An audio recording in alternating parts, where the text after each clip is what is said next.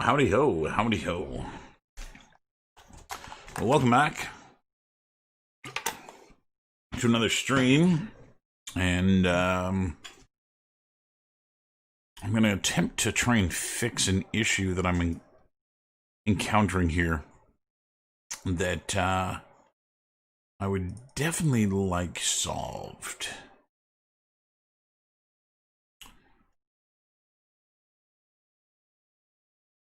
So what I'm doing is trying to fix the bug. It's not really a bug. It's just not performing the way that I would like for it to completely perform, which is a little bit of mouse lag. When I pick up something, I'm able to click and drag when I pick up an object so that it actually goes off screen. And you can see that it's still here, it's still operating. It just got generated while there was still mouse input, which is usually an indication. You know what I'm going to try and do? I'm going to try. So I got a couple of things here that I want to see if this is going to fix it. I'm going to try and remove the lag on the boom and turn that off, and see if that's any better. I have a funny feeling that it's being created by the lag in the mouse. It is. So I'm trying to purposely make it not appear on screen, and I don't think I can. Yeah, so that was what was doing it. That lag on the mouse. I knew it had to be something that I'd done, because it got worse yesterday, and getting worse. I mean, that's an indication that I changed something, and it would be nice if that doesn't happen often. Readjust here a little bit. Getting I want an audio mixer for the audio that I'm listening to. That's odd.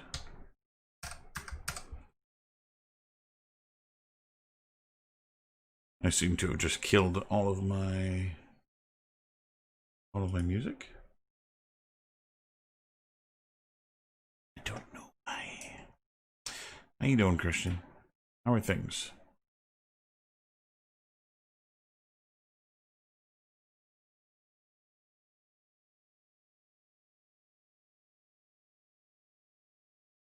So that's really interesting. I'm just going through and seeing where my audio is coming from. Well, I guess right now I'm not getting any from that. I'm going to close it, bring it back open here. It plays again. Inadvertently.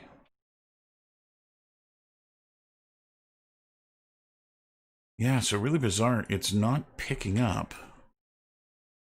It's not actually picking up my music. That's just the system sounds. Then we have Discord. That's good, man. I'm glad to hear it.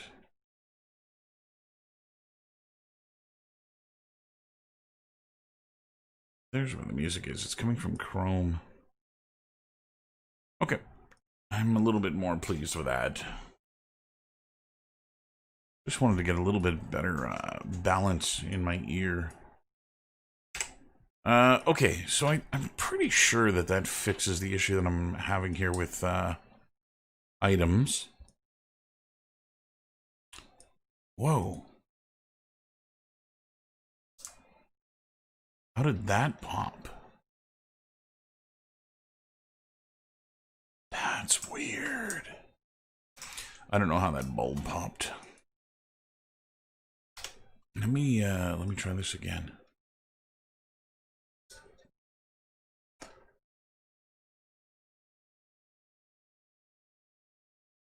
So I've taken some steps here to make the kid better.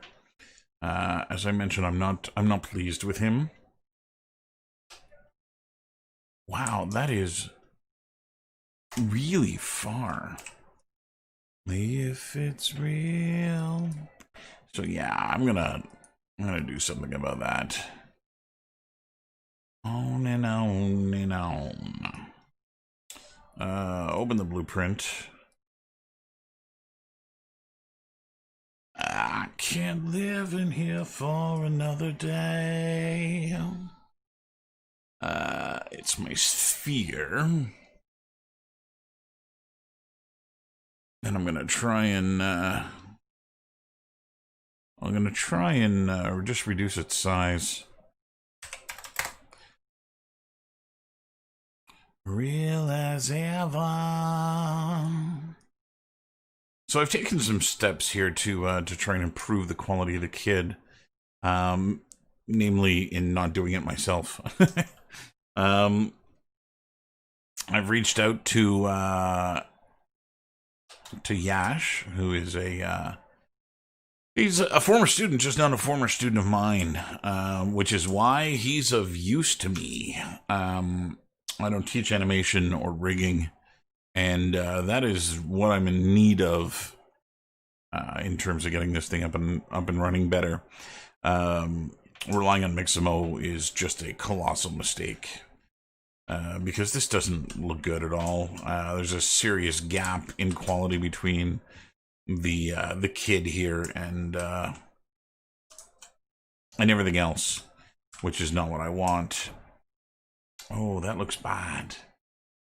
I can't live. Okay, so this might be caused by single normals. You see how it's light under his hat? That is not good. That is not the effect I'm trying to get. And I think it's being caused by the fact that the hat only has one set of polygons on the outside. So I may need to go and tweak that hat a little bit in order to get it. Let me go and import that kid again. Now I have sent the kid off to Yash to go rig for me. And so topological changes are not a good thing. Oh no, there's totally an interior to this thing. That's really bizarre then. I don't know what's causing that lighting. Do do do do boo do do.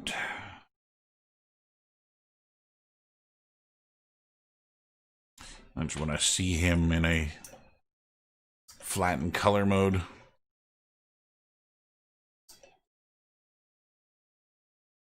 Yeah, I think this is going to actually look pretty good once I get him going. I do want to go change his hair shader. It was a little shiny. I don't know if you can tell this or not, but I'm putting off some work that I have to do.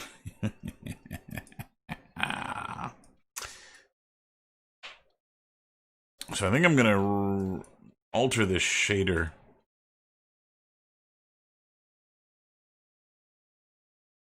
His hair looks wet and slimy. I've also got a seam,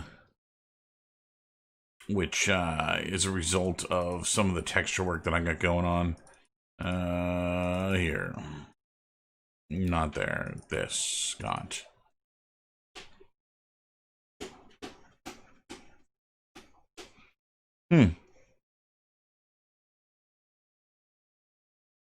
So it might actually be this. When I put that AO on, the darkening of the perimeter here might be the issue, so I might have to clean that up. Is that a 2K texture? That is a 2K texture. Okay, so that's how I can fix that. Let's go and see what we can do about his hair.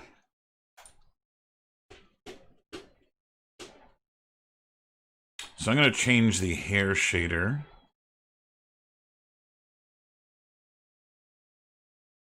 to just a default lit.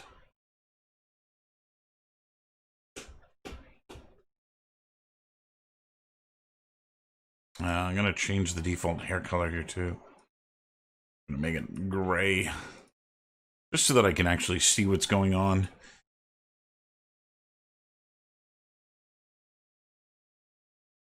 So there's some really interesting things happening here. Let's go and change some of these values. So I don't want the hair to be metallic. That's the first thing. You can see there's some weird issues popping up here. Get rid of that custom data.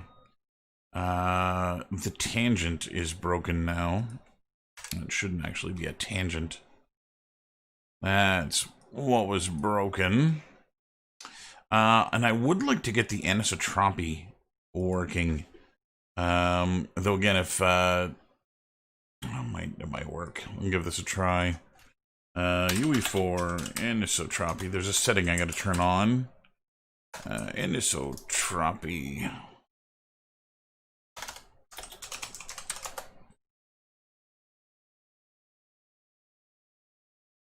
So this is something new they added to 4.25. It's the BRDF. That's what I got to turn on. So I'm going to go to project settings, BRDF. Turn this on. Restart now. And yes, save everything I've been doing. Yeah, save all that stuff too. Give me a hell. Give me a yell.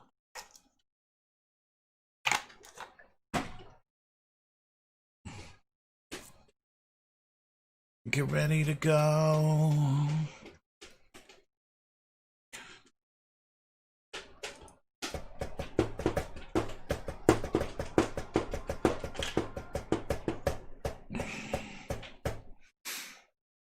So I'm really anxious to get this done. I want to move on, get back to my own stuff. I've spent more time on this than I really should have. Which is just part of me wanting to make something full and complete. But yeah. I probably should have pared this back a little bit. The gap between the character selection game 2.0 and 3.0 was huge in terms of how much of an increase in what I'm doing has happened. That it's gotten to a point where I just ended up taking on too much for this. It's nice that I'm going to get it done, but at the same time, I probably should have pared back a little bit. Excuse me. All right. What's the other thing I wanted to do here?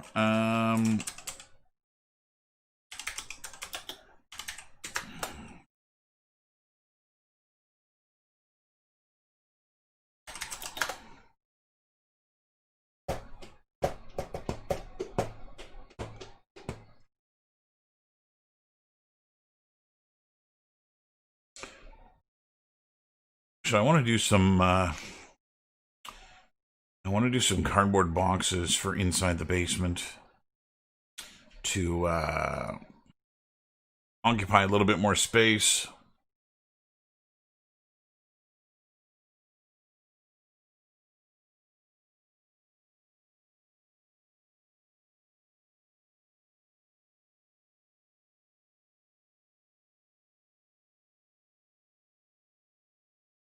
And so, while I've never done this before, I had given advice to a student about how I would go about doing this, and that's what I want to do now, is get to that point. I'd like to make this as modular as possible. I don't know how likely it is that I'm going to achieve that.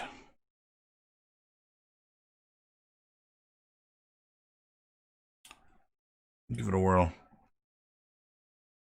So anyway, while the project's loading, I'm going to boot up Marvelous Designer. And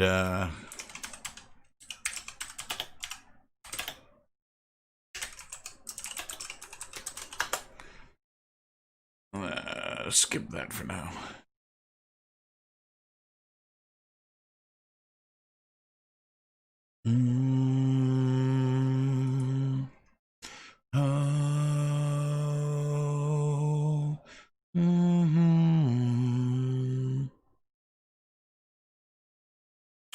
So what I'm looking to do here, I'm going to use Marvelous Designer in a very non-standard way. We are one. Let's open image in a new tab. Save image as. So I'm just going in, I'm copying an image. What I'm going to use as my reference here.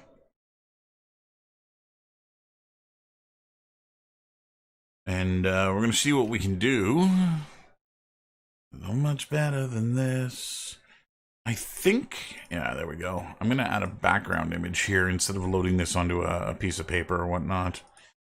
Because I think it'll yield better results. Well, real bumped open.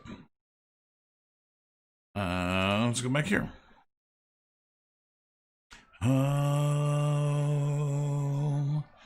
whoa.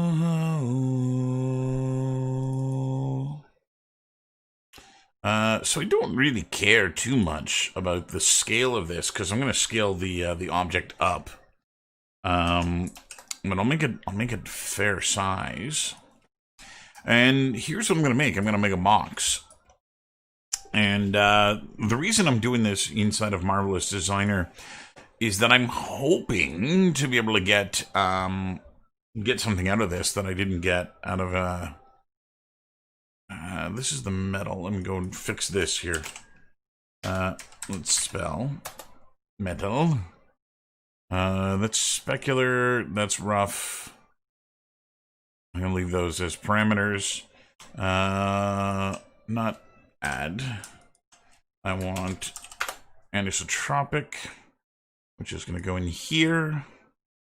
Salt in this mess. Is it life or death? So we've now got new nodes here that have opened up in the material editor, which are going to be important. So the first one, which is the anisotropy, which determines how linear the reflection is going to become. And so I'm going to put a node in here, and I'm just going to give it a default value of 0.5. This goes anywhere from -1 to 1. The other nodes that I need are a normal. Now, because I'm doing this for the hair, I don't really care what the, I'm not unwrapping or doing anything special for the hair. So what I'm going to do is I'm just going to plug a normal into his hair.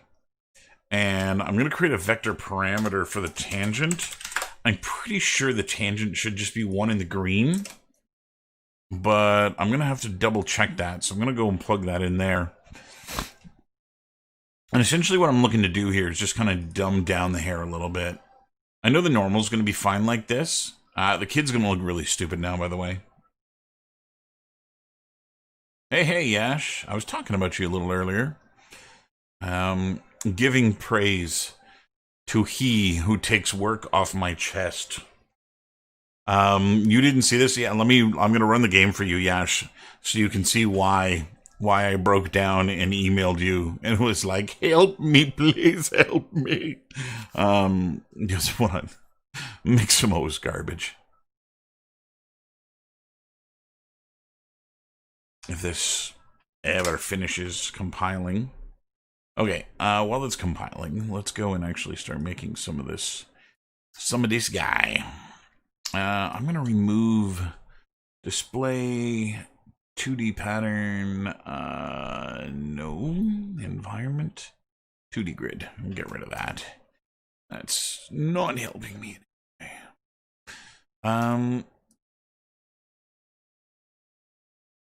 So let's see. Yeah, I'll do this way. I wasn't going to, but we'll do it this way. Again.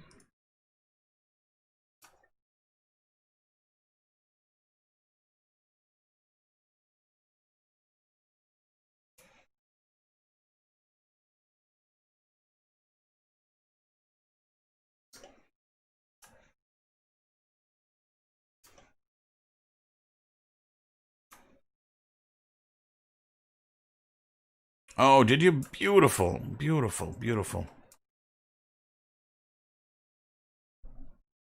I'll show you when the shaders compile the nonsense that I'm dealing with in trying to use Mixamo.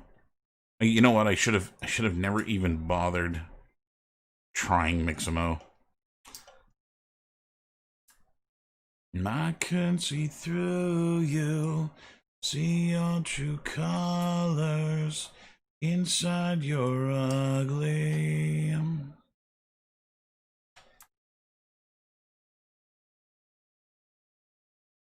See the real you. Well.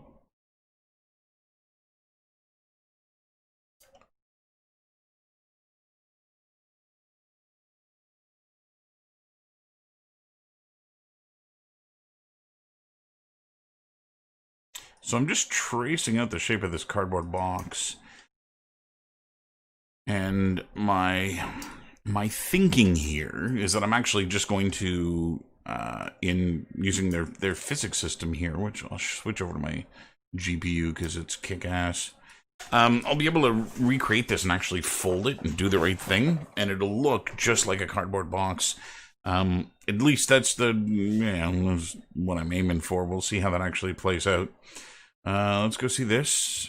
Okay, so this is finished compiling. So, Yash, let me show you the nonsense I'm dealing with and why I reached out for help. I'm just going to load up my main menu, my main world here. So there's the kid. This is the Mixamo idol that's on him, which, I mean, it isn't terrible. But that pop from one to the other is just brutal. And if you look at how stiff this walk cycle is, oh my god, this is terrible. There's just no... It's so bad. The kid doesn't look bad when he's just idling. But yeah, as soon as man, this is just... It brought the whole quality of everything down, putting the kid in. And so, I still got to texture his hat. I've got some textures already built. I just haven't figured out what's going to be on his hat. But yeah, really, really disappointed with the Mixamo animations. And so anyway, that's why I reached out, Yash. To hopefully try and get something that looks even better than this. Because that looks like a big old dump. You can retarget the animations. You can grab them from, and I did a little bit of this yesterday. You can grab them from, the white robot guy, and reuse them on a character like this. But boy, did they turn out terrible when I did that. Because of the way that the Mixamo rig works, the retargeting didn't work in a really nice way, and a kid just exploded on me, and so yeah, not so useful. And so anyway, my hope is that I fully get that you're going to do a much better job than Mexico. And with only 2 animations, like it's just an idle and a walk. The kid doesn't actually need to do anything else other than that. And what I'll do is I'll just make a blinky face type thing too that I can put on the kid that will allow me to do an additive animation during the game, so I can make the kid, blink and look around and stuff. But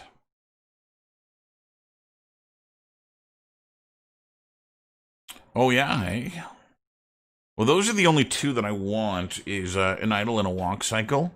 I wouldn't hate it if the walk was made to be like a little jittery, like the kid's scared of where he is. That would definitely sell it a little bit better. But at this point, I just need the freaking kid to move, and so that would be ideal. I think I'm doing this completely incorrectly in doing too many lines here. Yeah, exactly, right? Just so that he's like, everything that I've done with the environment feels very it feels very themed, right? It's all scary, it's creepy, there's a lot going on. To then just have a kid like, you know, with a standard walk cycle walking around, it kind of loses a little bit of that.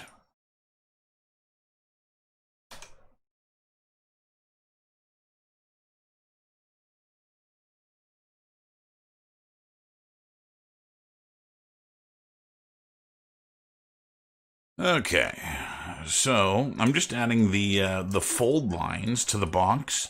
I know that in the image here, there's a single line for the folds. However, I also know that that's not what I want to do. I think what I'm going to do. I know this is a little bit more proper for cardboard, but I'm going to straighten this guy out a little bit. And we're going to add some interior lines to this too.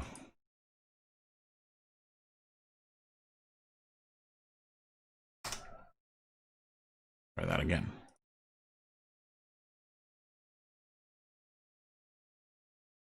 So that's going to allow me to fold that little piece. And then all I need to do, let me go over here and grab this edge. That one. Just to get the length of it, 471. Because what I'm going to do is I'm going to go and create another line here to stitch that to, and that's going to hold the whole box together. So let's go add a point. That's under this one. Turbo Lover. 417, was that what it was? 471. Turbo Lover. Run for cover. Nope, don't do that. Okay, one more internal line. Just to hold the box together. And I should be good. So let's add a background image and hit reset. And there's my box. So now we're just going to do some stitching. This is going to go here.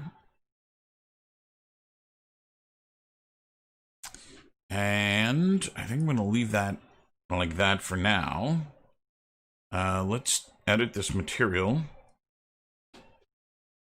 We'll get it a little bit cardboardish in color. And let's see, presets. So I'm just looking to make it fairly rigid. So I'm going to try the hardware setting.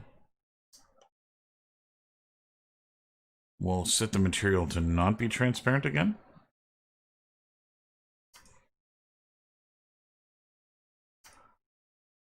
So essentially what I've got here is a cardboard box that's completely destroyed and wet, which is why it's all bunged up like this. And so the idea here is to try and get this to read as an actual cardboard box. And one of the ways that I can do that is by grabbing some of these internal edges. In fact, all of these internal edges. That one doesn't need it. And I'm going to set the fold strength here to 100. And we'll bring the folding down to 90. See if that works any better. So what this should be doing is now pleating these edges, these corners here. That did not actually seem to pleat anything. Bum, bum, bum, bum, bum. What's up, Levi? How you doing, brother?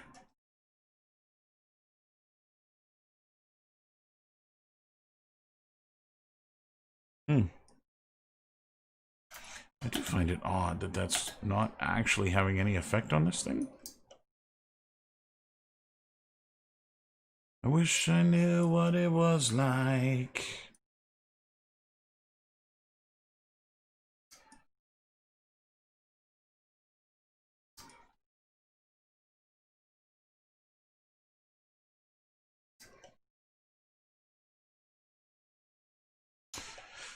I'm good, brother. I'm good. I'm trying to get as much of this shit done as I can so I can move on to working on something I care about again.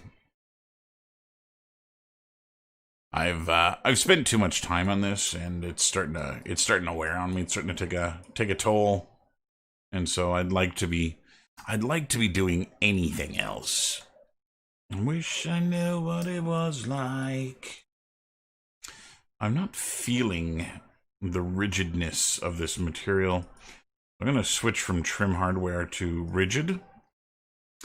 And there we have it. So now I'm actually starting to see some folding. I can see this edge here, wherever it happens to be. That's this one. That happens to be at 360. Oh, no.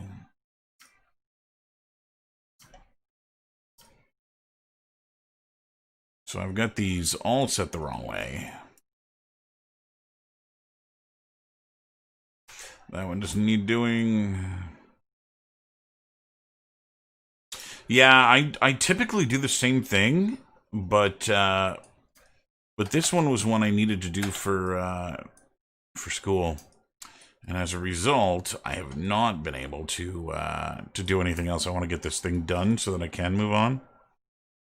I'm gonna try. Let's see if this works.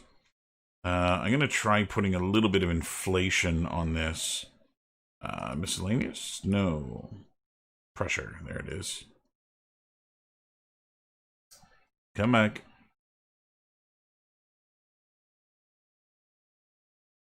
So pressure can be a dangerous thing in Marvelous Designer here if you're not careful.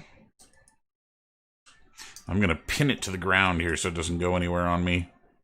And even that, I think, is not gonna help it.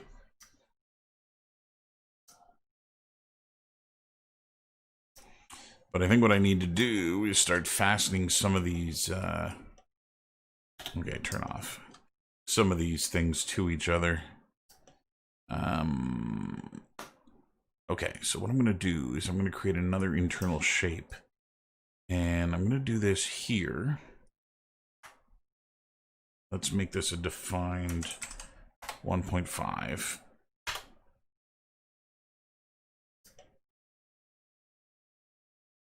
I'm a good chunk of the way there, man. It's playable. The entire system works. I've got the kid in, but he's terrible.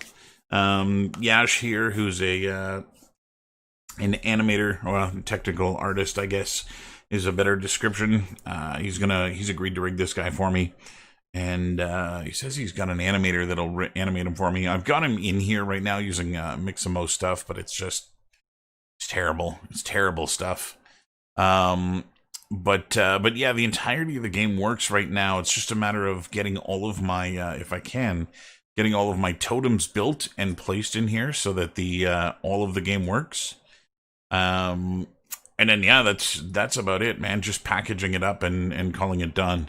I've definitely turned a corner with it in terms of the workload. You know, I've definitely gotten to a point where the majority of it is done. There's still a lot of empty shelves, which is what I want to do now. And so I'm over here in Marvelous Designer, hopefully making myself a cardboard box. Jury's still out as to whether or not this is going to work. But that's the idea anyway. Okay, 1672. So if I go over, I think this has got to go. Let's do this here. It's this way, so it's got to go up, and I think it goes here. 1.5 and enter. And I'm going to try and stitch this to this.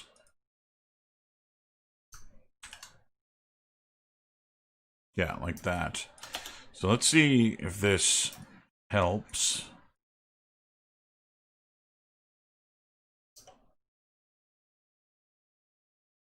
Trying to get... stupid box. So I made a mistake in combining all of these edges because it's given me a hell of a time doing the folding. But anyway, the idea with this, and the reason I want to do this with Marvelous, is that I'm hoping to be able to spit out more than one version of this box that uses the same texture set, so that I can actually get like a couple of different boxes out of this thing, texture-wise or mesh-wise, and I'll have them all use the same material. That would be ideal if I could do that.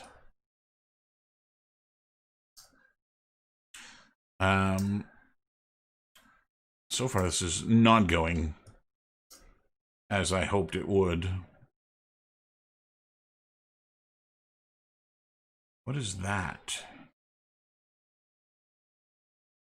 There's an extra flap right here.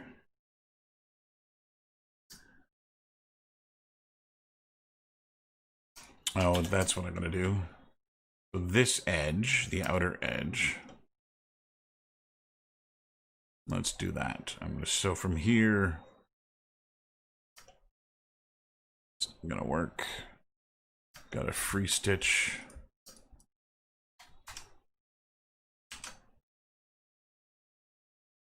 No, this one free stitch. Here to here.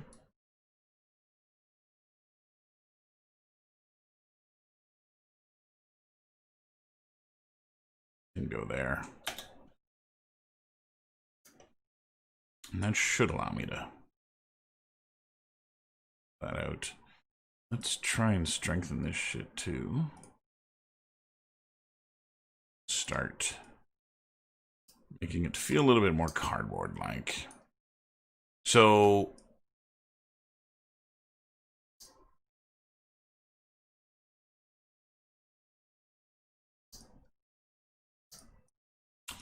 I'm just kind of getting there. I can see the beginnings of the box.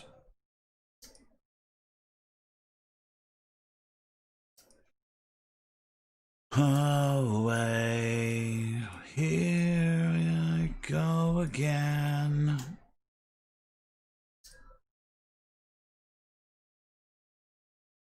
And again, I do want to close this thing. This material is not working. For you, over and over, over and over. Let's use raw denim. And let's kill some of the stretch.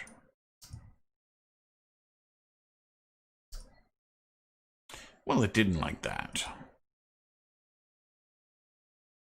It's a bubbling, churning mess. I've turned it into liquid.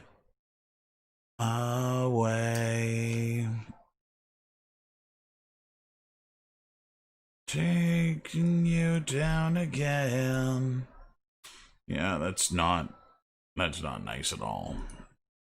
Over and over.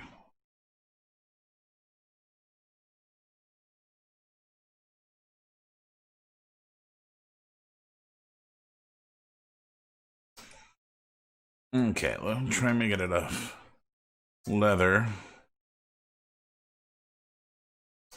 I know what I should do is I should actually make myself a cardboard preset for this.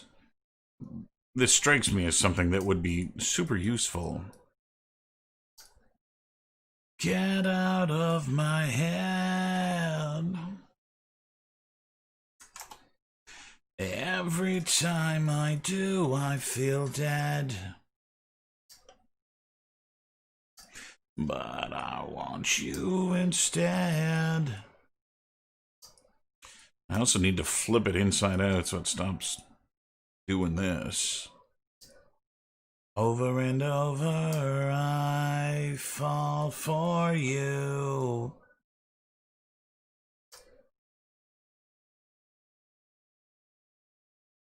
Over and over, over and over. What a hot mess. A hot mess this is.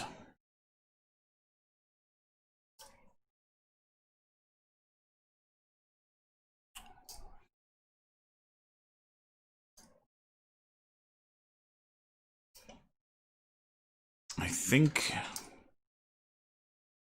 I've got to redo these edges. So I think the mistake that I made here, let me turn that off. The mistake that I made here was when I made this edge, I made it one continuous edge.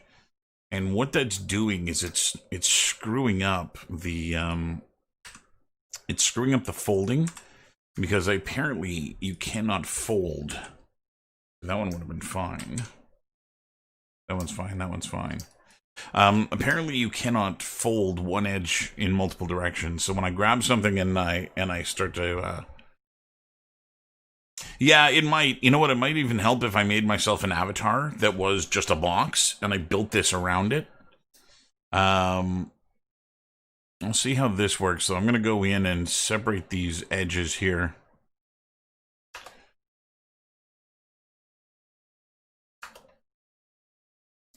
And this should give me the ability to now bend these things in different directions,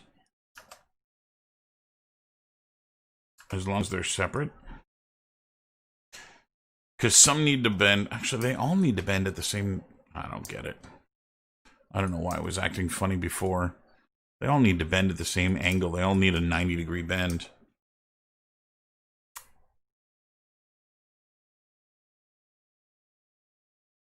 Let me crank this up. Yeah, that's what I think I should do.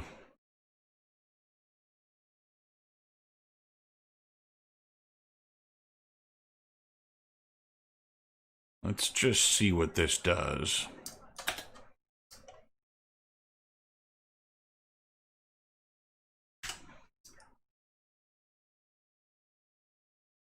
I'm just looking for the angle at which things are... Yeah, see, that's folded in the right direction now. It's so weird that it's...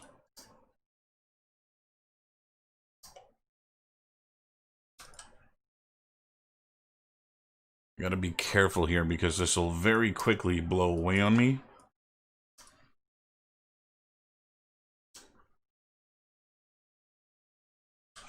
So I'm going to try and pin this.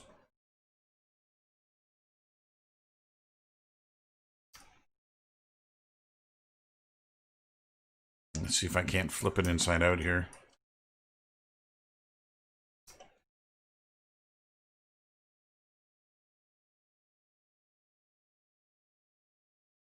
Come on.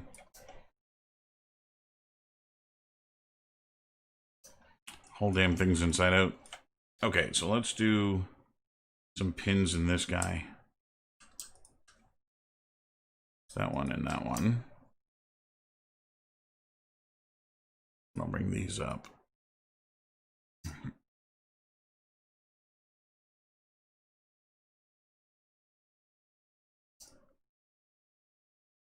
See, all the folds make sense. The thing's just inside out.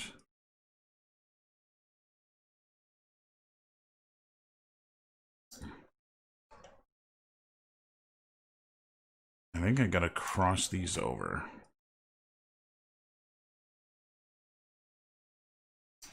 And that should help it flip out. There we go.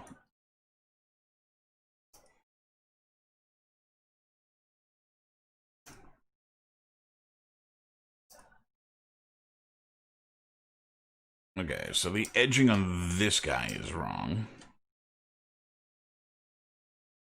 This one.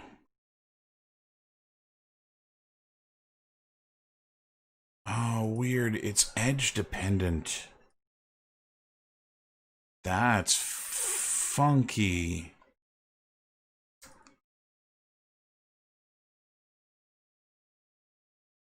Hold strength.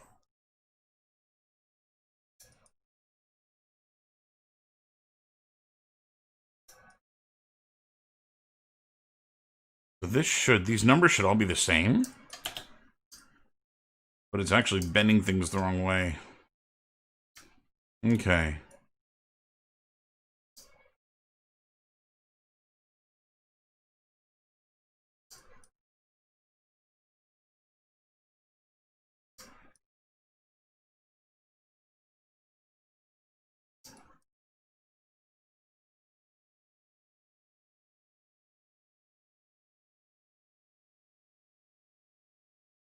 Come on.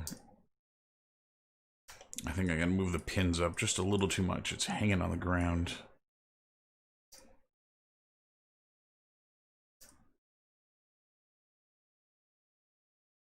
I'm also just half of a mind to take my camera into the garage and to start photogrammetrying actual boxes. Okay. That's sorted.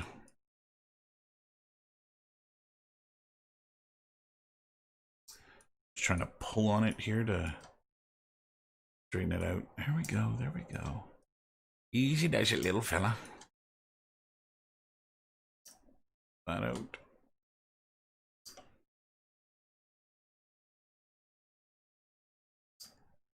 Okay, voila. It's not a box yet, but I can see the makings of a box.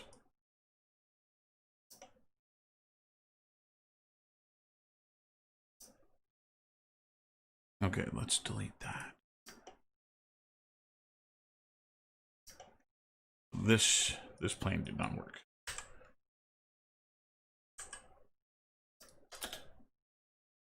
Okay. Just flip that out. Oh, it's they're penetrating so much. It usually doesn't do that. Seems to be having a real hard time. Maybe it's the material I've made.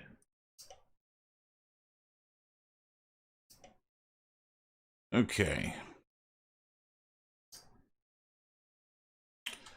Something has gone wrong with this fold.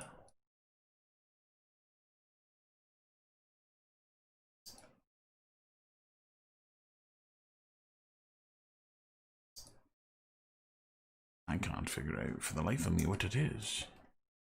Go check my edges here.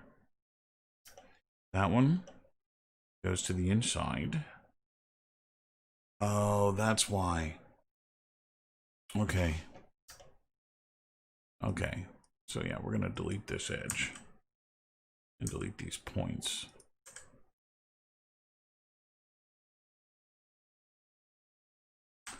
Delete that guy and these points.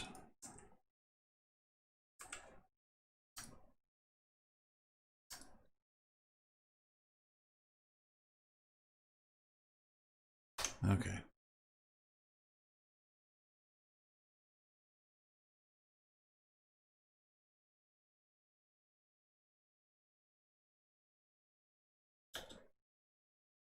Okay, that'll hold it a little bit more box shaped.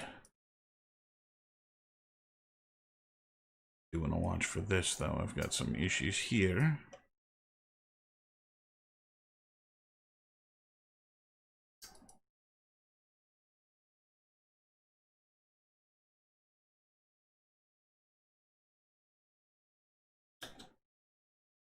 There we go.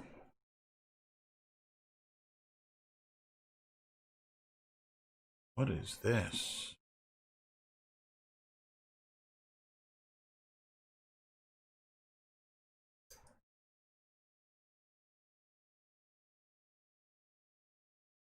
Okay, so I'm going to start folding the bottom in now to close it. I had thoughts of doing a milk crate too. I know I talked about this in another stream, where I thought a milk crate would be a great addition to this thing. But after looking at a ton of pictures of them, I could not get to a point where the amount of topology required to do it without transparency made sense to me. And so I decided I wasn't going to do that.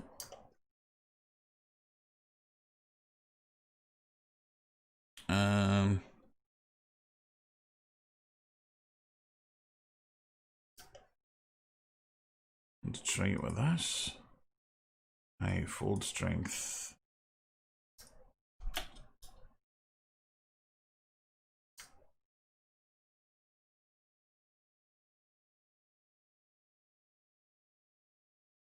Okay, so let's put some of the other edges on here.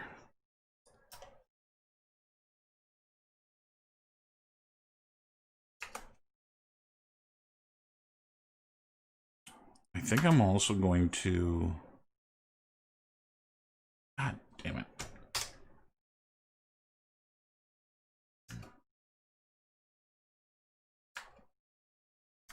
I think I'm going to shorten these gaps too. They look enormous right now.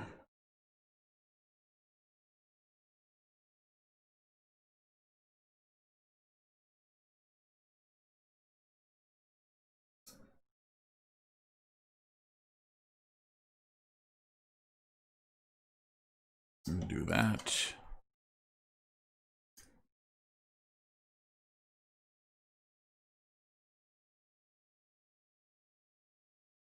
See if we can't get a proper fold here on the bottom.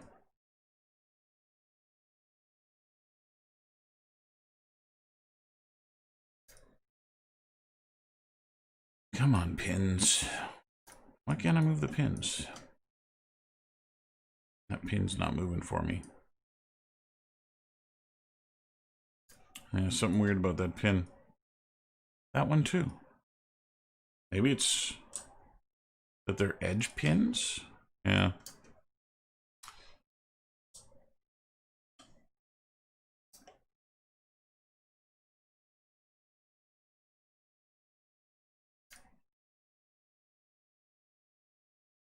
I'm gonna try and straighten this out a little bit.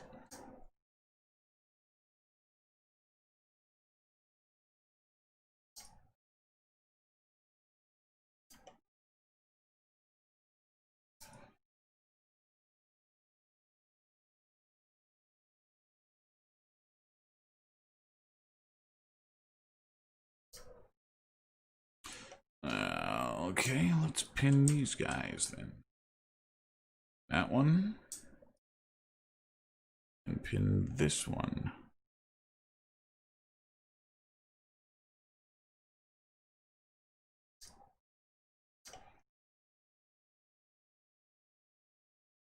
Come on, just sit underneath it.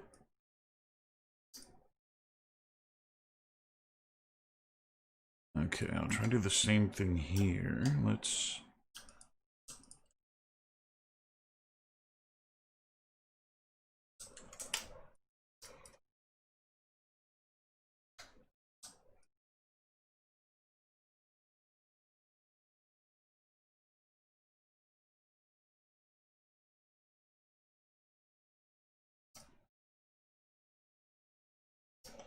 Okay.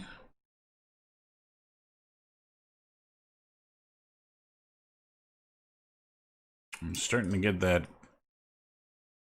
cardboard box vibe from this now.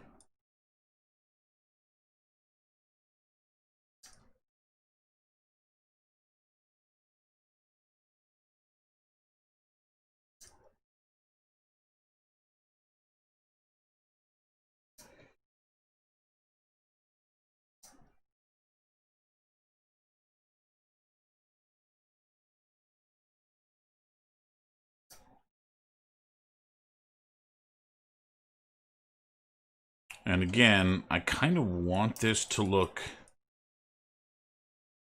saggy and malformed.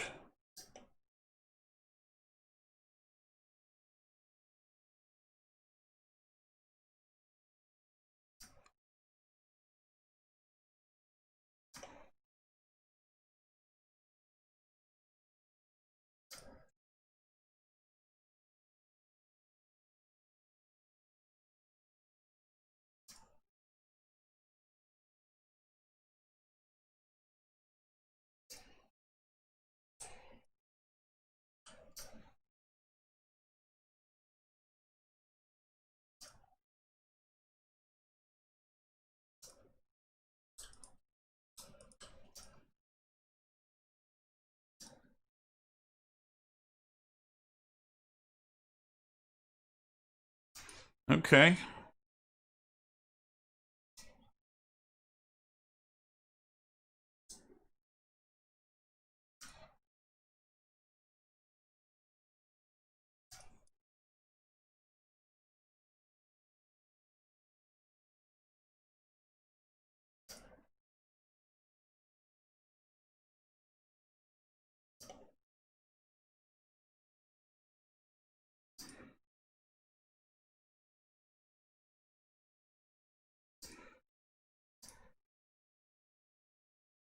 Easy there, killer.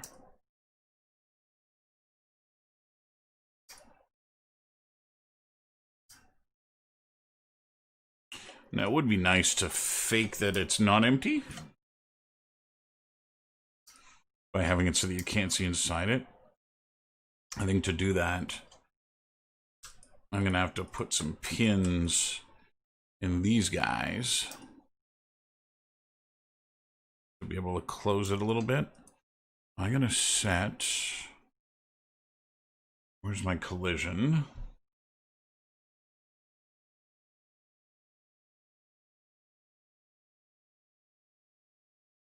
How thick did I make this?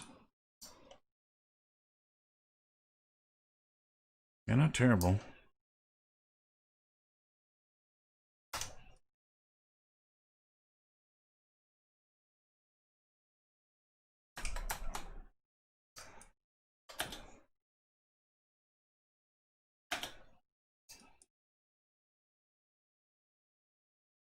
Come on, you.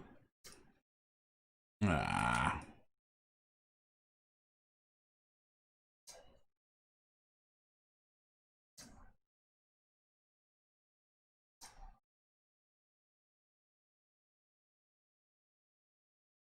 Okay, let me see what I can do about shortening the gap here.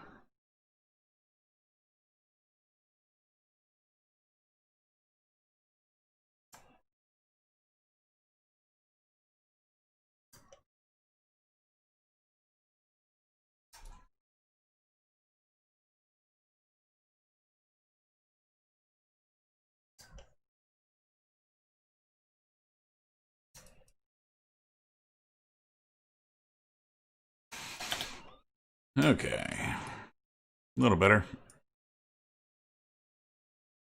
So again, I'm going to try and pin this inner section up so that we can't see that the box is empty.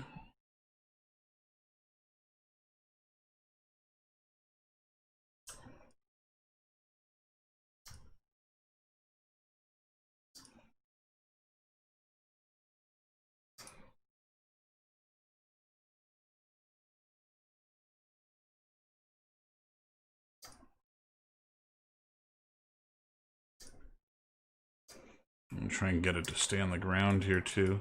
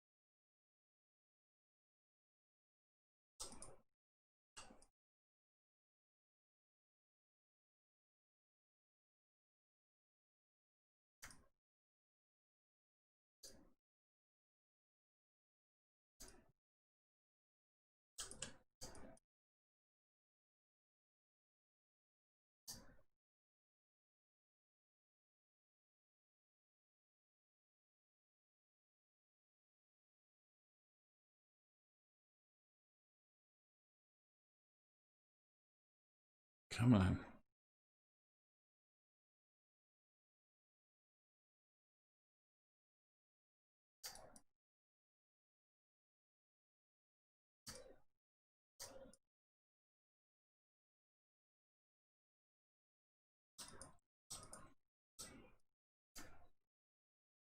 So that's a bad idea.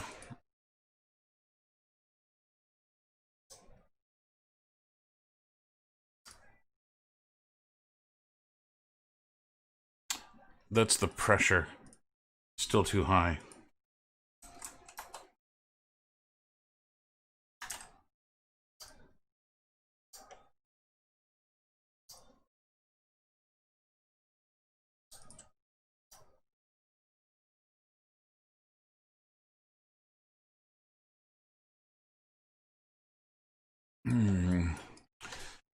Okay, so I'm getting the feeling of it being a box, but and I like how saggy it is. It definitely feels like an older box.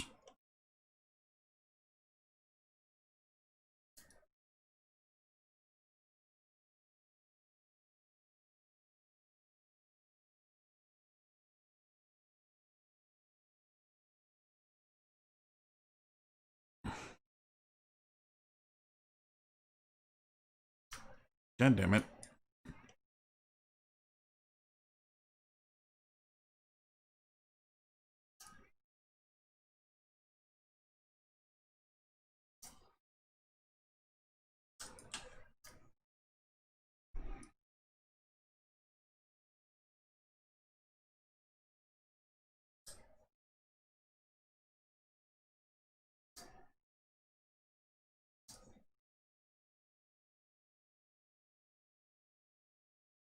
Hmm. It's not giving me the effect that I want.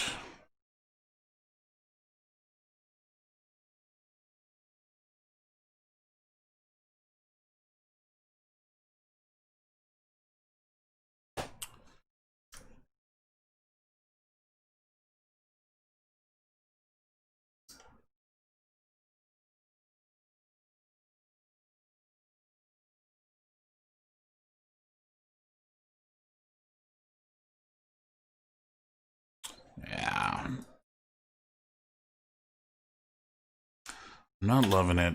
It doesn't feel rigid enough to me.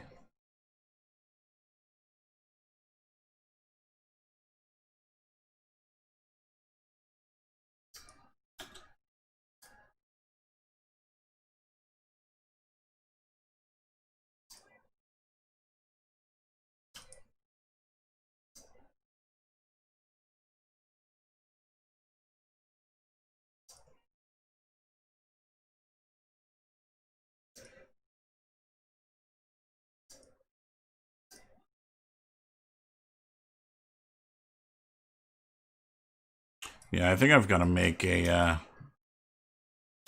I think I've got to make an avatar to put in there.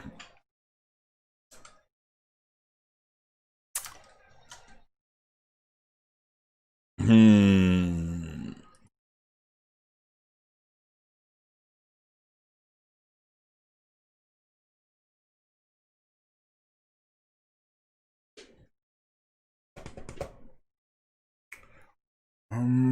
Okay, let's delete the kid.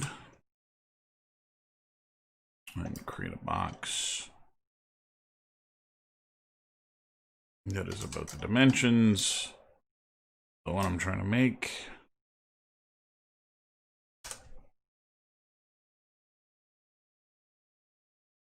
I'm going to raise it up above the ground a little bit to allow for collision.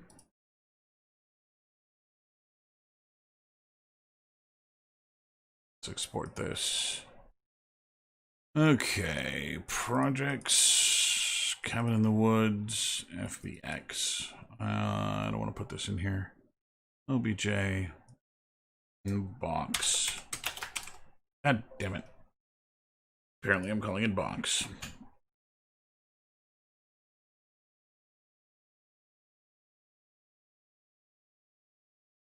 I could also model one inside of 3ds Max and then make it deform inside of here. But I think this is going to stand a better chance of working. We'll see how that plays out. Yeah.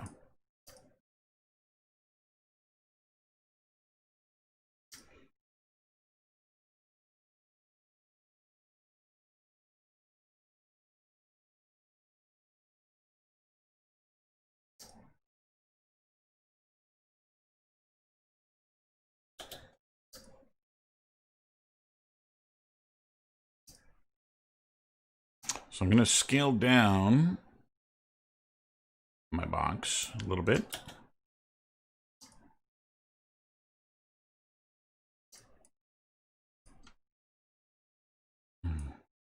Let's change the offset here.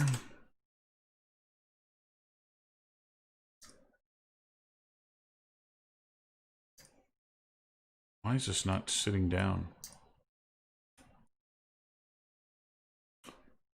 The more I fiddle with this, the more I'm thinking I'm just going to make this in max and bring it in.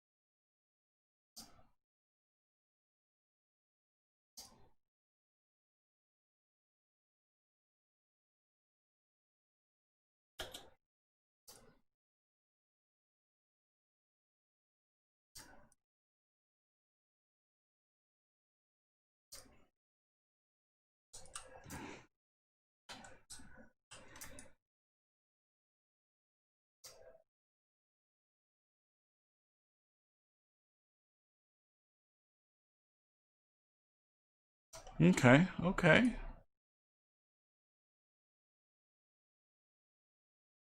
I see it getting here.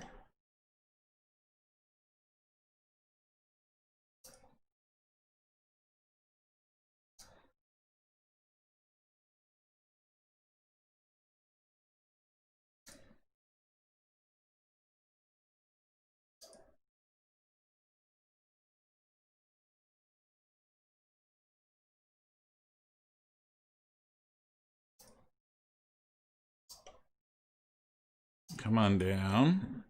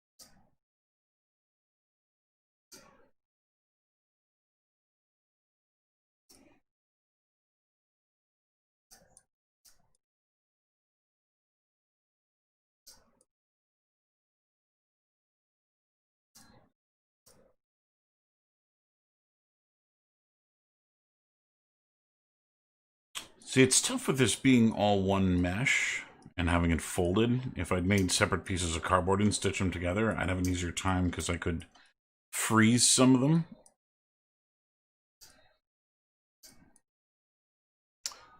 But having it all one piece of cardboard eliminates that.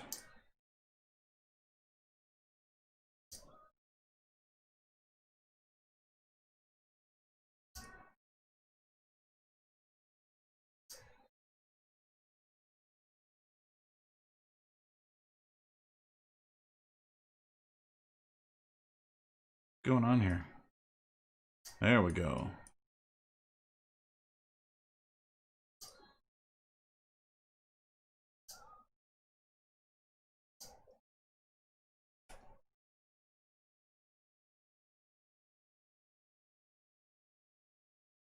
So let's try and increase the resolution now and see if this does anything useful.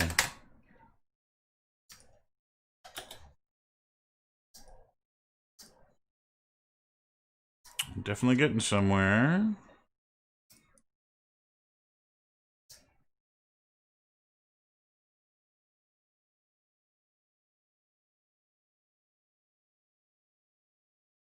Okay.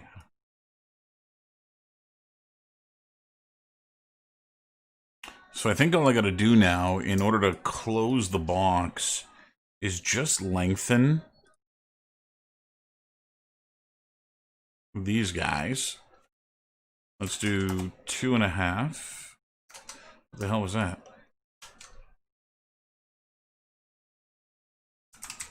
There we go. And I'll bring these ones down 2.5.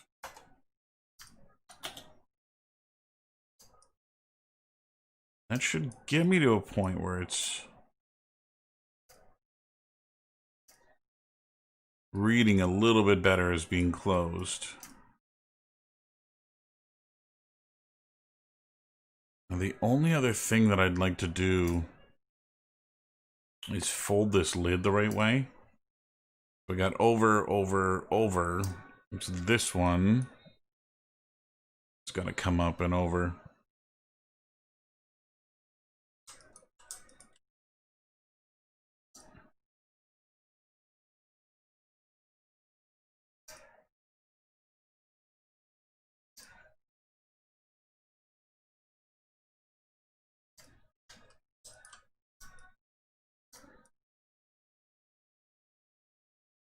There we go.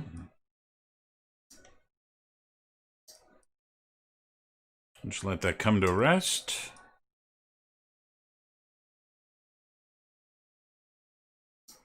Not bad.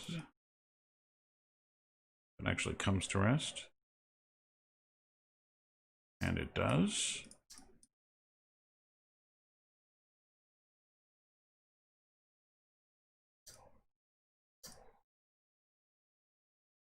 Hey, I'm digging this. I think we're at something here. What is my polygon count? It's high. It's high. But I think it's doable.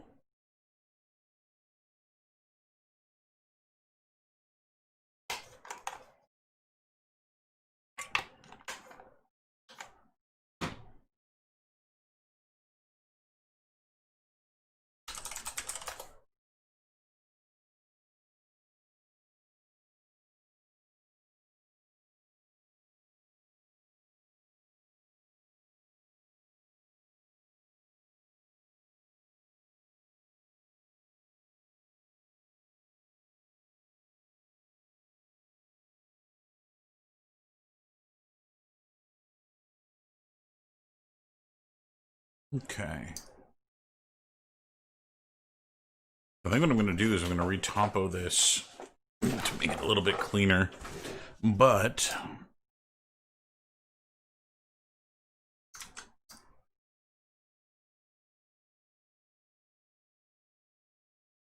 I think I can work with this.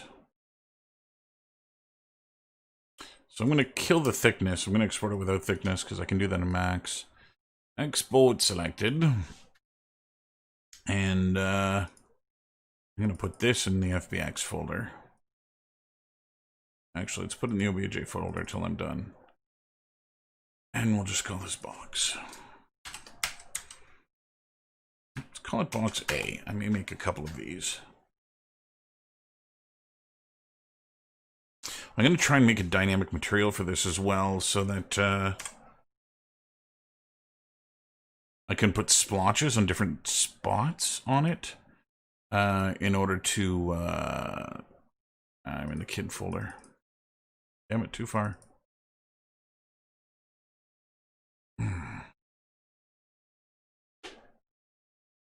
That's the FBX.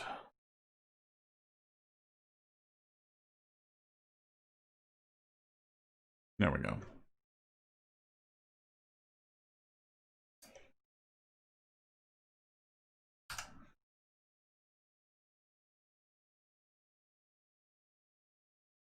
Yeah, I think that's going to work really nice.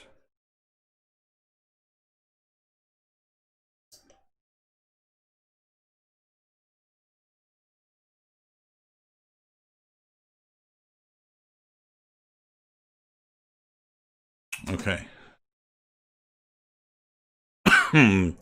Since this is my high poly, I'm going to reduce it particle distance down and get a really nice high-res version of it out. So I just turned on the simulation and then stopped it again. Just so that the box here updated.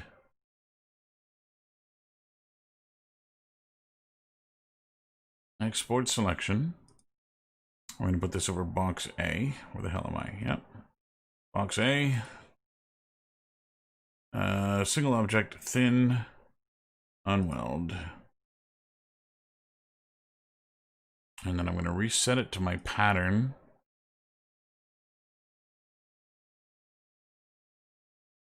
I'm going to spit this out again. It's going to be box A flat.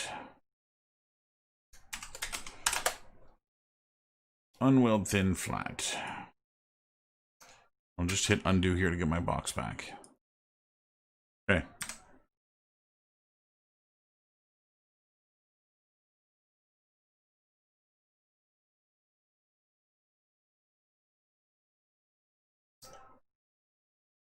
Cool. That'll work nicely.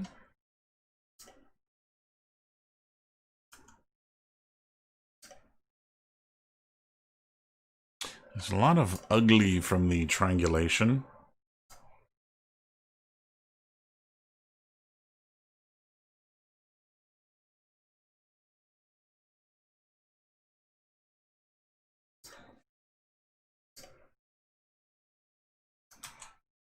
So I might have to ZBrush this to get the shape I'm after. We'll see. We'll see. Box A flat.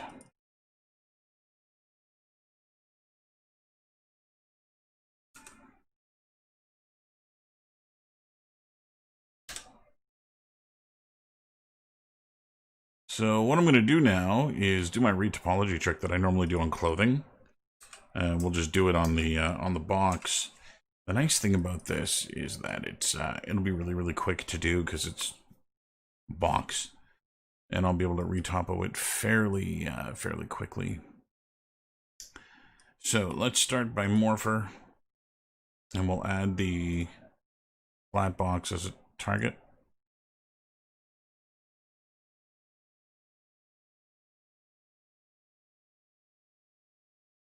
And now I can morph that into that. And we'll just auto key this.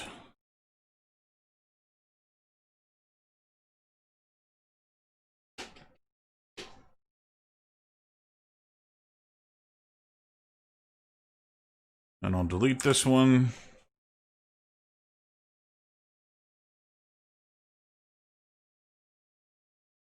Why are you lagging?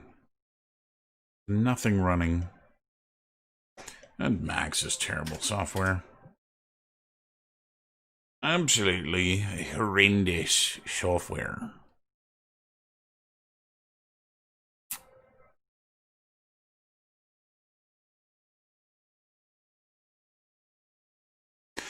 Okay, so I'm going to try and retopo this in a fairly quick manner because I don't want to spend a lot of time on it. So I'm going to create a plane.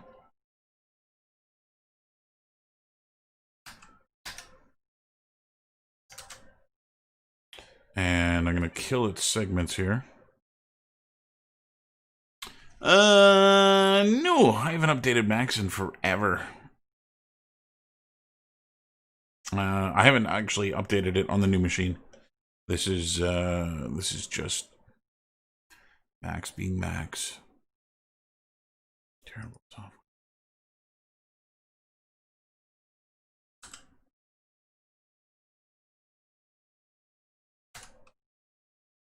Oh, come on. There we go.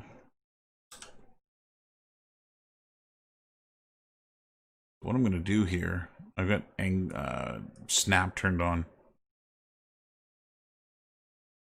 This should not be dragging. Let's try and switch Max to performance mode.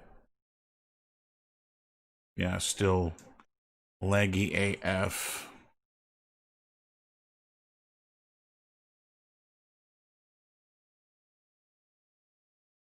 This is so brutal.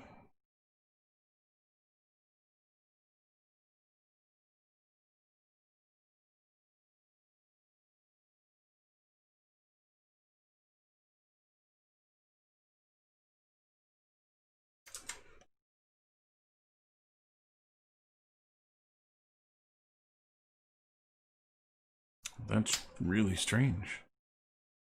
Why is it not straight?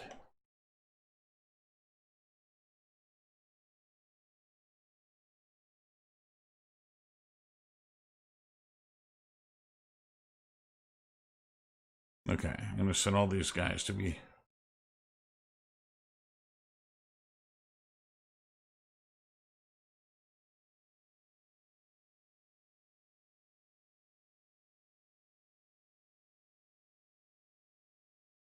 Okay, that should be better. I'm open.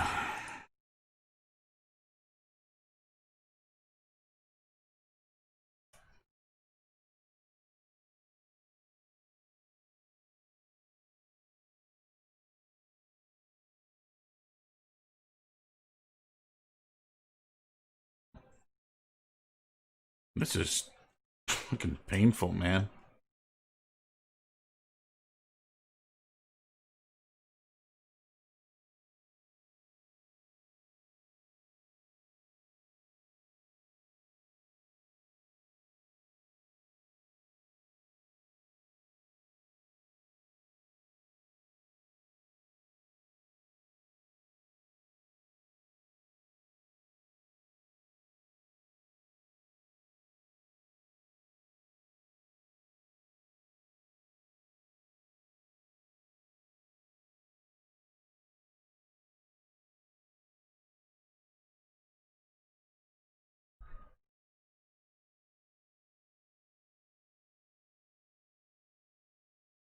Painful, painful, painful. But whatever. Get the job done.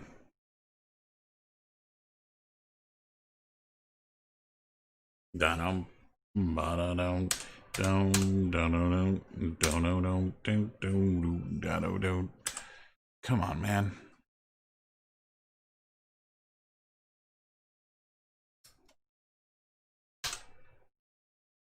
Turn snaps off, and it takes max 3 seconds to update that I've done anything. This is mental.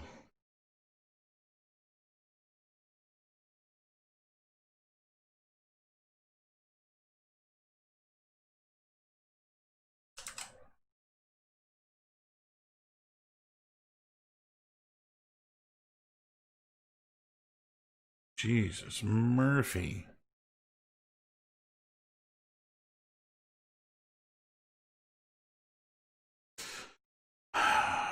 Painful.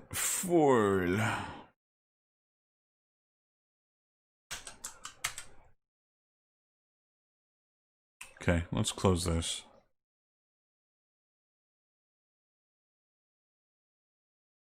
I don't know if that makes any difference.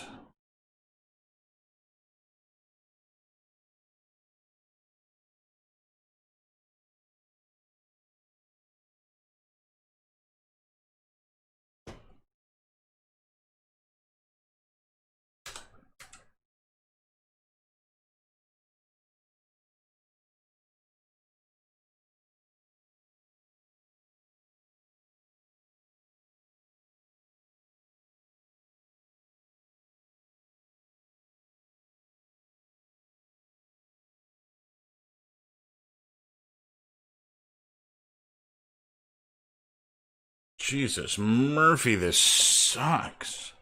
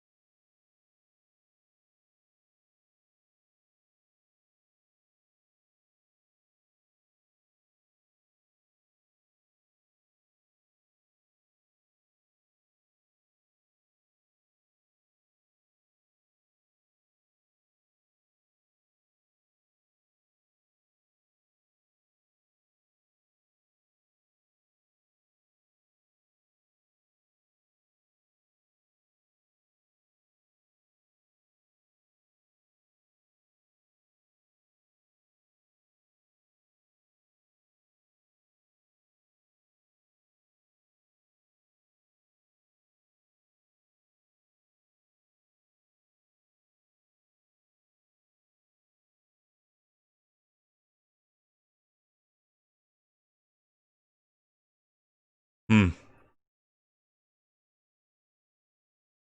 just looking online to see if there's any known issues with Max in terms of performance.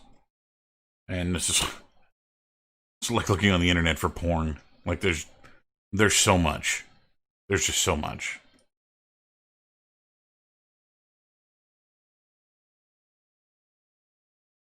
Mental.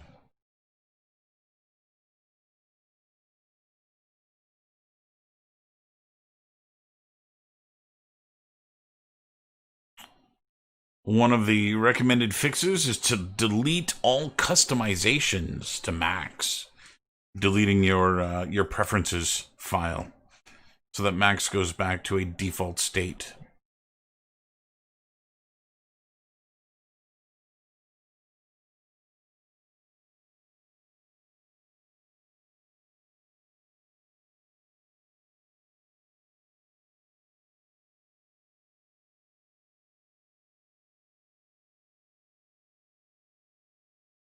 I'm never gonna dance again.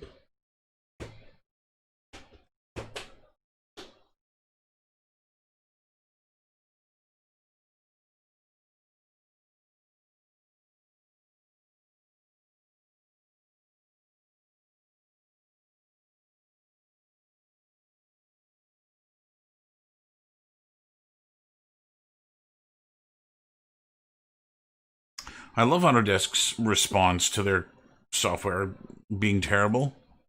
It's like, oh, maybe it's your computer. Maybe it's your video driver. Maybe you done fucked up something. Or maybe your software sucks a dick. And it just doesn't run.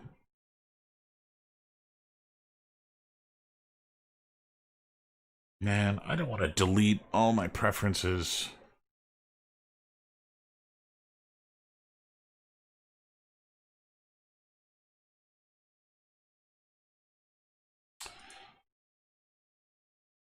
I'm never gonna dance again. Okay, I'm gonna try and save a UI scheme here. Throw this in Max 2020. Interface menus, quads, colors. Interface layout, menus, quads, colors. Okay, that's almost everything. It's the hotkey editor that didn't save.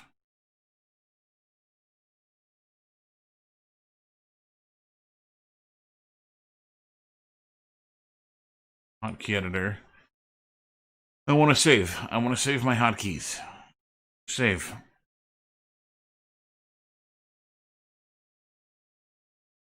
Save as. Documents. Max. Save.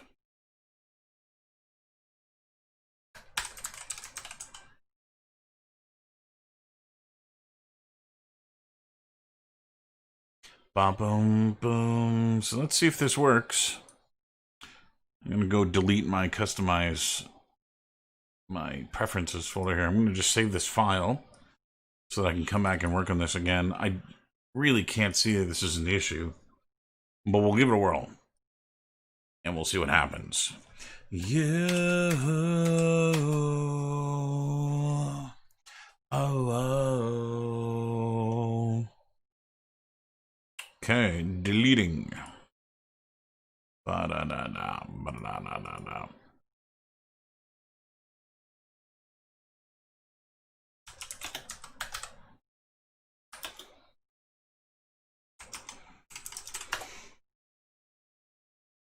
Okay.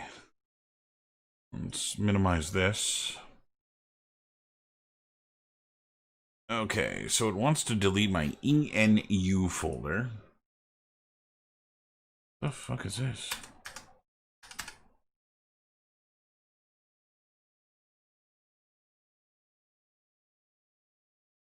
Why is this all gimpy?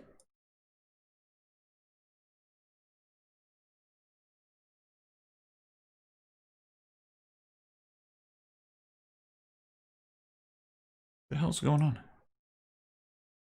Where's the top of my windows? There you go. You're back. This world will never be stupid. I don't know what's going on there. Maybe this is a Windows issue? And not leave alone. Okay, it's not in there, so it's gotta be in the install folder. Even if I say it'll be alright. I lost my window now.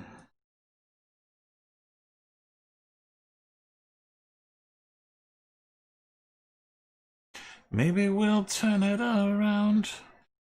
Too late, it's never too late. I don't see an ENU folder. And if I have something wrong...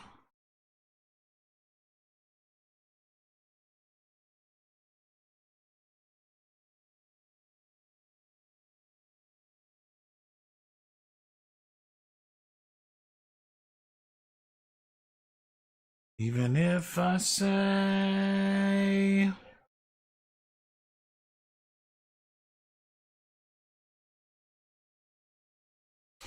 Okay, see users. Me. App data local Autodesk. App data local Autodesk. Come on.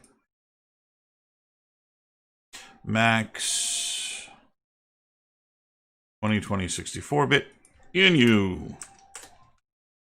Bye-bye. Okay. Boot Max again, and we'll see if this actually does anything. Or if it has slipped the mind of people that maybe perhaps Max was coded by drunken monkeys and just doesn't work. I don't know if that possibility has occurred to anyone on the internet.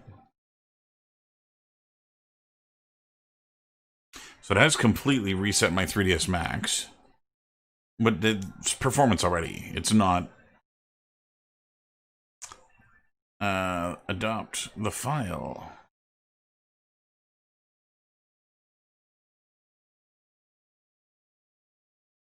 Go away.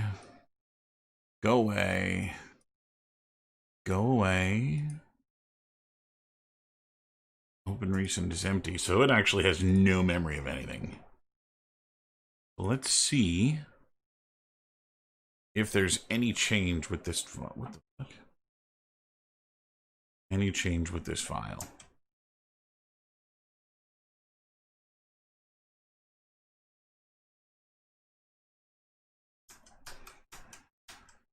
What the fuck is going on now? Okay, I need my shortcuts back. Customize. Load custom UI scheme. And I put this in documents. Max.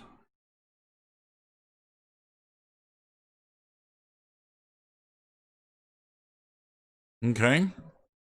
Next, customize hotkey editor. Load from file. It's not the right one.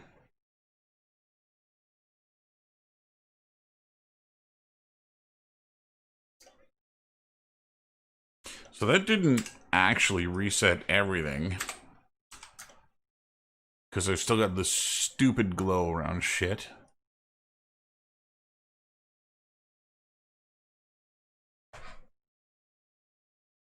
That background, solid color.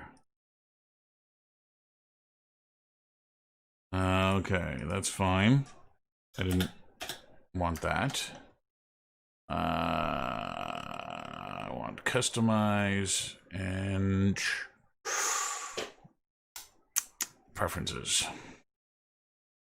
Viewports. Okay. None. FICF. Okay.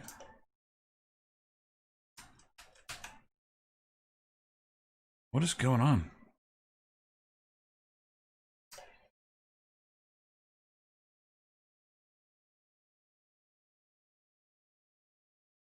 Okay.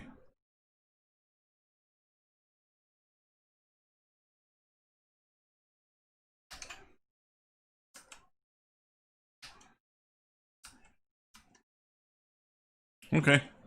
So I think that actually did it. Pain in the ass. But it seems to have worked.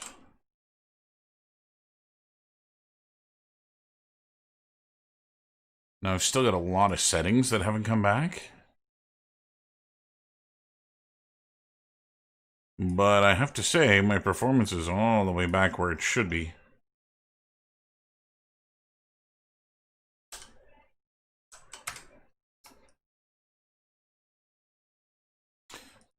Let that be a lesson to you. Apparently it is my fault that Mac sucks. Who knew?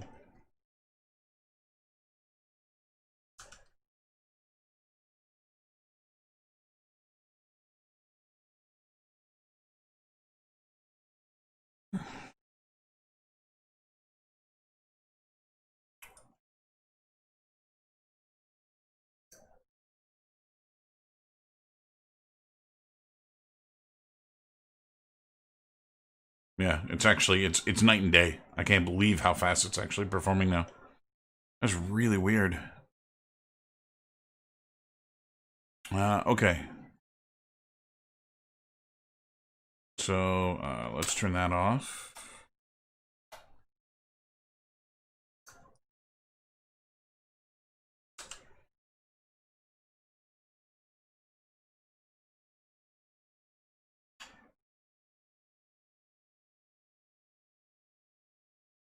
Hmm.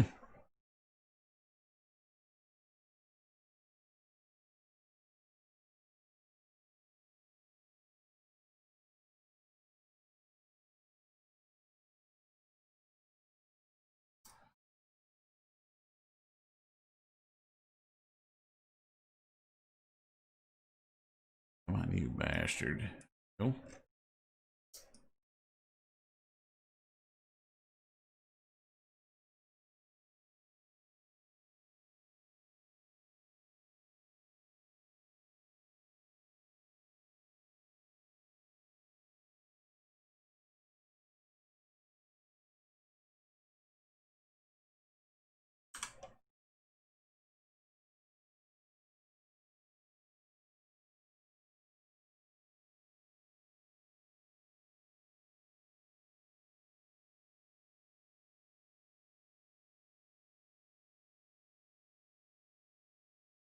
Almost empty. Can't go on.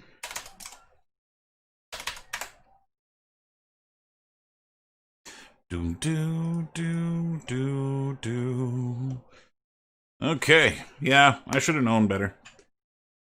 Fuck me. It's all over for now we're dead inside. Still you wonder why.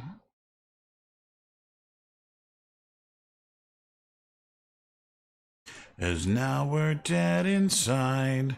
Still we wonder why. Okay.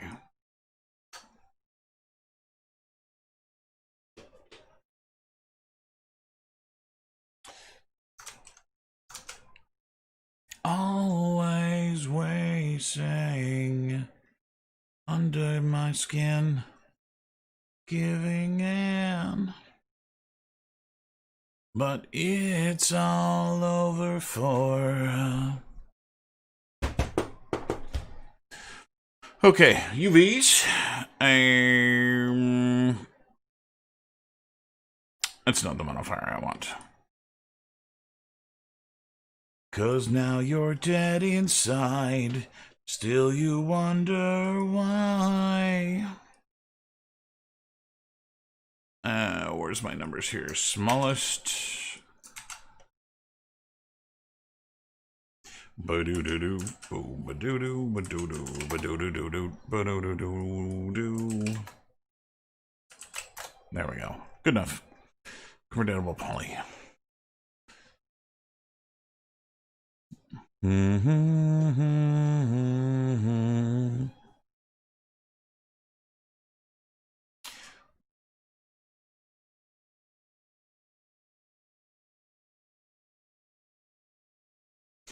And now you're dead inside. Still you wonder why it's all over.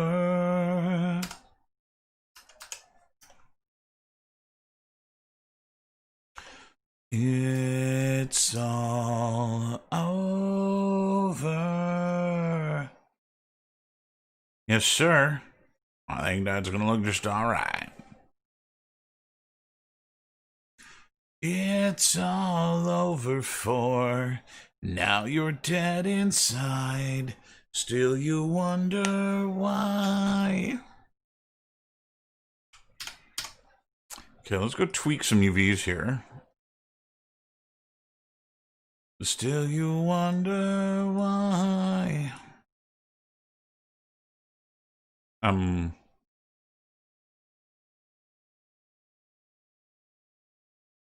Let's try that again. Open the editor. Make the editor bigger. And let's turn this off.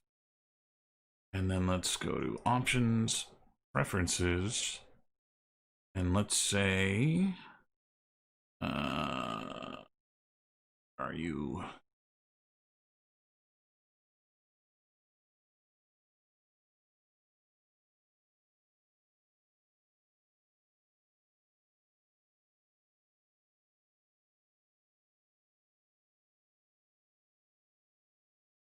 There we go. Put your lights on. Better put your lights on. Hey now. All you can... Oh, eat. There we go. Oh, no. That's not gonna work.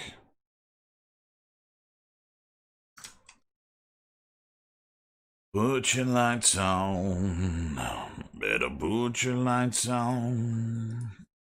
Hey now. All you can learn. You put your lights on. Better put your lights on. 'Cause there's a monster who's living under my bed. Whispering in my ear. What am I doing? I'm losing my mind here.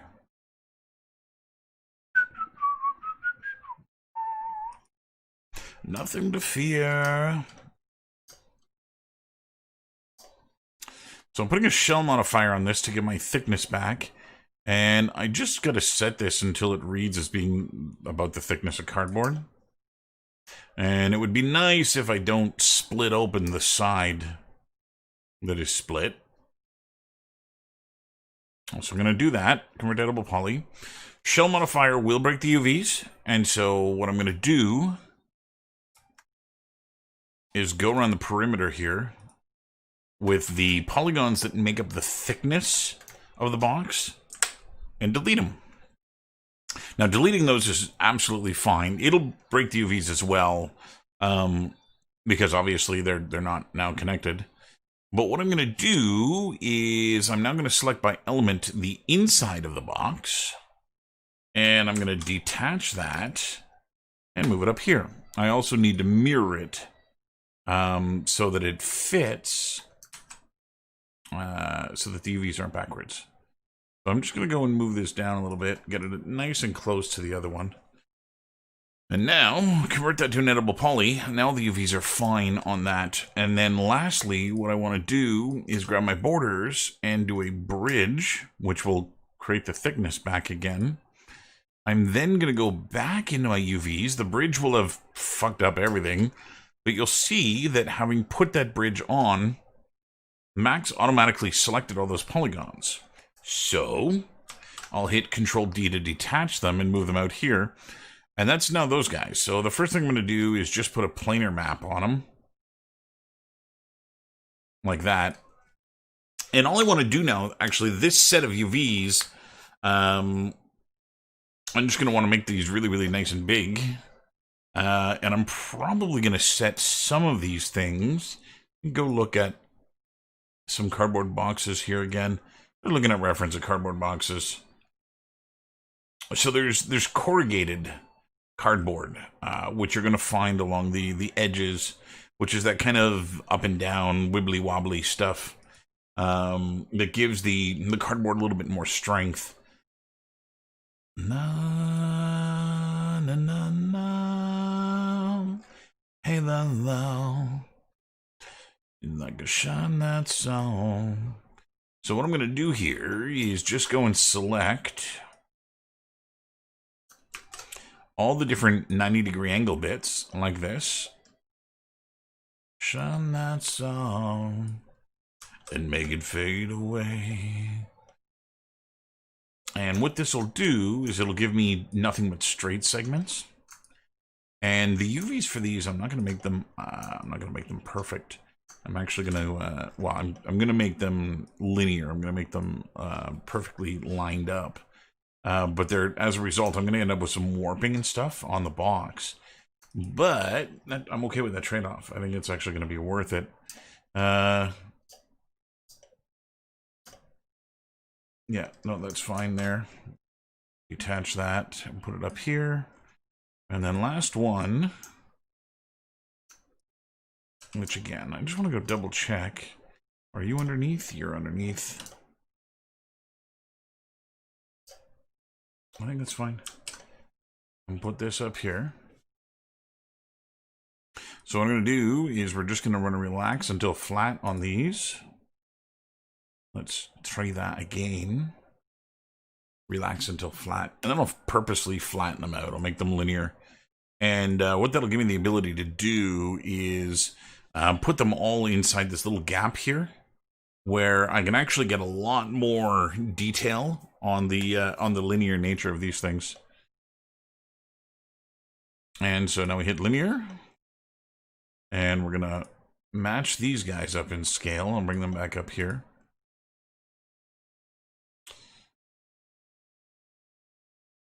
So these guys, let's do this by element. We're going to rotate 90 degrees this way. This one is obviously not correct. Do this. I'm going to try and get them all to be about the same size here. That's better.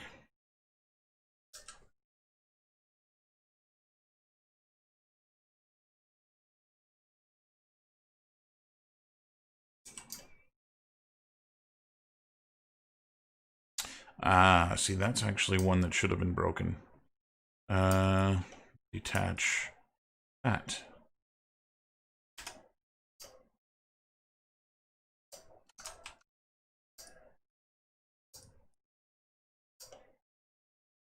Okay, detach those.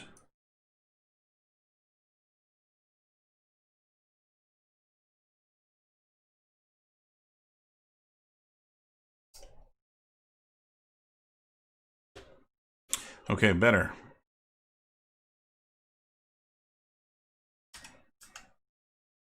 So now that this thing's got really lovely UVs on it, I'm more or less just going to treat this like I would a clothing mesh from Marvelous Designer, which is going to make myself a really nice high poly version of this by bringing in the high poly one that I made and just manipulating it to make it look a lot better. So box A is the one that I exported. So this is the triangulated version of this thing. It looks like this. It probably would make a little bit of sense to, yeah. Let's see if I can group this by normals. Oh, I can. I love you. ZBrush, you are the shit. Don't let anyone tell you any different. The reason that this is of interest to me here is that I want to Z-remesh this. And I'm just going to keep my groups on and target polygon count. Let's do 125. That didn't type numbers. 100,000? Let's go to like 23,000. See how well this works. But ideally, I'd like to get rid of the craptacular topology that's here and be able to then put some of my own on. Oh, lovely. Yeah, that'll work. It's not perfect. There's some warbles in places, but what this is going to allow me to do, I'm going to go into crease, and I'm going to crease my polygroups, divide, divide, and then we'll turn off the crease. And divide, and divide. Where are we at? We have 5 million. And here we have, this is now my high poly version of my box. So the first thing I'm going to do is just go soften all of these corners here so that instead of actually being an edge as it is now, it'll read a little bit more as being a folded piece of cardboard. And the nice thing about having put that avatar inside of Marvelous Designer when I made this was that you actually get the indication that there is something in the box. What's in the box, man? What's in the box?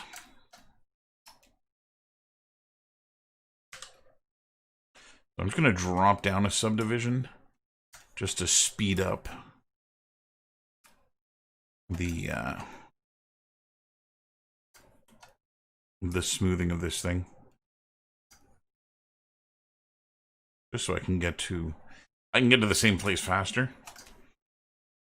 I don't need to do everything at the highest subdivision level. ZBrush is bilinear. If you don't know what that means. It means that unlike Maya or Max or Blender, geometry is bidirectional in its influence, meaning that high poly influences low poly and low poly influences high poly. Whereas Max and Maya tend to be unidirectional, where low poly, you put a turbo smooth on it and that's it. And so, yeah, I think that's going to look pretty darn good.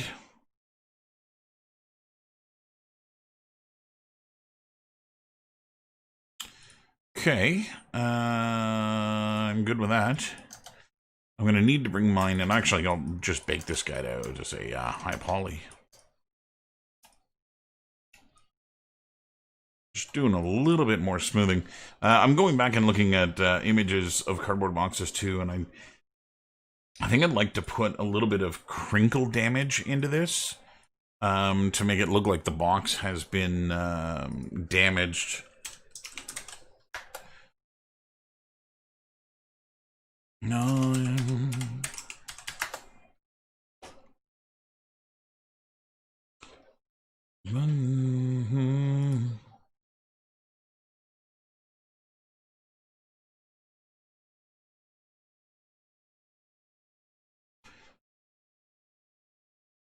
All is lost again.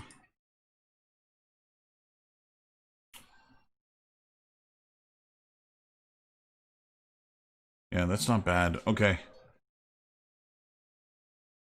I'm just grabbing a substance share material, which is cardboard, which I think is going to work really, really nice with this. I just got to put some wrinkles and crinkles and damage into this thing. When I texture this thing, again, what I'm going to do with the wet spots and damage that's on this thing is actually make that procedural inside of Unreal so that the I don't end up with the same damage wet spots on every part of every box, which I'm hoping will give me the effect of this looking like it's a unique box every time you see it. Because I'm going to use this a lot in the world to try and fill up space. And so the more I can do that, the better. Okay, so crinkle damage. Let me see. I'm going to go look for some images here that I can use as alphas.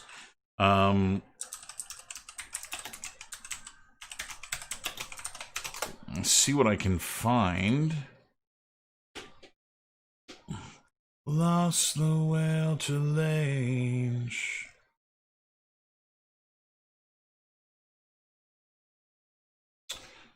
So, yeah, I don't think that I'm going to find anything that is specific to cardboard. Everything that I'm seeing just looks like typical wrinkling. How you doing, Somar, by the way?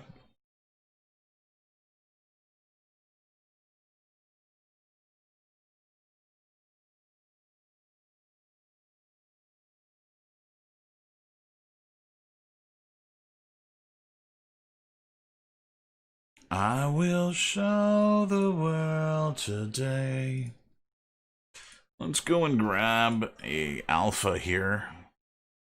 Pictures, ZBrush alphas, and generic.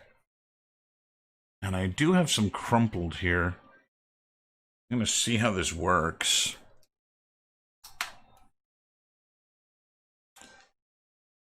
So that's too much paper.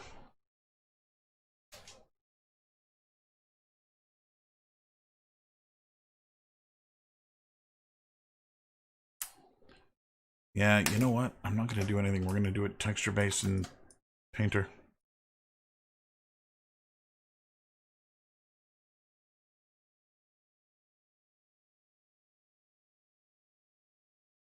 Okay, export. Tell me what go tonight.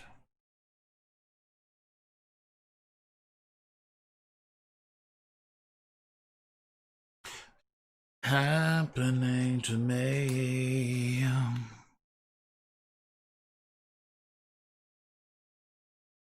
Just walked away.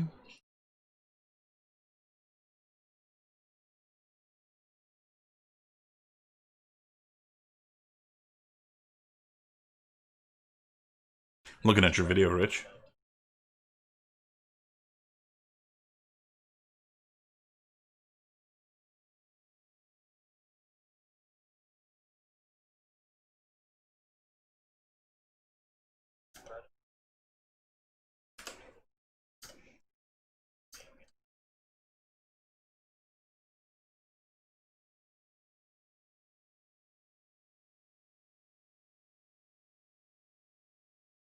Is that Josh's voice?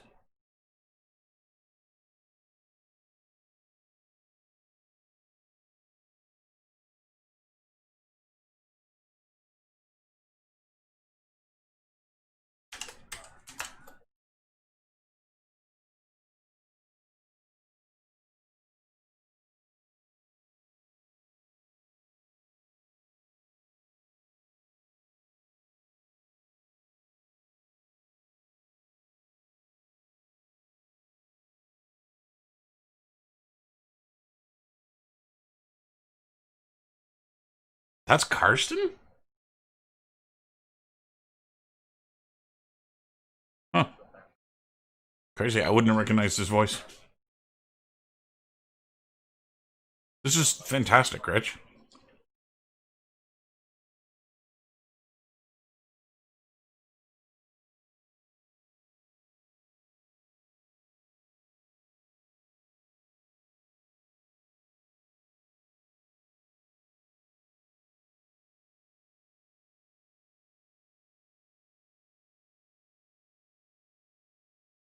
Well, you guys did a bang up job, man. This is fantastic.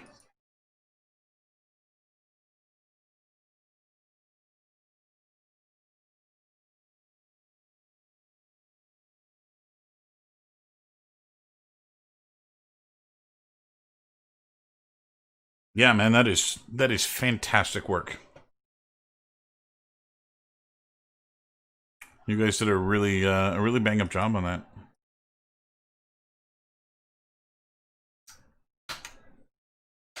I don't get to what's going on here.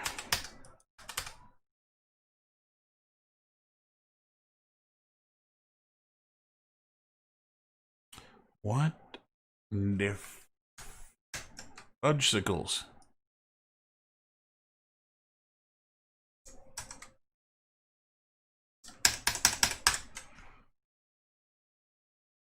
Something's going weird. I think this is actually my fences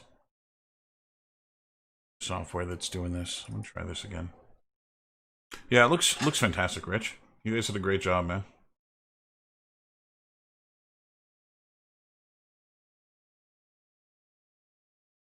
Ah, oh, damn it. Again with this shit.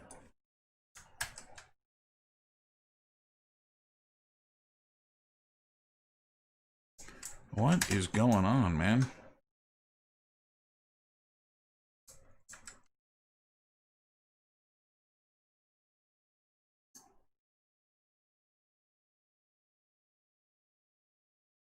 Something's going weird.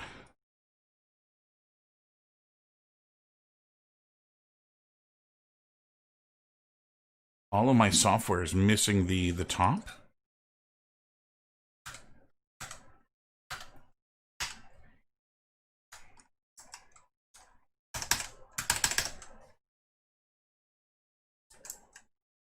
I don't know what's going on. I think a reboot will fix it, but I don't want to kill the stream to reboot. So I'll just do this for now. Okay, so we're going to make this a 2K box. 2K box. Where am I going? Projects.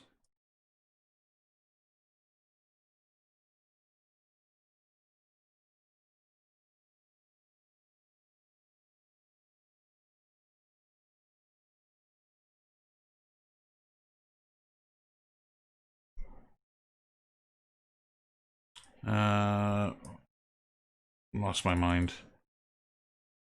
Why the hell did I write box like that? Because cat box is on. Okay. Let's see what we get out of this.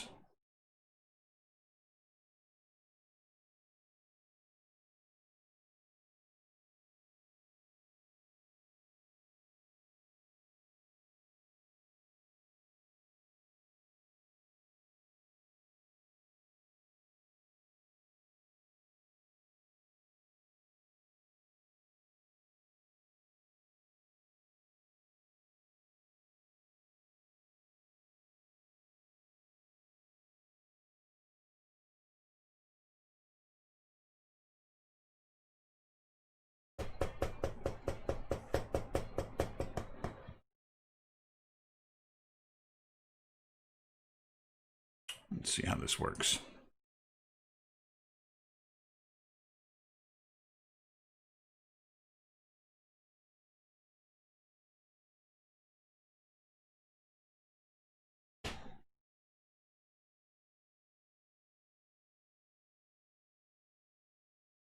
Whoa.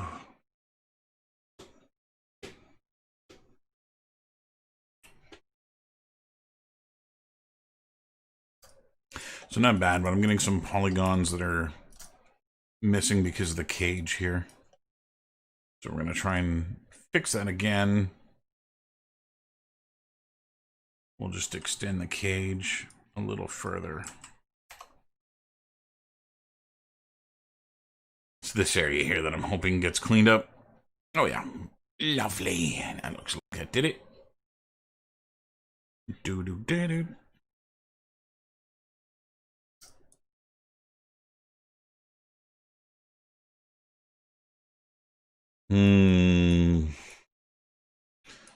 I am getting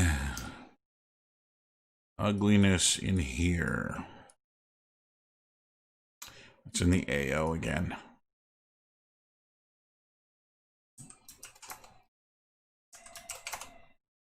Seek and destroy.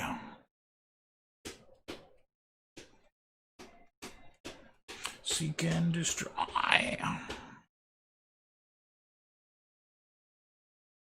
Yeah, it's still capturing way too much. This is the problem when you get geometry that overlaps itself, is it sees itself. And so I'm getting some of that doubled up effect here.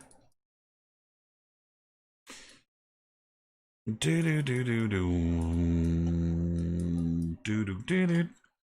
try it again. I'll bring that number down a little bit further.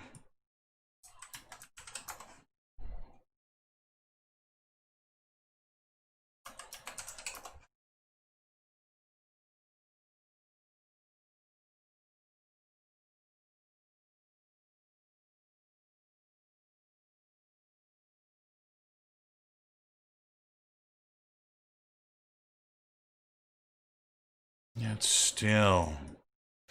And it's not capturing as much, but it's still capturing it. Let me see. I want to just see what my ambient occlusion map looks like on its own.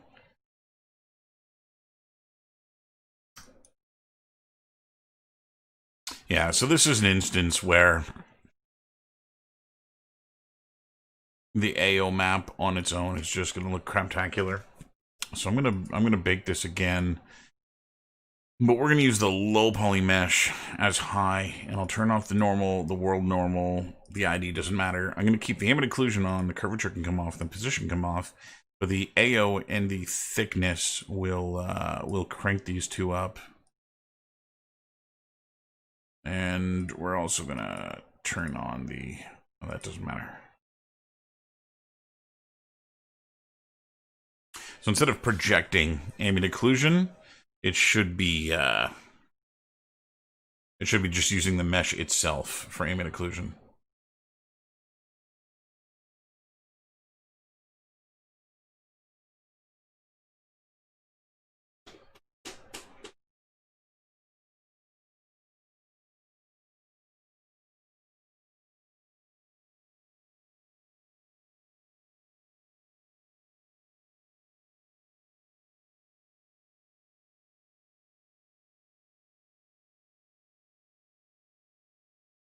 Oh, that's not bad at all, Rich.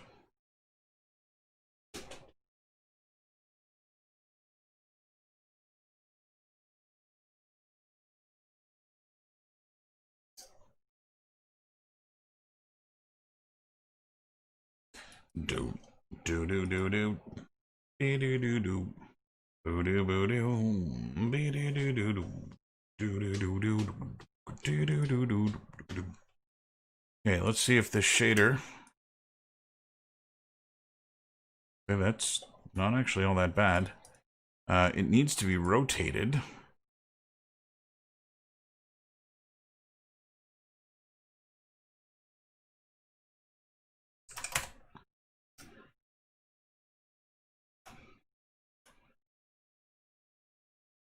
Let's play around with the scale here a little bit too.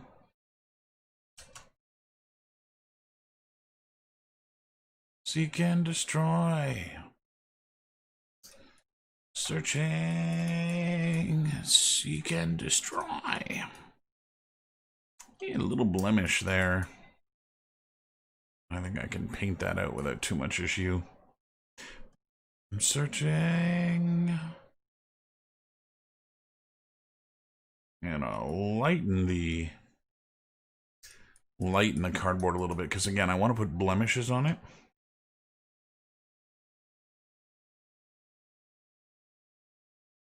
Oh, look at this tearing you can do too.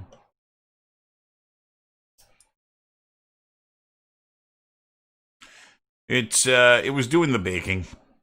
I apologize.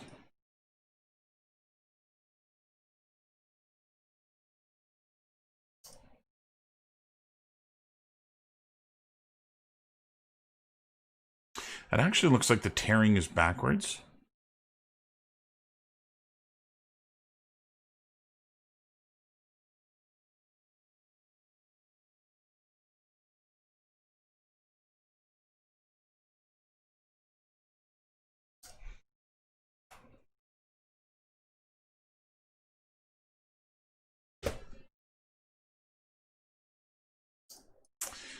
Sure, what they've done with this layer.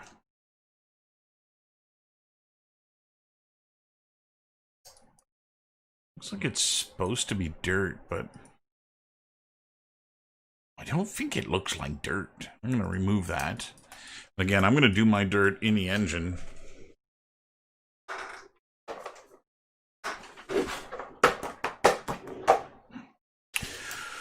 Okay, I dig it. I dig it, man. I dig it. I dig it. Let's export some textures. Bum, bum, banana.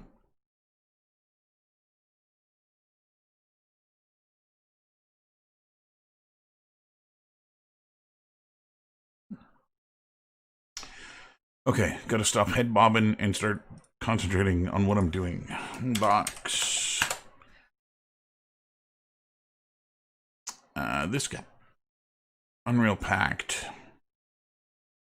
That should be good. You got another thing coming. You got another thing coming. Okay. So I think that's good. Down, bada down. So let's see what we can do inside of Unreal here to make this dynamic and interesting. So to start off with, I'm going to go and bring my mesh in. Ba-da-dum, ba-da-dum. Ba-dum, bum, ba-da-dum, bum. I want to make sure that this actually does combine when generate. You got another thing coming. You got another thing coming. Let's put some box collision on this sucker. Okay, it's got box collision. Good enough for me. Let's go to textures. And I'm going to make a new folder for this. Actually, that's not what I wanted. Bum, bum, ba-na-num, bum, bum, ba-na-num, bum, cha-bonk, cha-bonk, ba-na-num. What am I doing? I'm head bobbing again.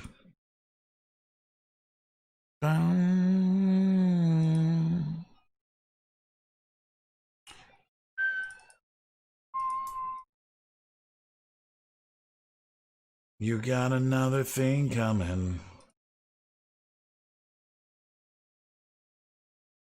Ba-dum, bum, ba-da-dum.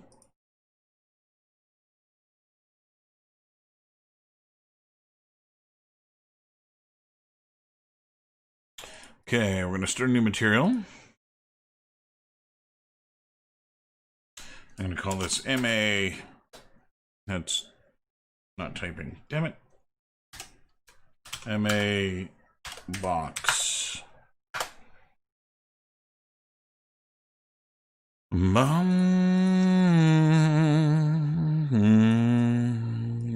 you got another thing coming.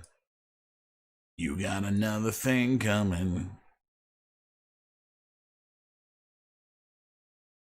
You got another thing coming. Damn it. Got that.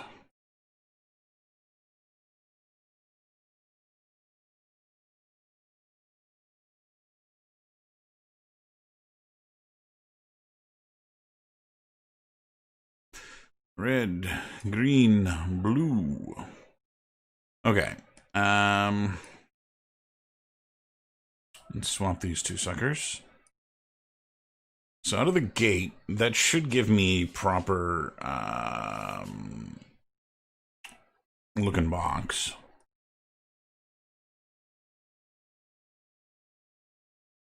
No. The meshes box. I didn't even look to see how big I made this bloody thing. It's alright. Probably could have gone a little bigger with it. Okay, we're going to go back down to the box material. And I'll just sign this. Okay, Vanguard board box. Now, let's go to mesh. And, oh yeah, that reads quite lovely.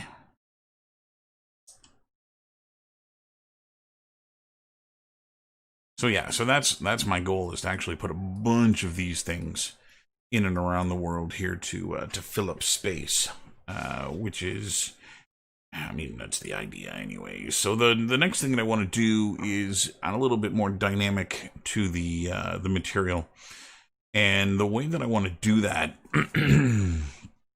is by distributing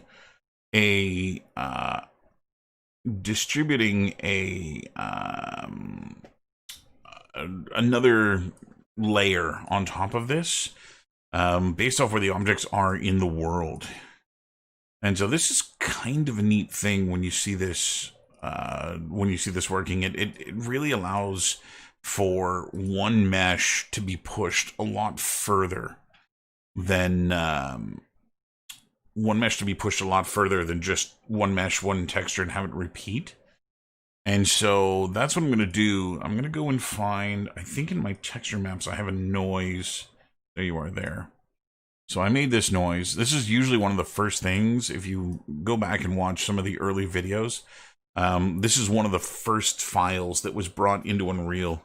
And it's 3 different noise maps that I can show you here what these are. I'm just going to create an add, even though I don't want to add to it. And what I'm going to do is I'm just going to add 0 to it, so it's not doing anything, but I can preview this.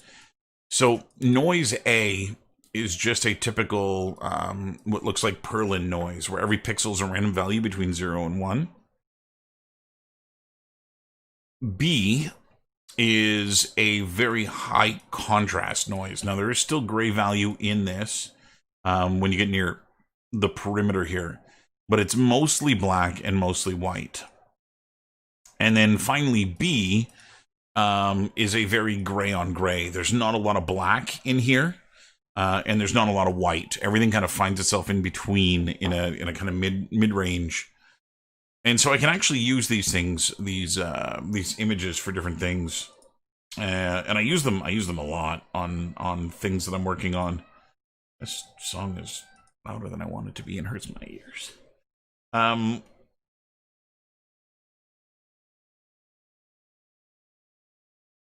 And so the goal here is going to be using this noise, and I'm probably going to use... I got to see what some of these things look like, but that's the idea, is that I'm going to use this stuff to go and manipulate probably the roughness and the base color. And so we're going to see how this works. So to start this off, what we're going to do is we're going to grab an object position in the world. Object position in world space.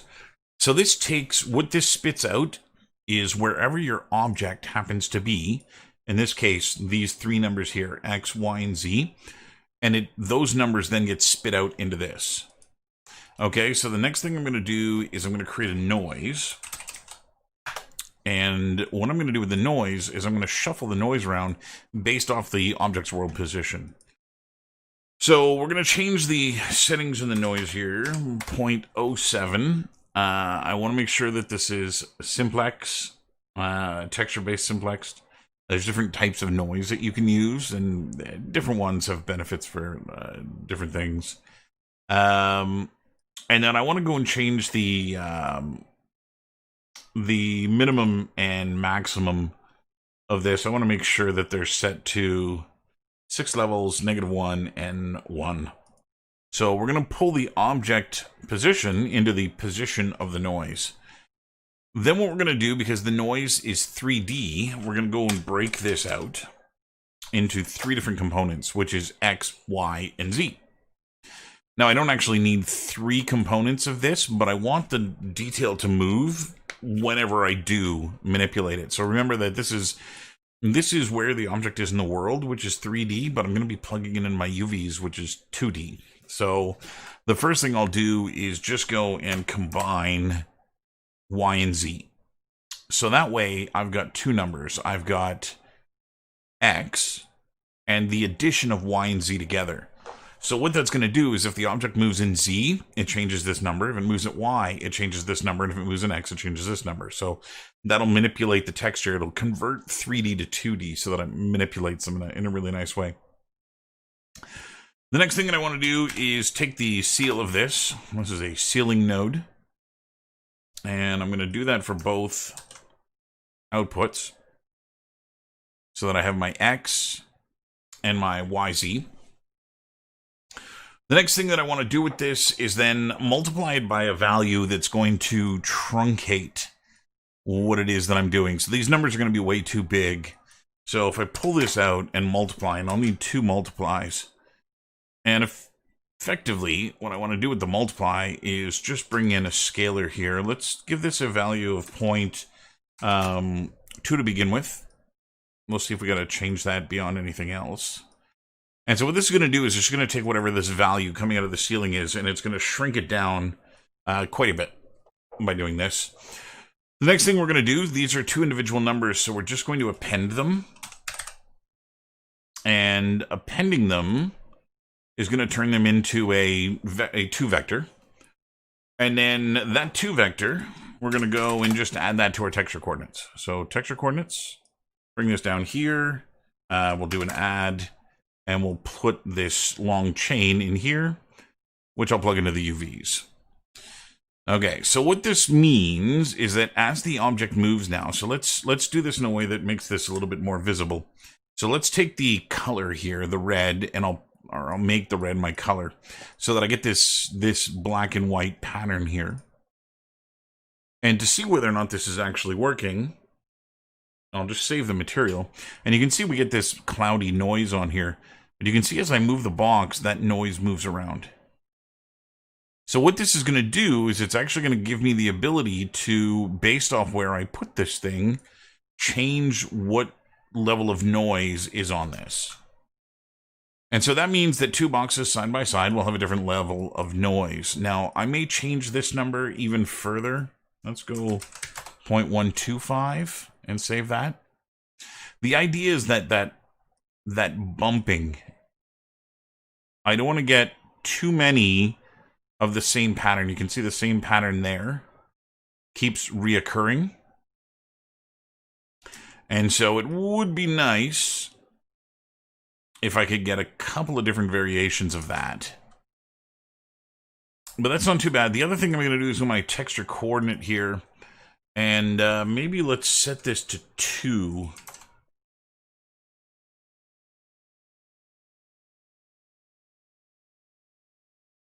So that's not too bad. I think the only other thing that I'm going to do is just add this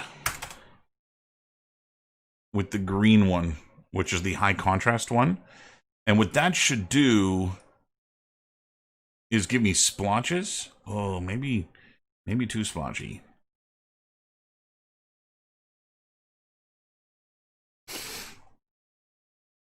Maybe, let's try something else here. Let's create a lerp, and let's try A and B with C. Let's go and get rid of this guy.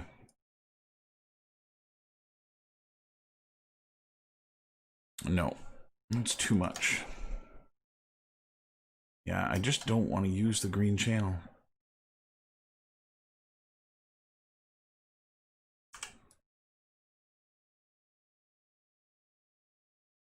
Two is too much. Let's go back to 1. Okay. So now to use this in my material, because this is just giving me values that are black and white, I'm going to take the red and I'm going to multiply it against my color. So what that's going to do is it's going to darken the color. Switch this song off. What is this?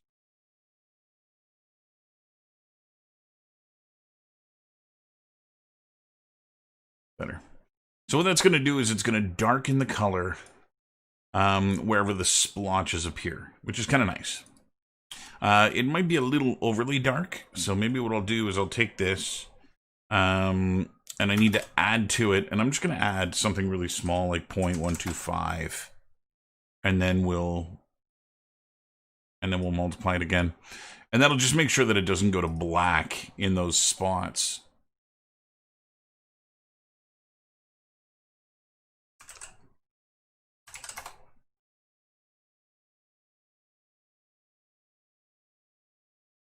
I'm just going in and playing with the scale of the noise here too. I'm trying to look at how big the box is with where the noise is appearing. Yeah, that's not bad.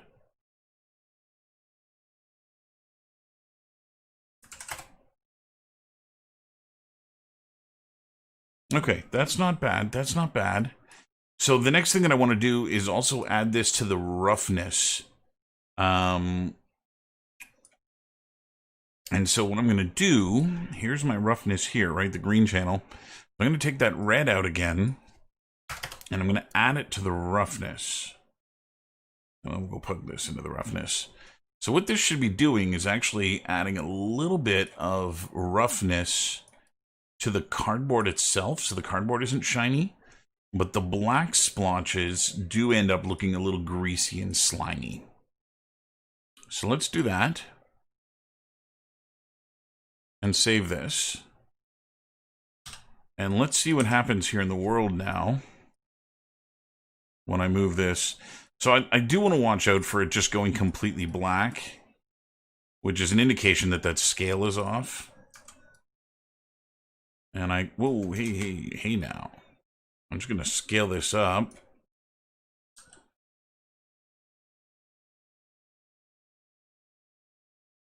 Make sure it stays on the ground here, or in the...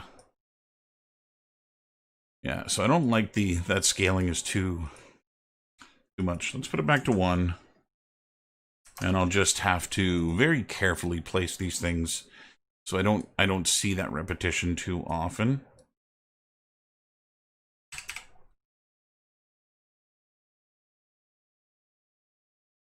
So it's really, really dark there. It's hard to tell, really, but let me make another one beside it here. And we'll just give this a little bit of a scale, a little bit of a rotate. And again, I'll try and make sure that it stays. on this. Now I've used this this particular shader. I've used this in a ton of projects. I've used it. So when I was making my roller derby game was when I came up with the idea of doing this. And what I did was to manipulate the UVs based off of, I made a bunch of posters to put all around the arena where the girls played derby. And what I did was I used this noise thing to change what poster showed up. So it just kind of shifted the UVs around based off the poster, which ended up giving me a really, really neat effect. Which I do, let me go and go see something here. I'm going to get rid of the seal. That's what I'm doing wrong. Where the hell am I, box?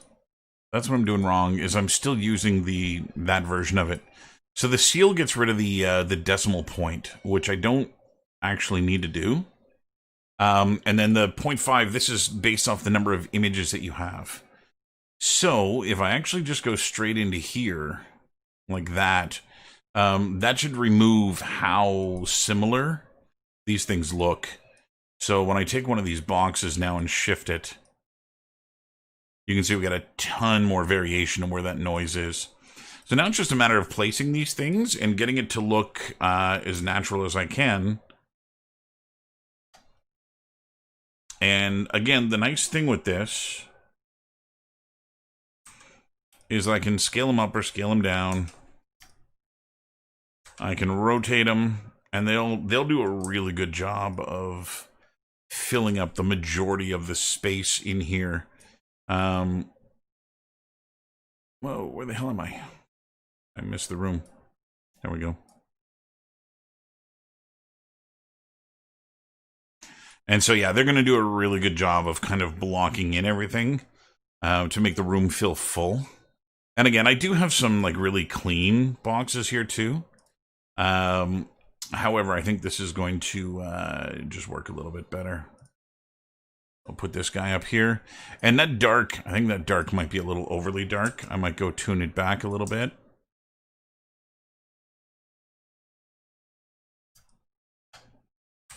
And again, just by rotating this, you get kind of a different shape of the box. Which again, just makes it feel a little bit more natural in the world. And I'll go turn this one this way. And let's make this one, I want to go too skinny. But I'll make a couple of these side by side. And again, even with the same face pointing us, you know, they look like different boxes because of that UV trick. And so the only other thing that I want to do here is just kind of mask a little bit.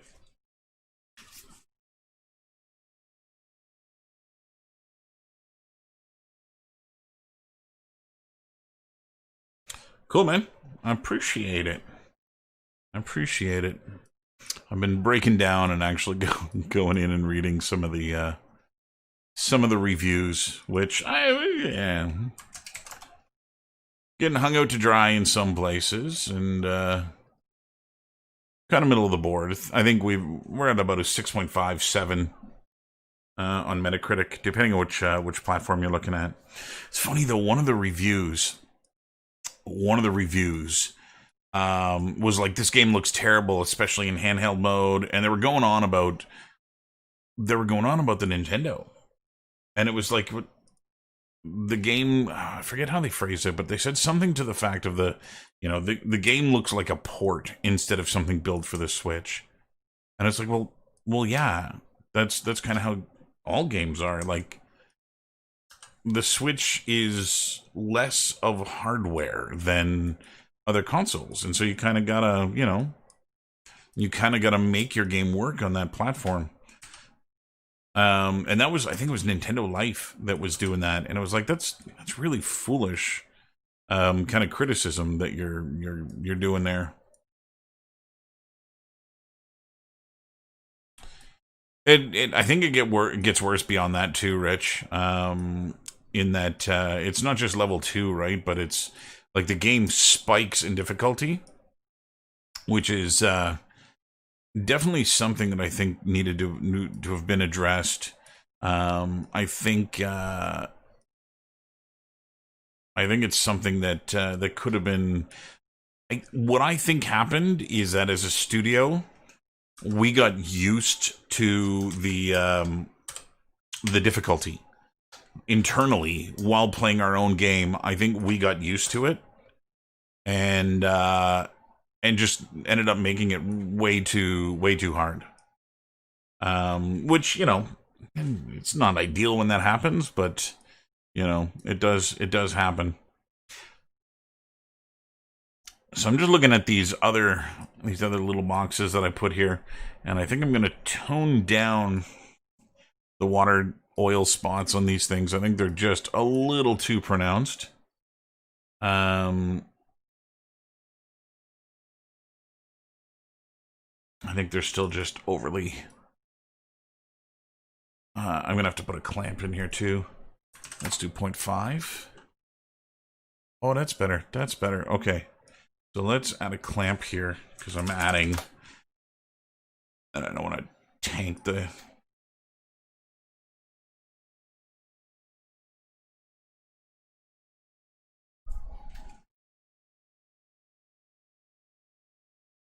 Wait, I'm confused. Actually, I thought the only third-party engine that could release on Switch was Unity. Oh no, not at all, dude.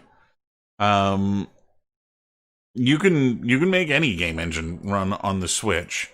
It's just about performance, right? It's about polygon counts. It's about materials. It's about draw calls.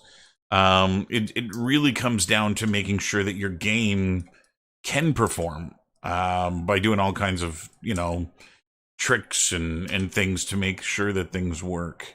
It's the same thing I'm doing with this project here. I know that students are going to play this, and I need to make sure that students can play this.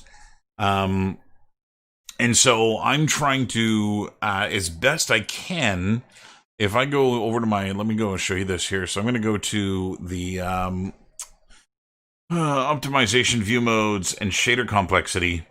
So the idea here is that the engine, it'll show you how complex the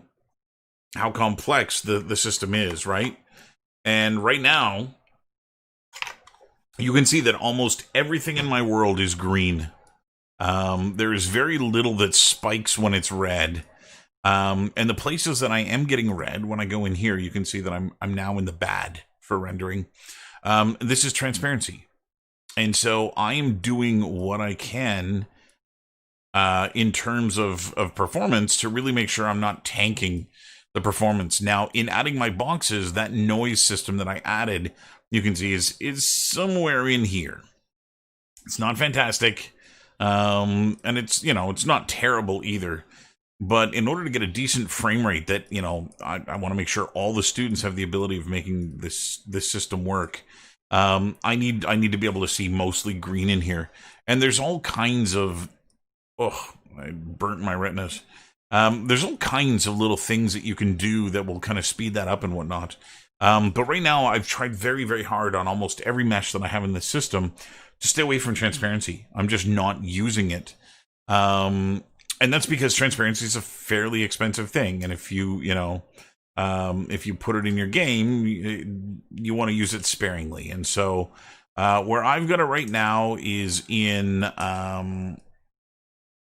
the spider webs, the cobwebs, and I do want to have other things and not just cobwebs in here. And so I've got to be careful kind of what I do where. But yeah. Mesh. With this guy here.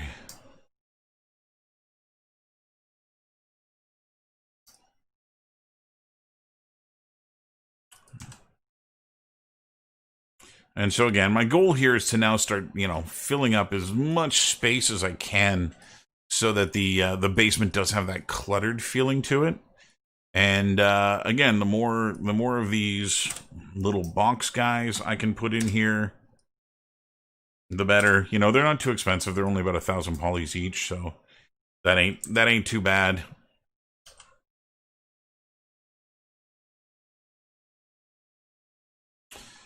No, so anti-aliasing is something else. What anti-aliasing does is it's a post-process.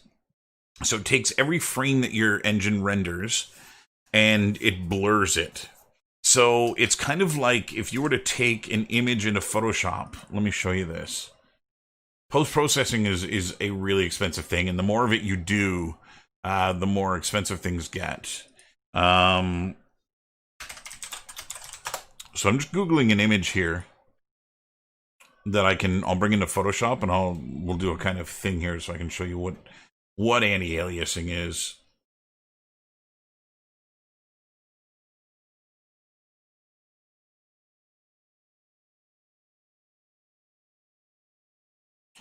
Right, this one isn't bad.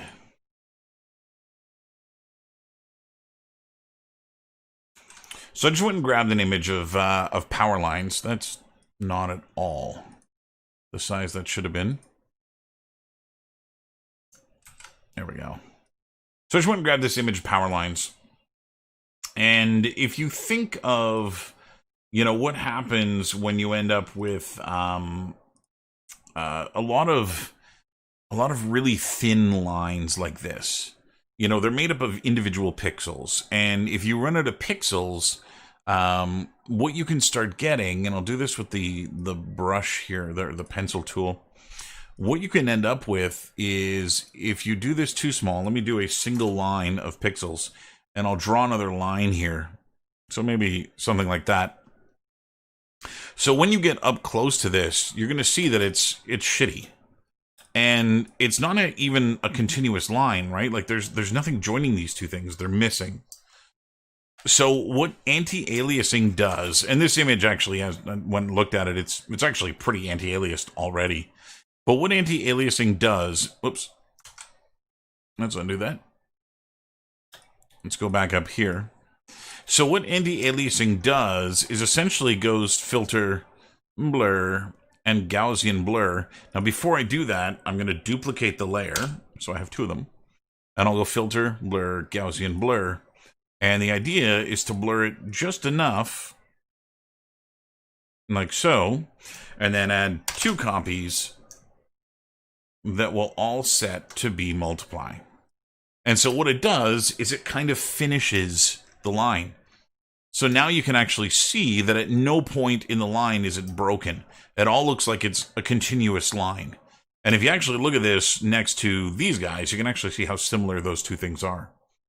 So what it does, and this is the kind of this is the kind of funny thing about anti-aliasing, is it makes things look sharper by blurring them, which is really messed up that actually does a thing. But yeah, it's one of those things that is typically and that's why it's expensive, right? Think of what I just did in Photoshop. Duplicating those layers, putting them to multiply, blurring them. Think of doing that 60 times a second, which is, how fast the game engine renders. And that's what you need to have happen, right? You actually have to have your game spitting out frames at that level of consistency. And so everything you do post-process wise kind of leads into that. So yeah, it ends up being pretty expensive to do that kind of stuff. However, the end result is something that looks pretty good, right? I'm going to see if I can't rotate one of these guys 90 degrees. Now that you're gone forever, that I don't miss you at all. I'll squish them up against that box.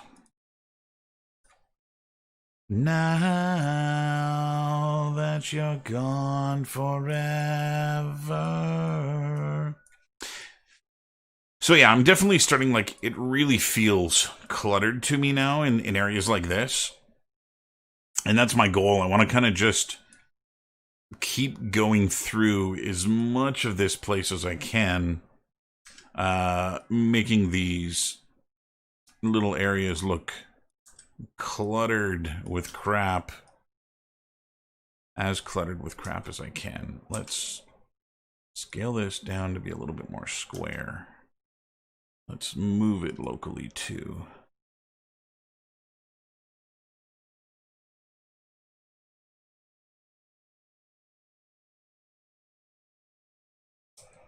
rotate this way.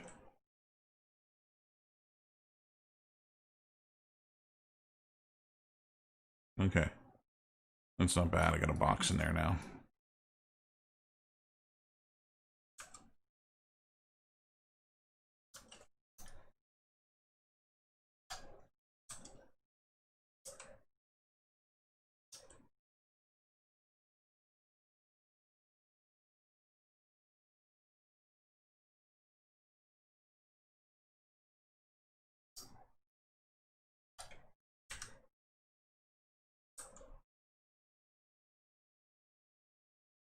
I'm going to make this one a little bit smaller.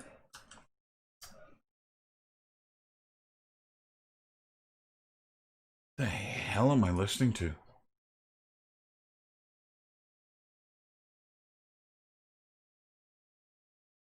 Jesus.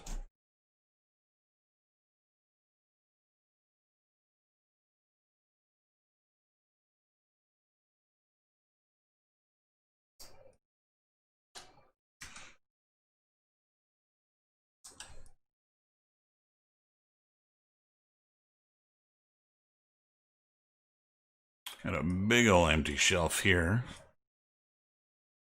Just to be alone. Let's rotate this a little bit. And I know that you don't care.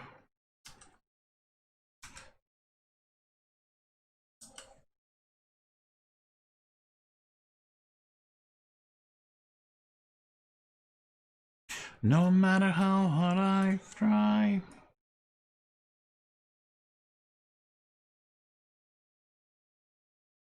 Better off alone.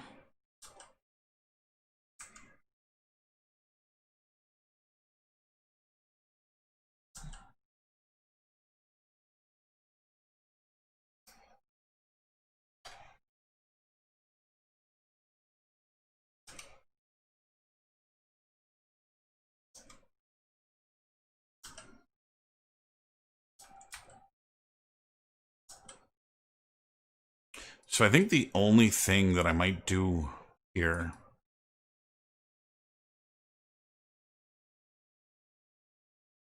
that down even further. Oops, oops, oops.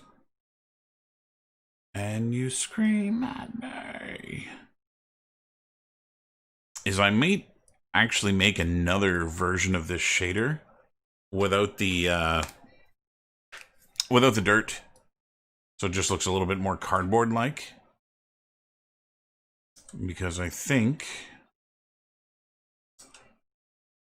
that'd work really well to add a little bit more variety to these things, so they're not always done in this way. Home, home. So I want to do a Rubbermaid tote as well, because that's another thing that I can use to fill up a lot of space without really worrying too much about polygon count. It's just, again, it's another box, right? And again, I can put like a bunch of them on a shelf and fill it up rather quickly.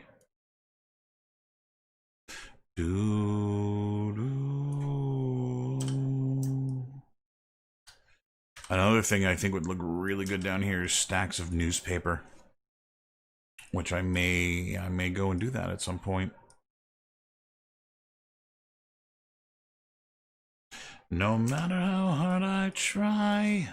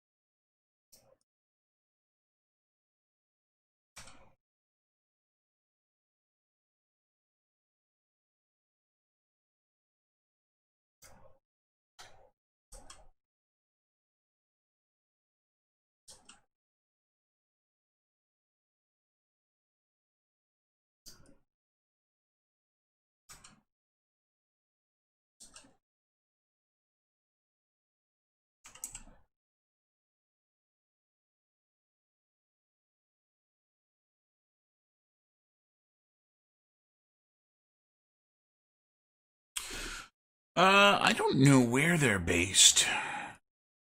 I don't know much about them myself.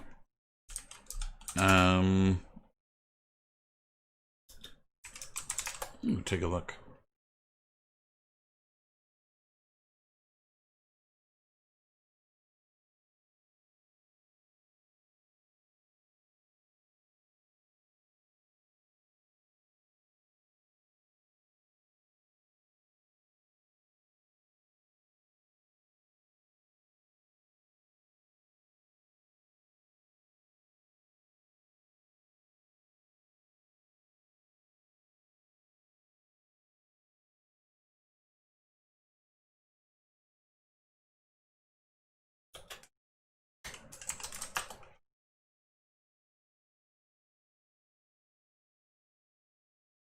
It looks like they're in the US and the UK.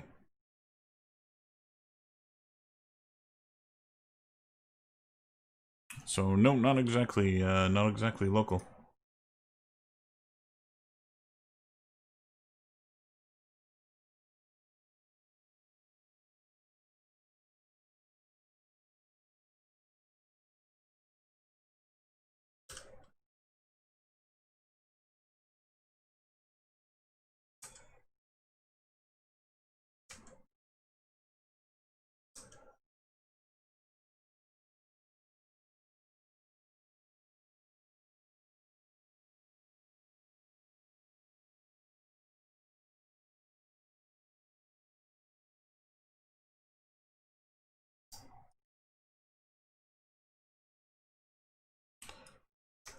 I dig the way this is going.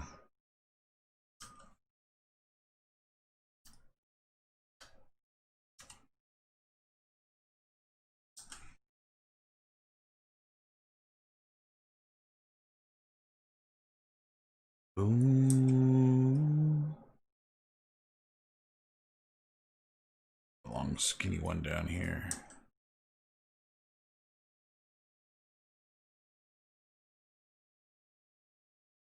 The hell?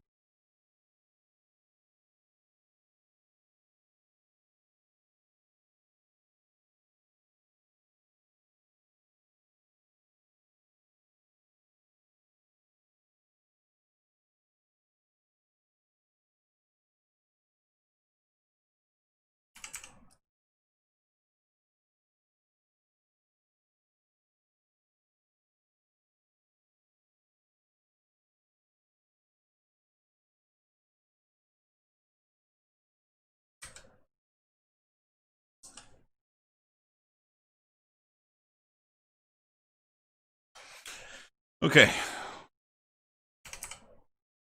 I've put a bunch. I'm gonna just wander around here a little bit.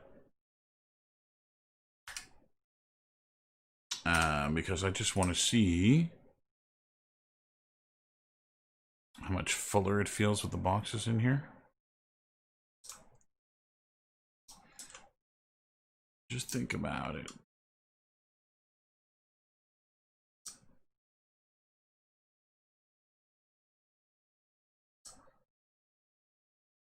I think I should put some more stuff over here too.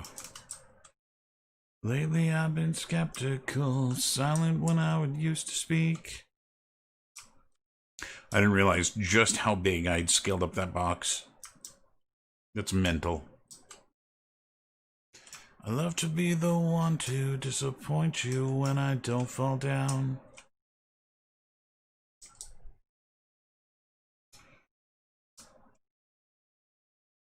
Kid walks so slow.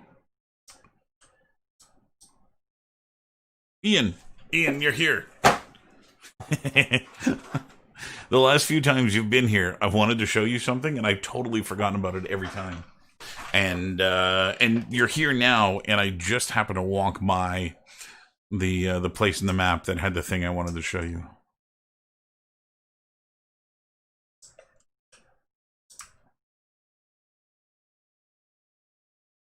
There's too much on your mind. All the bullshit that I find. Check this out, Ian. If I get there. So I got rid of the Tyrannosaurus skull. as the totem for the half reptile, half human. And I came up with another totem for a humanoid reptile. These guys.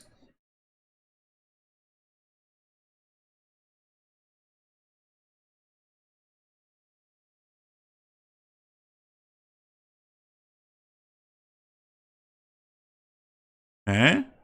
Eh?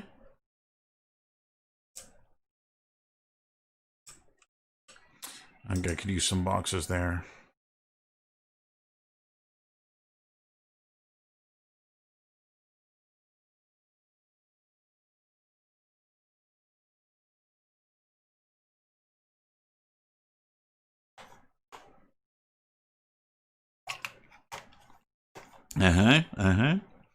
The idea, Levi, is the collectibles are supposed to lead you. So when you get the collectibles, and then you die, they all spawn back, with the exception of the ones that you got before checkmark or before checkpoint. And so the idea is that the collectibles are supposed to do that for you. They are that breadcrumb trail. Boom ba da doom. Boom ba da doom. Boom ba da doom. Boom ba da doom. Boom ba da doom. Ba da doom. Ian, did you see me make these boxes? Yeah, it is. The walk is really stiff though. I've got I don't know if you remember Yash. He was in here he's been in here a bunch. But he's a rigger. He graduated from Sheridan last year. And he's going to. This is just a Mixamo rig, and it's freaking terrible. It is better with the kid, like it feels better. But the kid's walk is so static, and that's what I get for getting a Mixamo animation to use. The walk is too stiff; it's too static, and there's too much of a gap between the idle and walking. Like he pops too much. Even though there's a blend on it. You don't really see it. If I had my Xbox controller here, I'd plug it in and show you. But it does blend between them. But because he's kind of standing sideways here, when he starts walking, he actually crab walks a little bit, which is not ideal. But he looks. I'm really pleased with the way that he looks. I was redoing his hair. His hair is not. Yeah, I've got something's off with his hair. I'm gonna go fix that. Oh shit! Look at I shoved a box through the thing there. We'll have to fix that. But yeah, I think I'm pretty impressed with the level of fidelity I've been able to get in an environment of this size on my own. Especially since this is not what I do. a lot of what I've been doing in this map has been making it up as I go. Because I don't environment model, and I don't build environments, and I don't put environments together.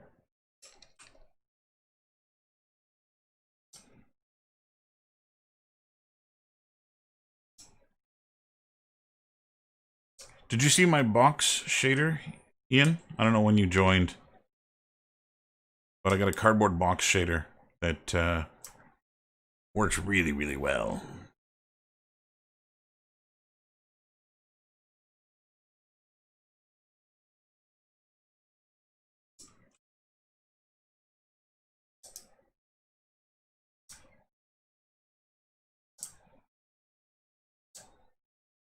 Yeah, I've got to go make some Rubbermaid totes. I think that's what's next on my list. Again, there's still, like, in the middle here, there's still a lot of very empty shelves. I'd love to get a Rubbermaid tote down to just a couple hundred polys, so that I can make really good use out of it. Yeah, the world position guy. That's the one. So that each one of these things, when you see it, the gunge that's on it is in a different spot on each one. I think I'm going to make one that's not as gungy, though. Have them all exactly the same level of gunge is... Let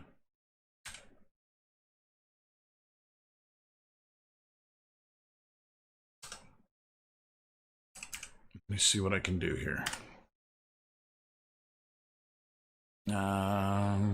Textures and materials. Box. And I think what I'm going to do is I'll just create another one. MA underscore clean box. Oh, you know what I could do? I'm not going to do this.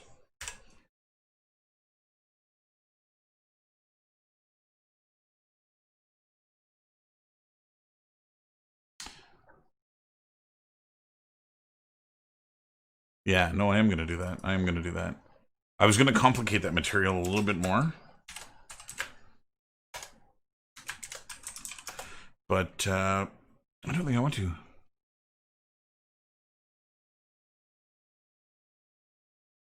Yeah, that's not a bad idea. I actually had plans of doing, like, you know when you see a house that somebody's moved out of and everything's got that fabric kind of draped over it? I had plans of doing a lot of that. You know, Marvelous Designer, really stupid simple to get that cloth kind of hanging everywhere. And I just didn't. I don't know why I didn't. I just didn't. Pardon me a second.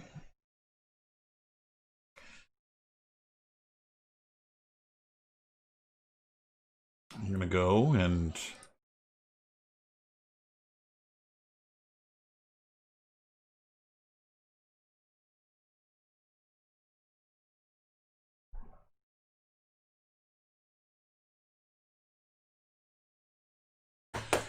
Okay. Go tonight.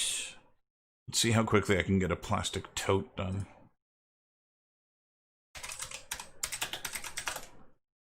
Happening to me.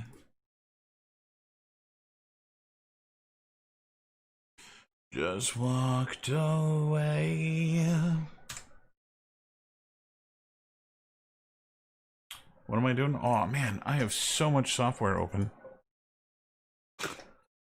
I didn't realize I left everything open.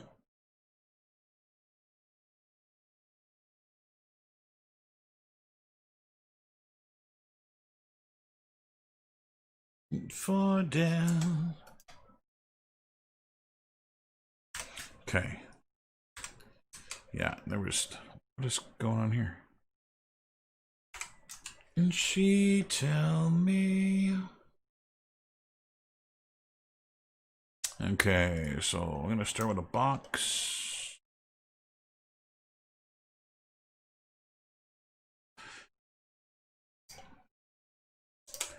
You were the first to say not a ring.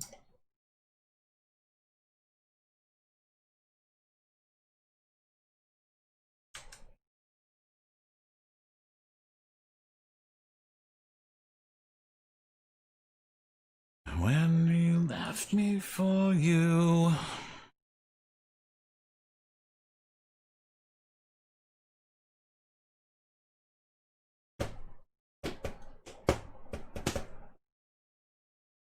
Okay, all of this. Boom.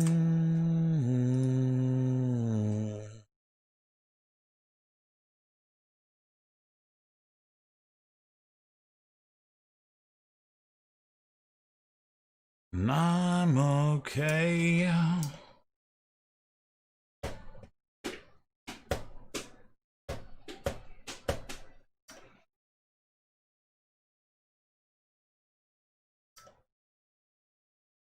And when she left me for the end,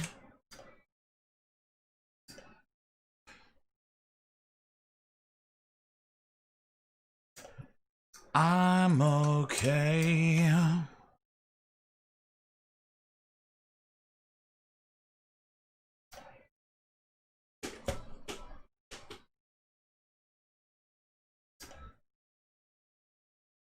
And when she leaves you for dead.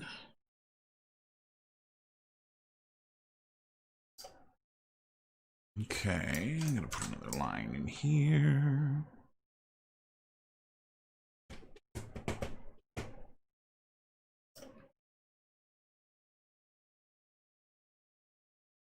These two.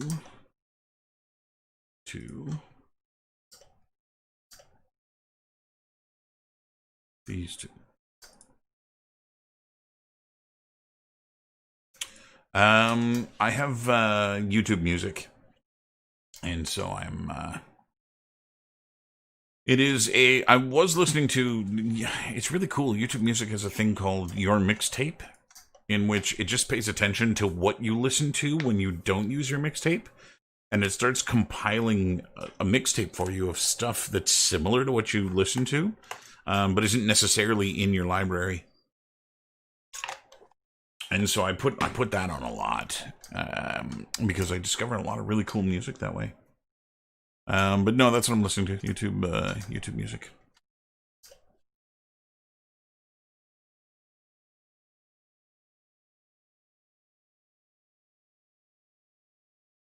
Okay. Let's call it 1.5.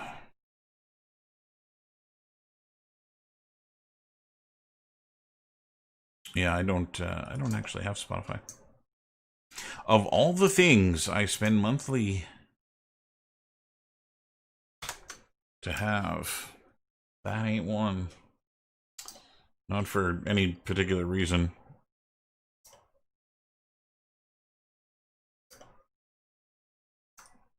You're feeling old?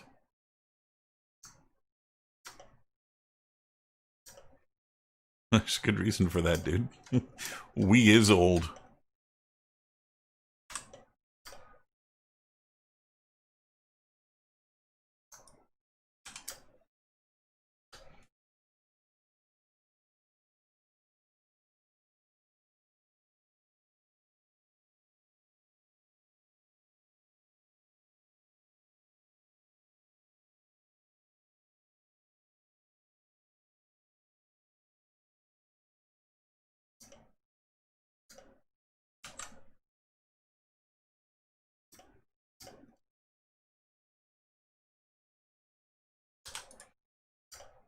Boom, boom, boom, boom, boom, boom, boom.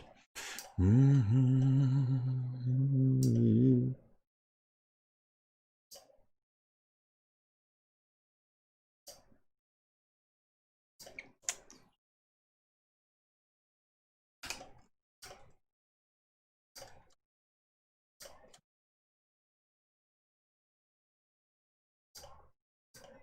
What are you working on, Ian?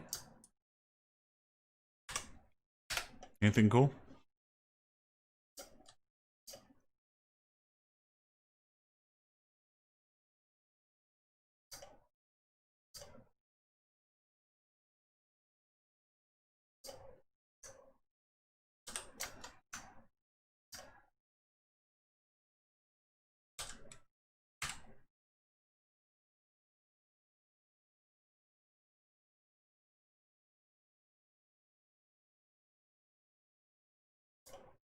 Boom, ba-da-da-do.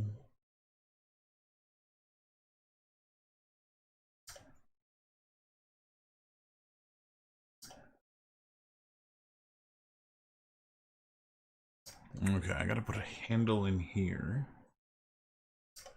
Boom, down, do, do, do, do.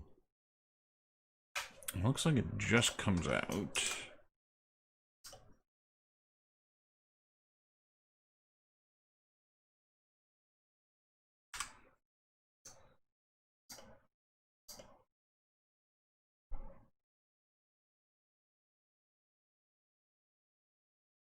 Oh, cool.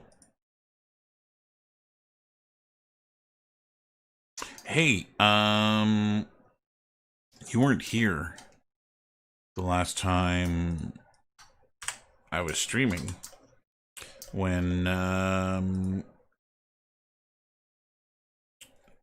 mentioned this. One of my former students, a student from last year, got a hold of me, and she has a copy of the Valve, or not the Valve, the Blizzard salary survey.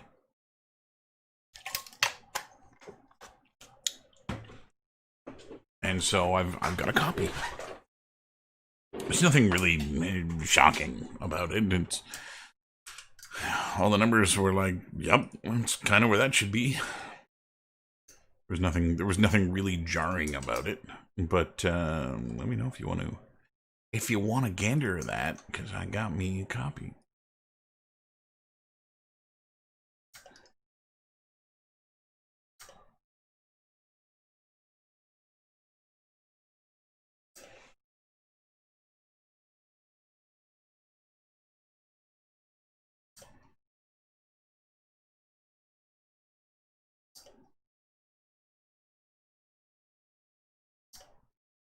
Like when you feel happy, you could die. Told myself that you were right for me. I felt so lonely in your company.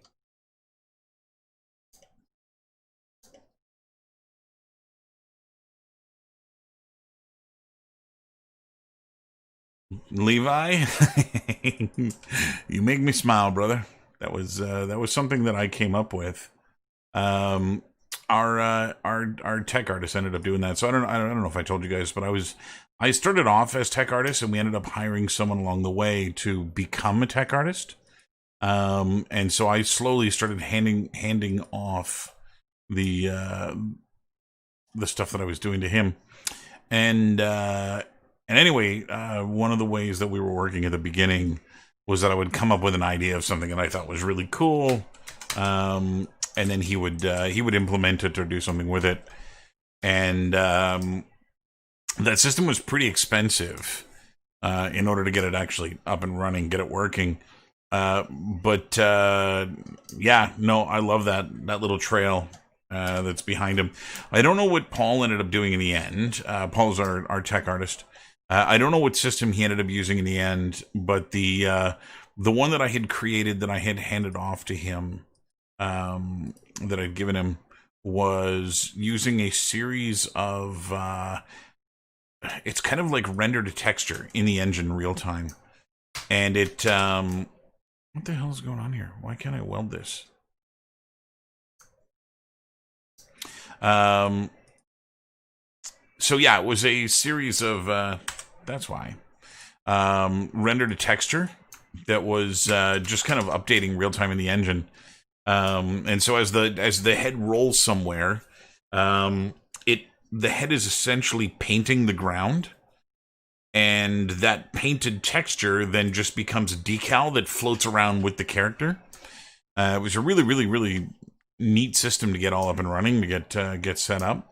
I don't know if that's actually what Paul ended up doing in the end, if he ended up using that system or not.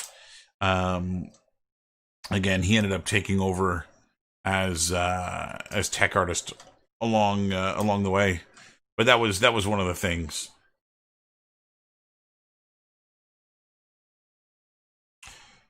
Don't bother, Levi. There are so many stuck bugs in that game. There was a little bit of a disconnect between level design and the art, in which, like, we wanted these really cool basalt looking things, and they weren't originally supposed to be climbable, right? That was supposed to be originally just a visual thing. And somewhere along the way, it ended up becoming a thing where they looked too much like stairs, and level design wanted to make them stairs, and so then they became stairs. And then once they were stairs, it then became an issue with stuck bugs. And so I found a couple of stuck bugs when we were testing it the day before release, because we were working on a patch. And when I reported a bunch of stuck bugs, the reply that I got about stuck bugs was not to bother. That's why there is if you pause, a restart from checkpoint. They're like, that's how you get out of a stuck bug.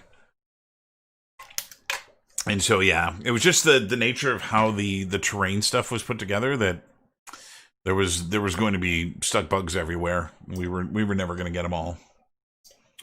And so that's it, man. It is what it is. Mm-hmm.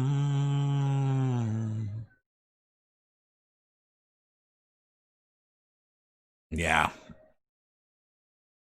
Yeah, I'm I'm in the same boat, buddy.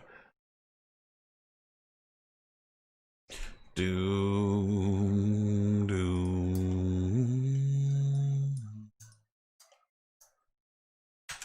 Supposed to be.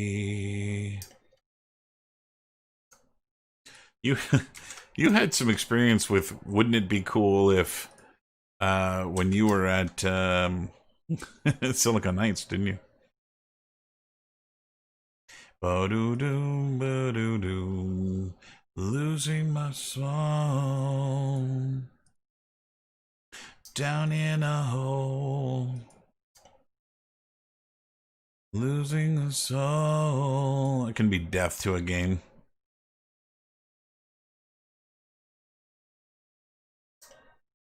Boom, boom, boom, boom.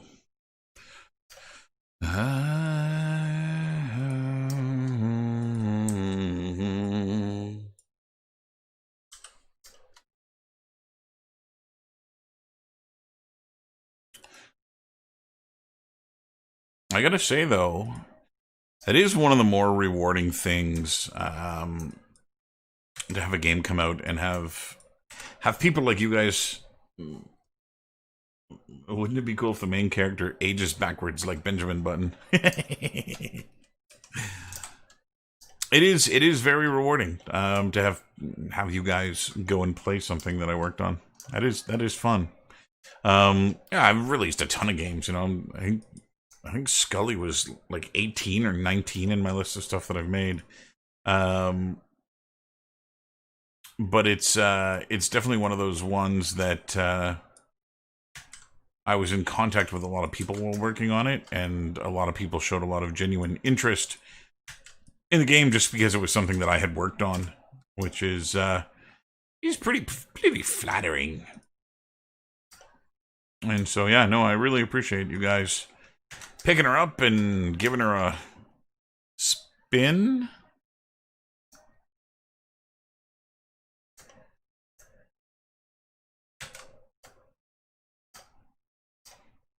There needs something in this world. I'll give this of me from you. Then rages no me I say. Oh, I wanna be inside you.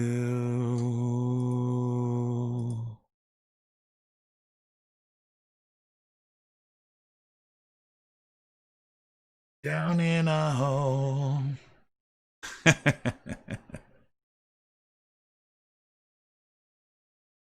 I hear you, Rich. I hear you.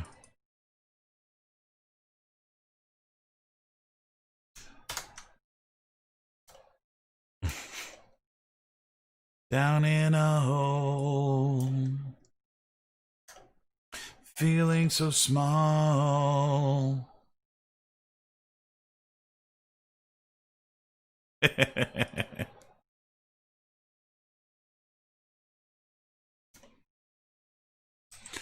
I'd like to fly.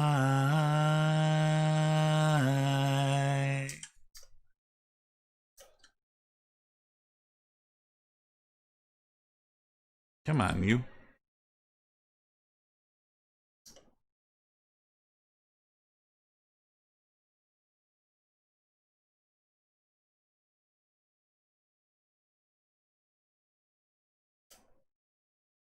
Okay. One rubber tote. Let's do auto smooth and see what that gives us. Not quite enough. What's my polygon count on this? 580.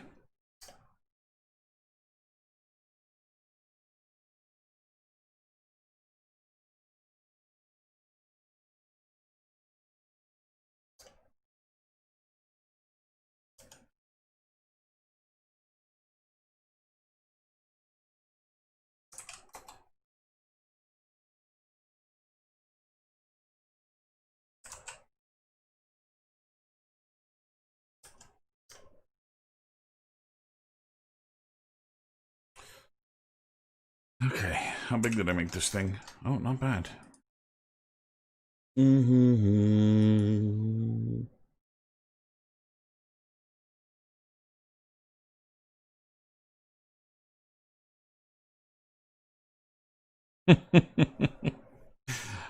You're missing a little bit of a joke here, Rich.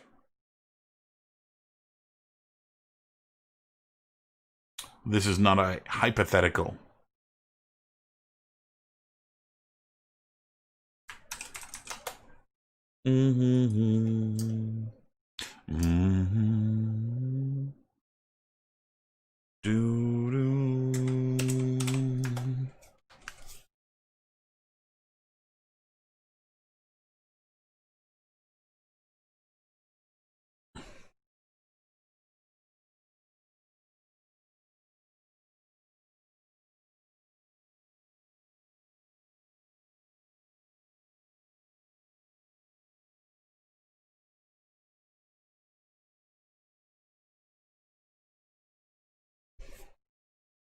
What is going on with my computer?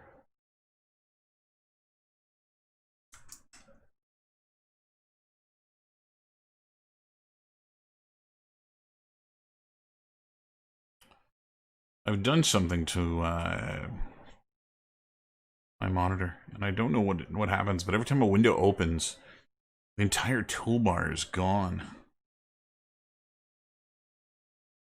Do.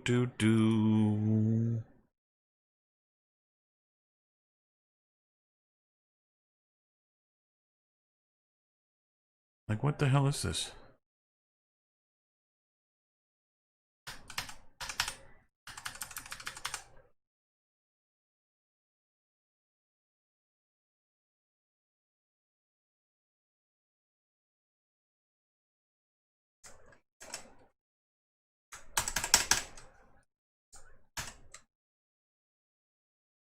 I don't know what's going on.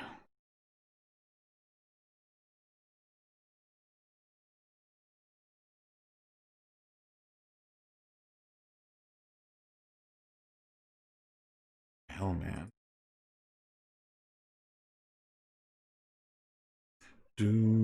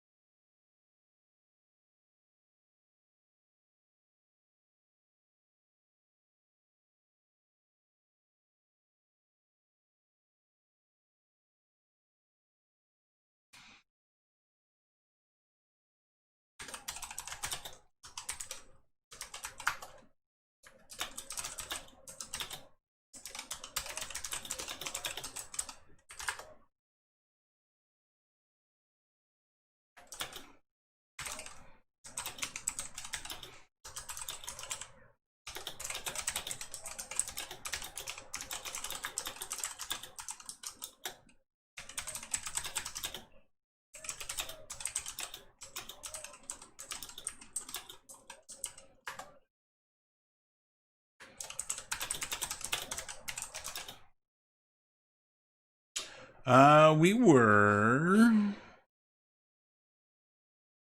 in production for about 3 years, I think.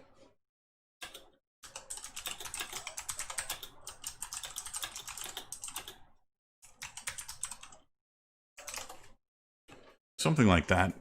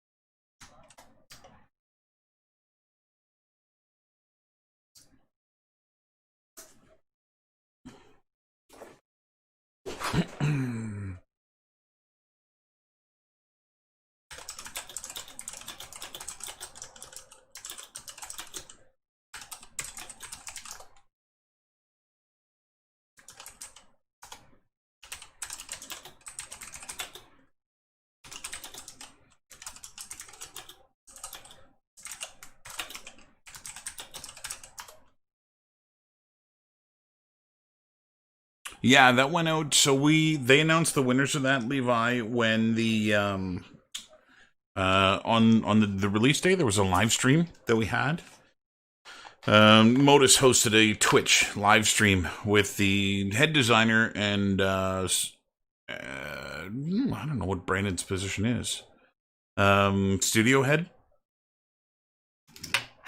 something like that. Producer, I guess, is what he is. And so yeah, so they held their they had a little a live stream that they showed off some of the game and talked about some of the experience of making the game, and then they had already the draw had already happened by that point, but they announced it then and there.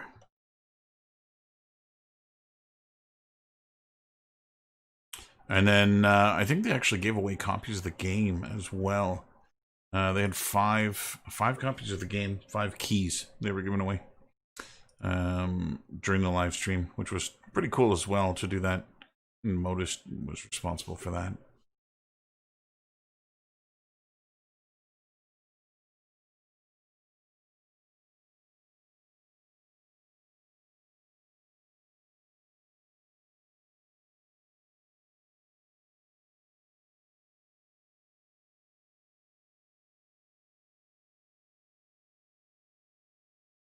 Bring me to my knees again.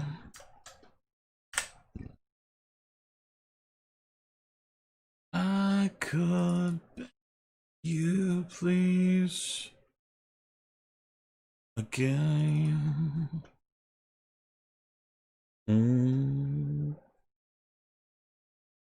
Felt insecure.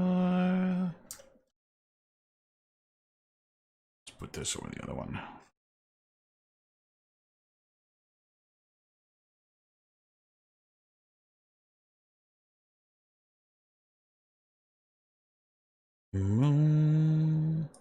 I'm on the outside. I'm looking in. I can see through you, see your true colors. You're ugly like me. See you, the real you.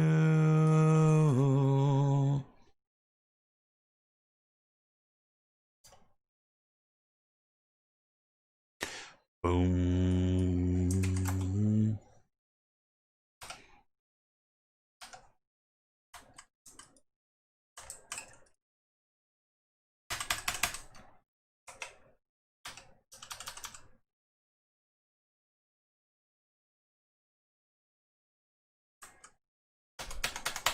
What the hell's going on?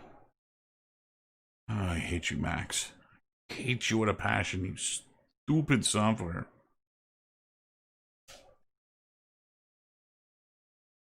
That I tried my intention. That was the first time. That's UE4. No, I don't Unity, my friend.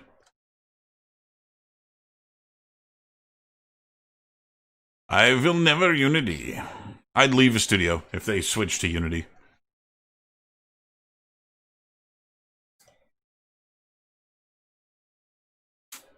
Where's my slice plane? You're ugly like me. I can see through you. See you, the real you.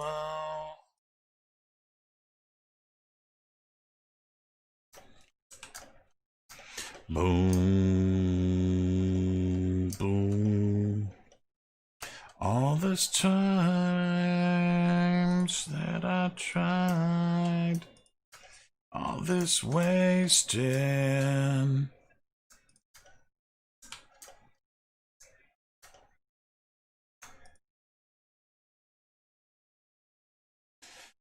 Stuffed it down, it's back again.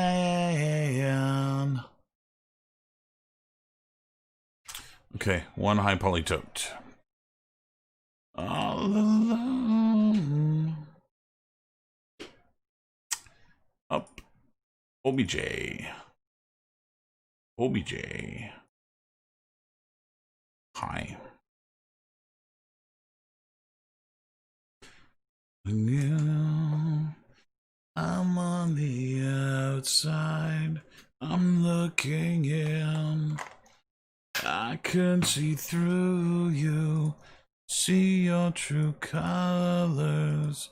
Inside you're ugly. You're ugly like me. I can see through you. See you're the real you. Hey, this software didn't fuck up. Oh, I don't think it's full screen. That's why.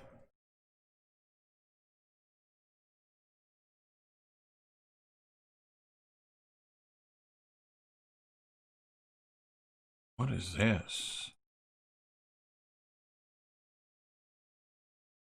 Hmm.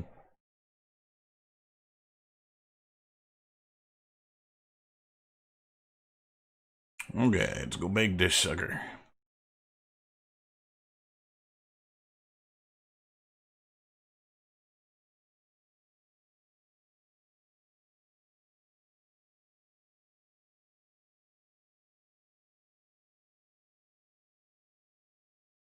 Come on, you.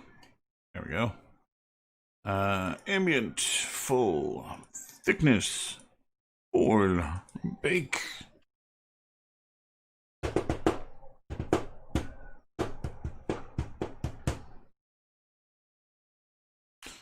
Getting some mist rays. Do do do do do do do do do.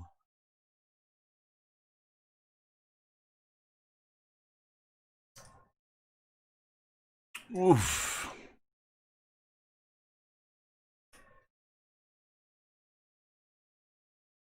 And try that again.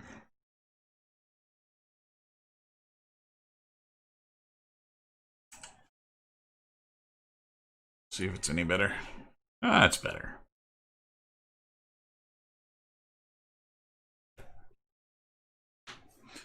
Do do do do do do do do do do.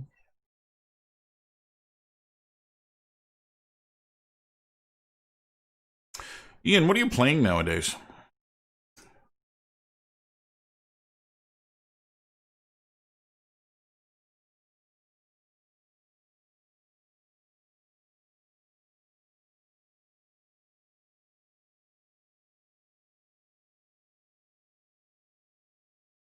Anything? Me. Do do do do do do do do do do do do do do.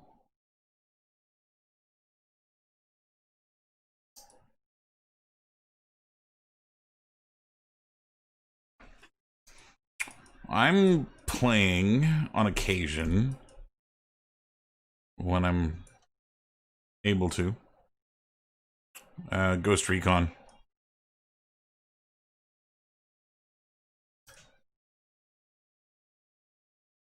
And I'm digging it. I'm digging it. It's definitely my kind of game. Just having this huge world where I can like, oh, I'm gonna go see what's over here, and then I do that, and I go see what's over there, and I'm like, hey, look, there's some shit there.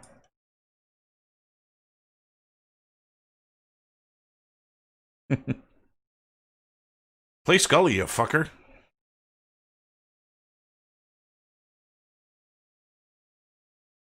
Do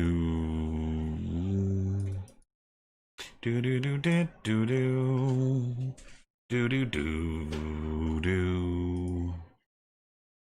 I'll get your copy, Ian. Let me know where you want to play it.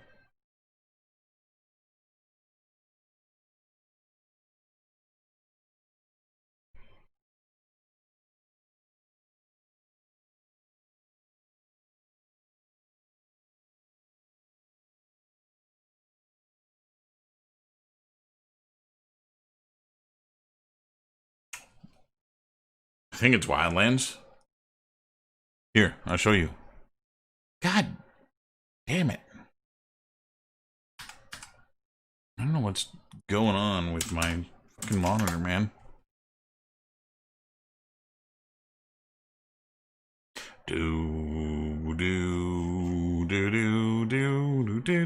Breakpoint. That's the one I'm playing.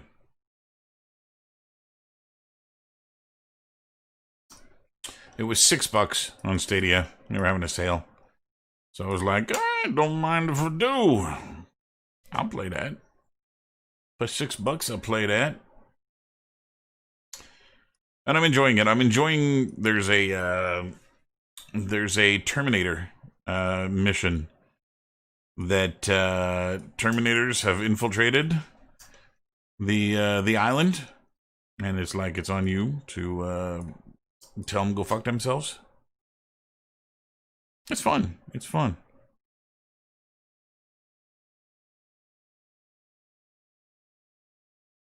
Black map. Generator. Dirt. Boom, boom, boom, do, do, do. Dum, boom, boom, do, do. Okay. Where's my grunger mount? Do-do-do-do. Do-do-do-do. Okay, so I think what I'm going to do... Ba-da-do-down.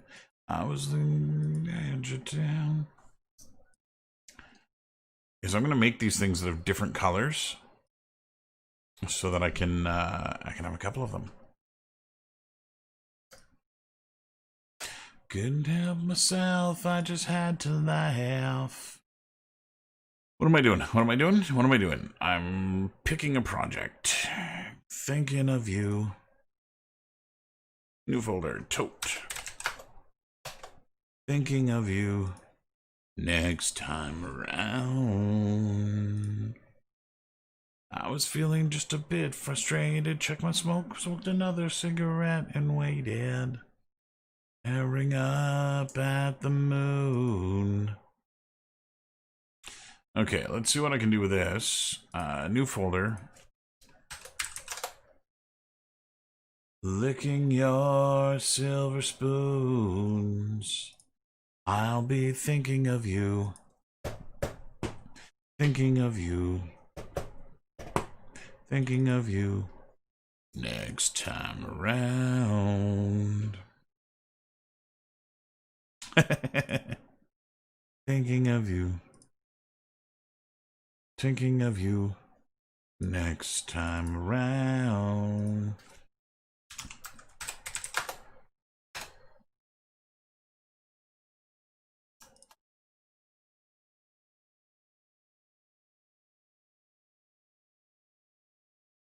Ayo. Rough. Metal.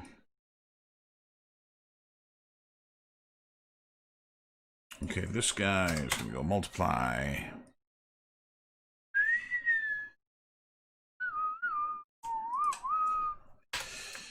Tote color. Coiler? What the fuck's a coiler? What coiler is it?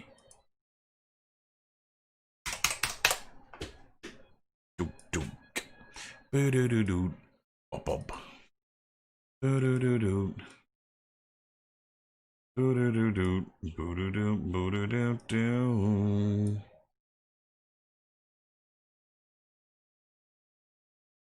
Do-do-do-do.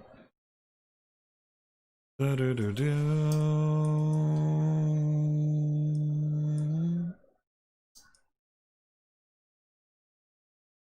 Do-do-do-do. Do-do-do-do. Do-do-do. Is AI design a programmer's job? I don't know. I mean, there are... I don't know of a position called AI design. I know there's AI programmers, and I suppose they design the AI. But yeah, I don't know of a position just called AI designer. Ian, is that something you know of? Have you heard of that?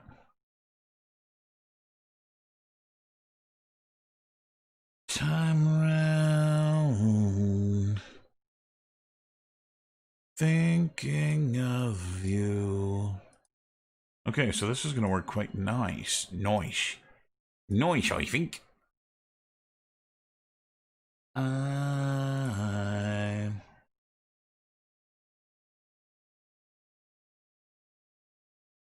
Next time round, thinking of you.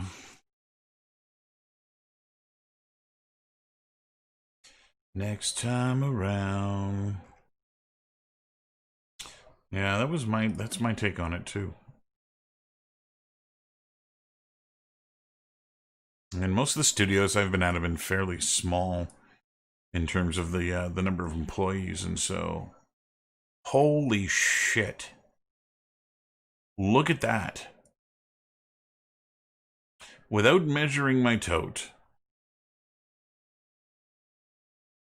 I made a tote that fits almost exactly in there. It's not enough. I'm gonna go edit it, but holy shit, man.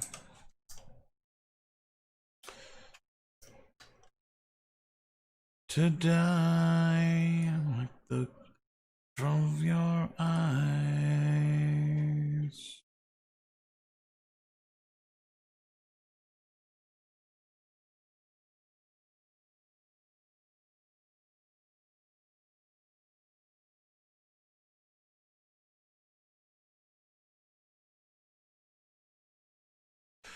We are the ones who will never be broken.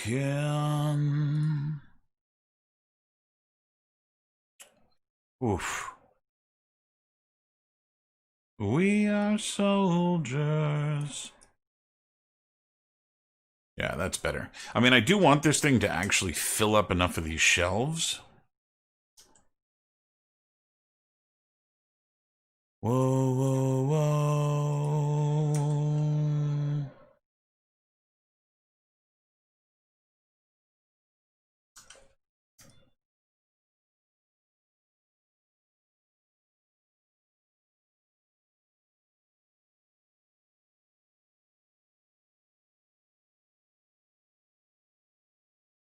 Right beside you.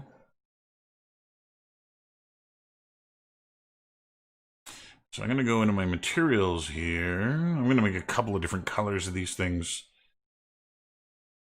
Where's my textures materials? Here. Tote. You will never be broken.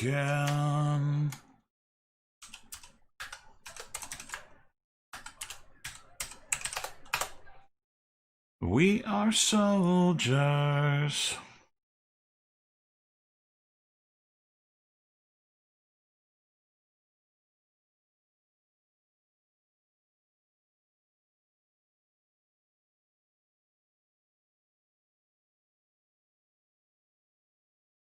We stand soldier to soldier. Cool. Soldier to soldier, near with makes that never to fake us. Boom, boom. What happened here?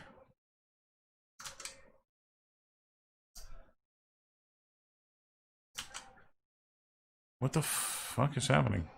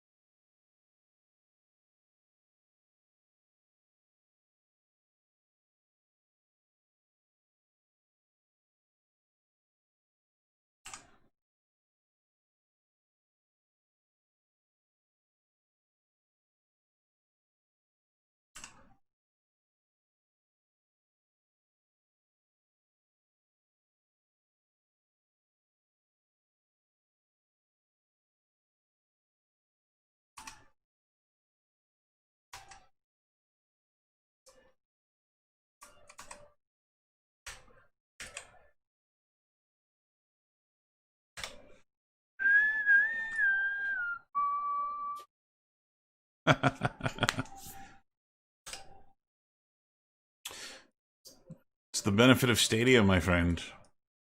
It takes up no room on my computer. For winter, far for every sun. Kind of a secret room, Rich. Yes and no.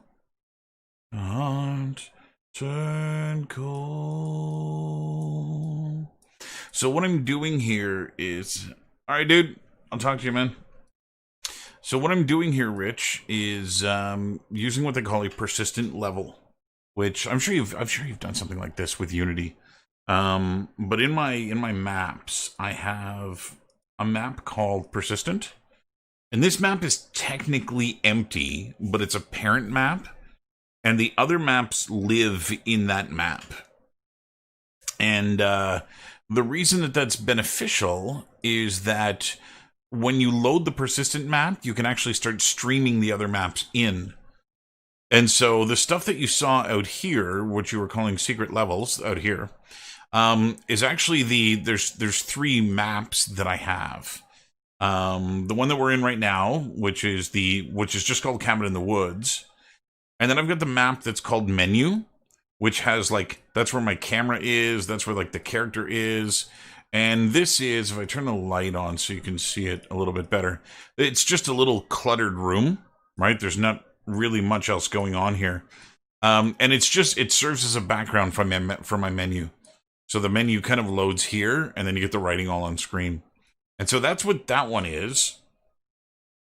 And then I've got my ending room, which is, again, just another kind of little room that has all the things I'm going to need for the ending.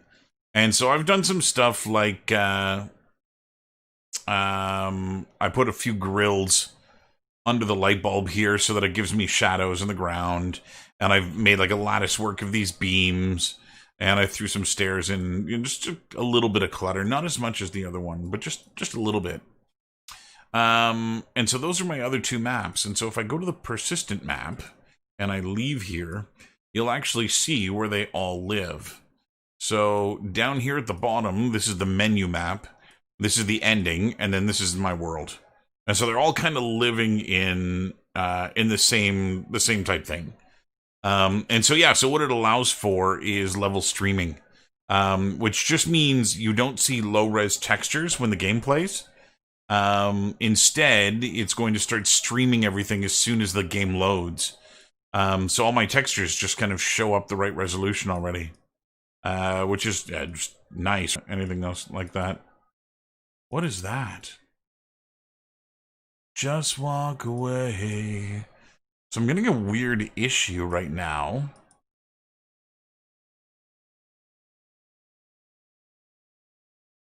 Are you kidding me? That's all showing up as Tote 2? So if I move this... That's crazy. Why is that happening? Make sure I didn't make any other totes. I didn't even know that this was something you could do. But apparently, I've gone and made all of Tote 2 one object.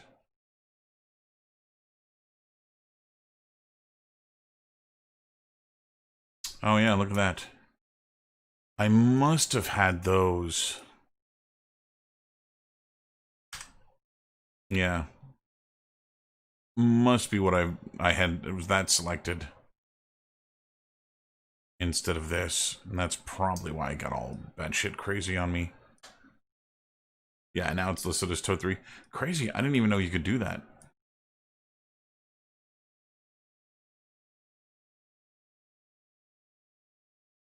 She said, I'm in heaven tonight. Lying out of my mind. One look, I'm hooked for the running. My heart started pumping. Put 3 of these guys here.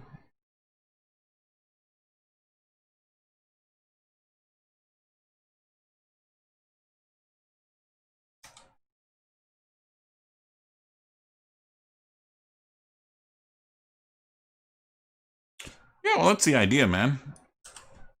That's why I like doing these things. I need more of you people to understand and appreciate the awesome that is Unreal. Stop fucking working in Unity.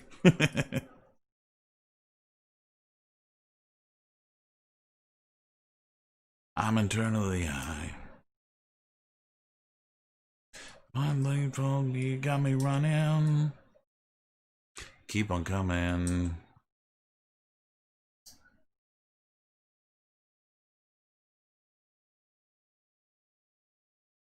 What the hell happened there?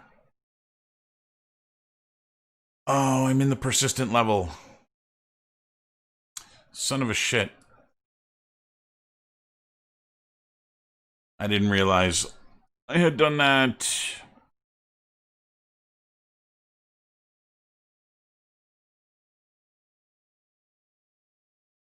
Yeah, that was stupid. Okay. Delete these totes again.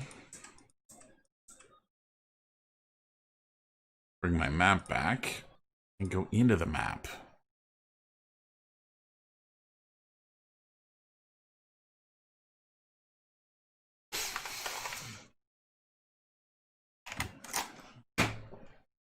Do do do do do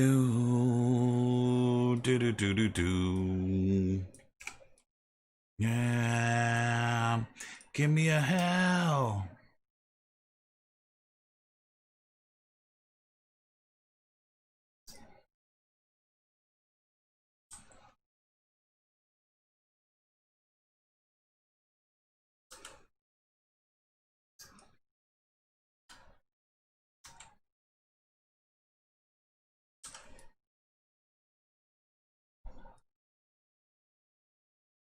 Pedal through the floor.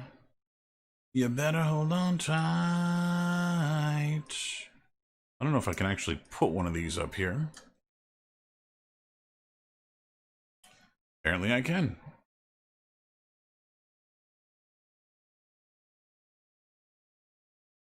Doo-doo-doo-doo. Ba-doo-doo-ba-doo-doo-doo. Let's go back into meshes here. And throw a few cardboard boxes here.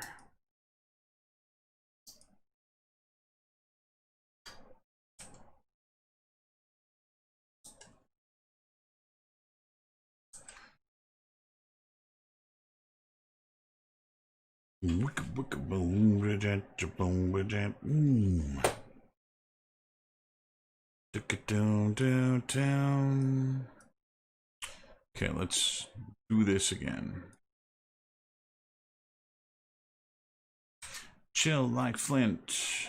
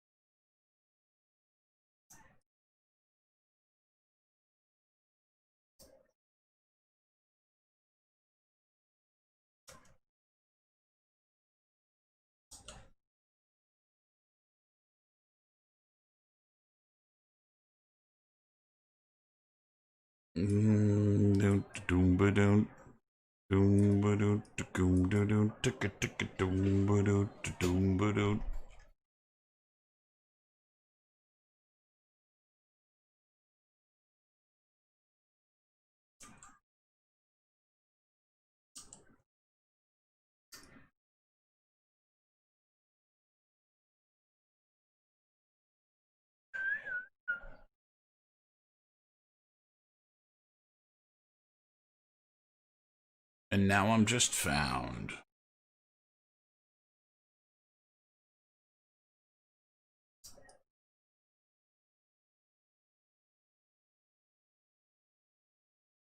Cowboy baby. I wanna be a cowboy baby. Dong ba dum dong ba dum tucka tucka dong ga dong ga dong ga dong.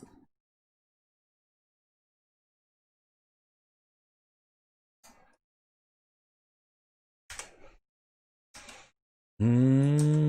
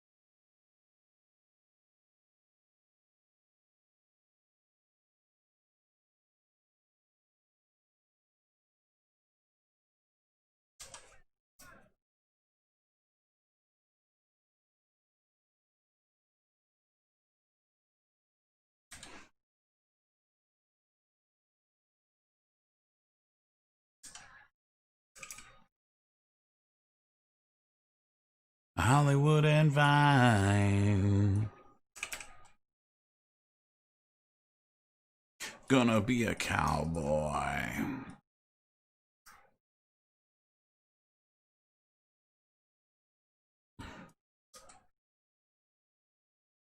Gonna be a cowboy.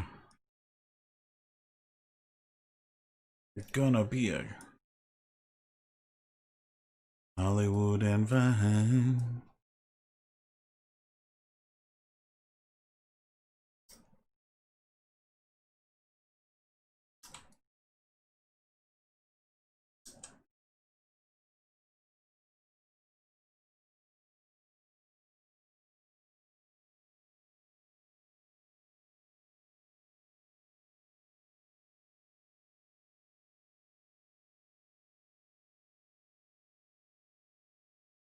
Didn't she tell me? Where do I go tonight?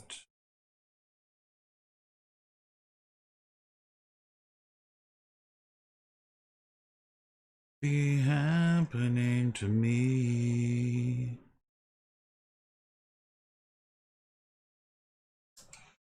Just walked away.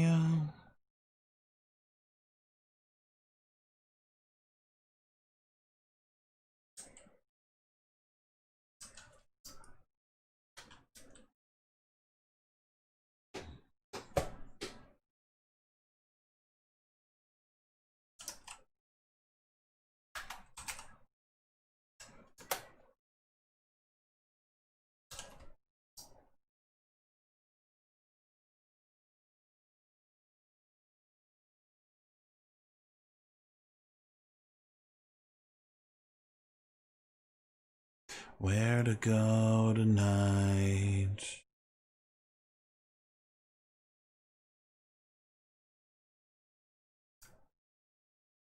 Walked away.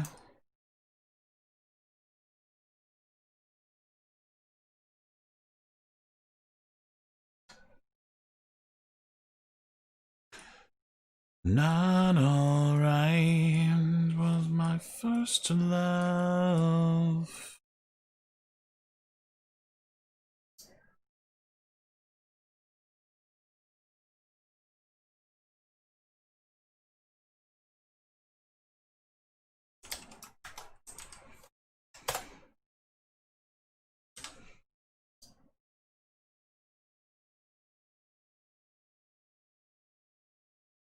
Boom, boom.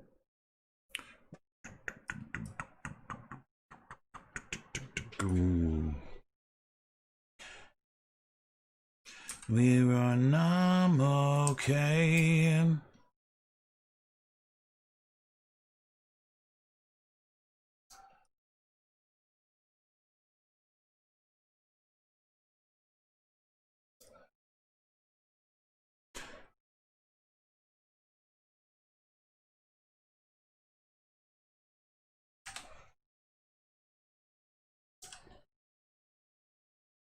You got it, brother. Have a good night.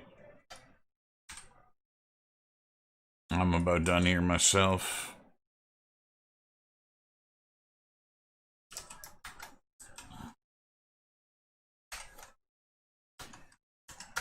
And when she leaves you for dead.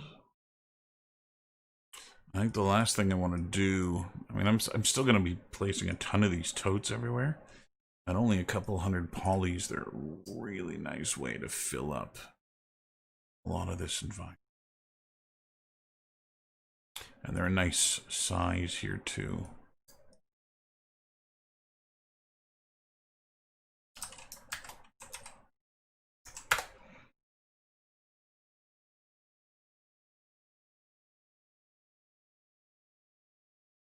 Let's put one here on an angle.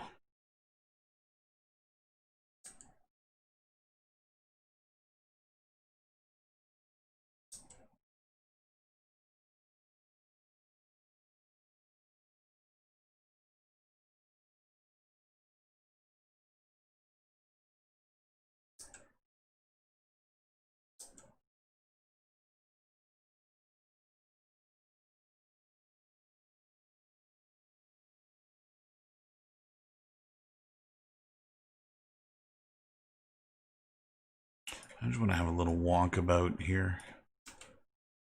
See how full it's starting to look now that I got these totes in here. I just want to get a good chunk of them going.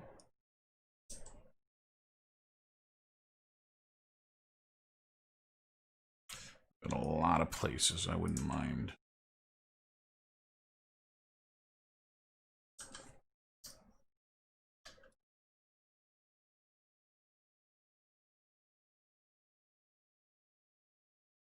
The other thing that this is doing is it's changing my lighting. I don't even know if anybody's still here. It's changing my lighting because I'm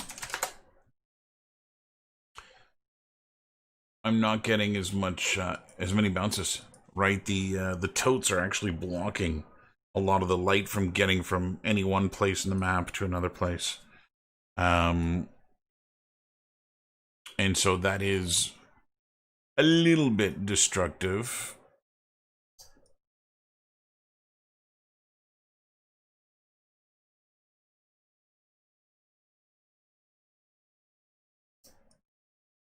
Make a little mini stack of these.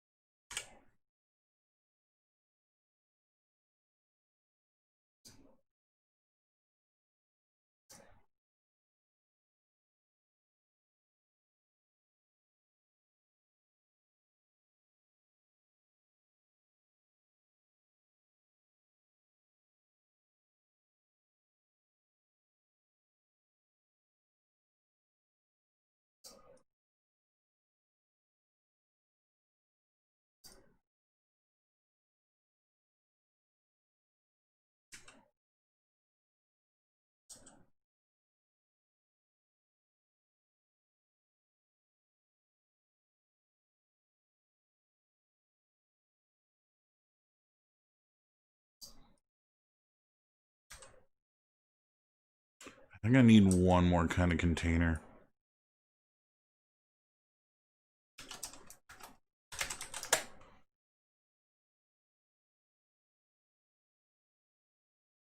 That's not what I wanted.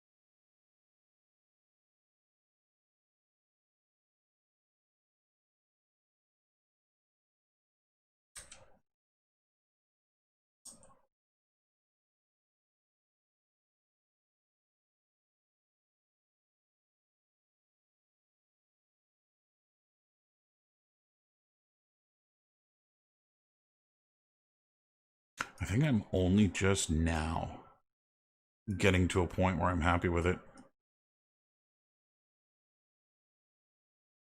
What's up, Bray?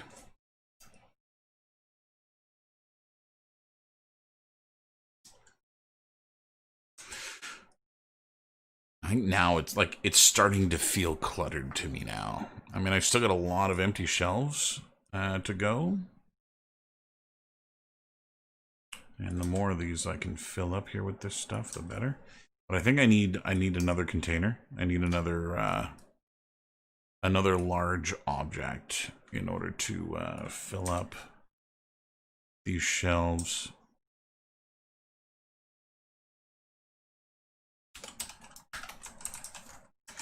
Certain kind of sadness,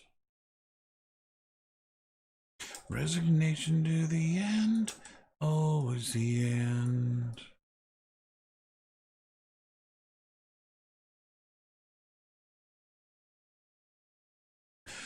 That we would still be friends, that it was over.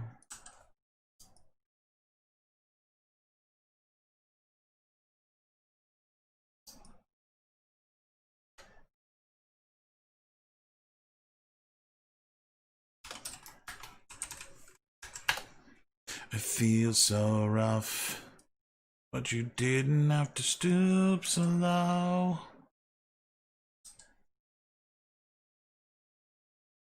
I don't need the love used to know. Not a bad idea, but the thing that I like about these boxes, as opposed to doing something like that, is how specific that is. Right? If I make a sporting good box, you're going to recognize the same tennis racket over and over and over. And that kind of you lose the illusion a little bit. And so yeah, I need something like there could be anything inside this Rubbermaid tote. I think one of the things I'm going to make, I'm just thinking about cluttered homes and stuff like that.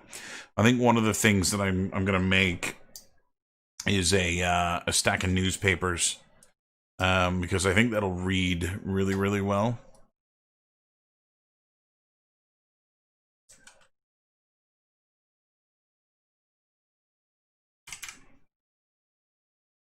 And I need the love that I used to know.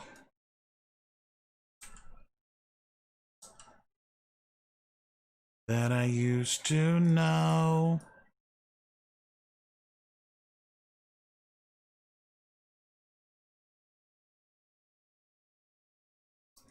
There's no interior to it, so technically I cannot.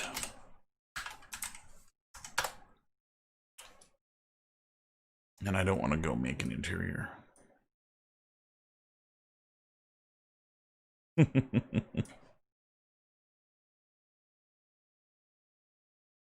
need to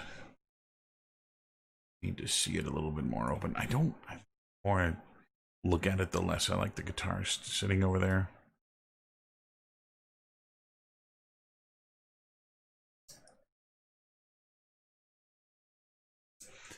Oh, I wanna be inside you.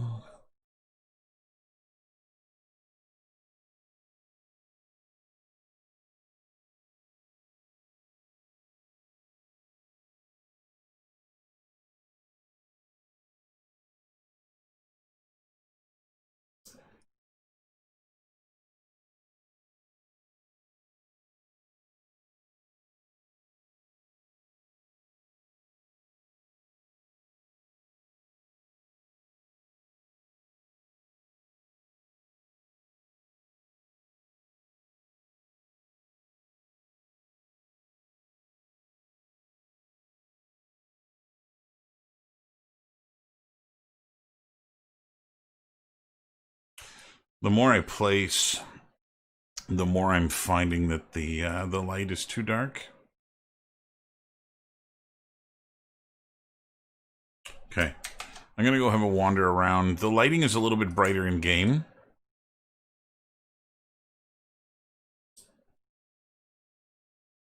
Down in a hole, living no small.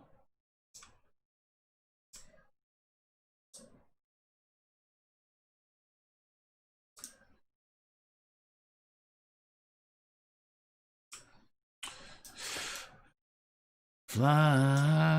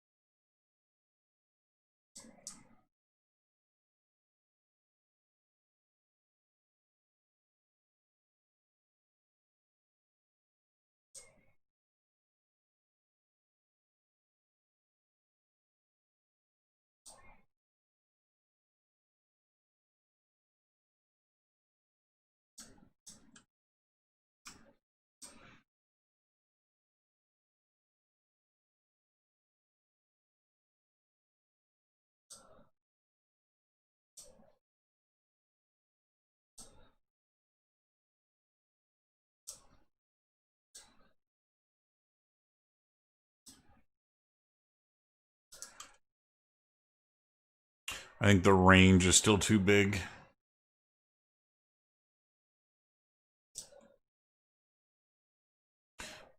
I'm definitely getting to the point where I really like the clutter here now. This shelf still feels really empty to me. Oh, I wanna be inside of you.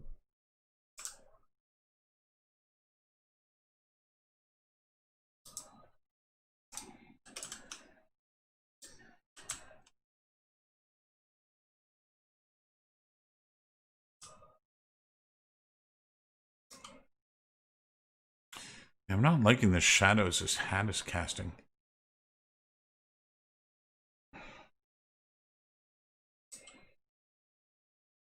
Down in a hole, losing so small. Down in a hole.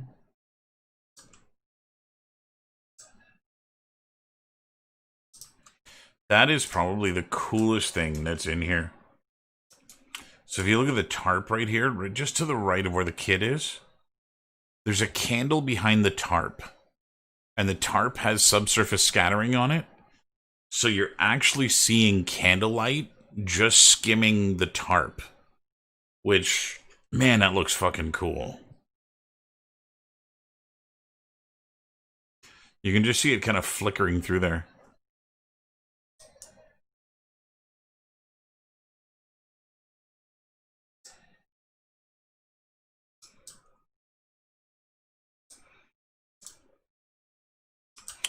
Oh, I don't like that I can walk up on that.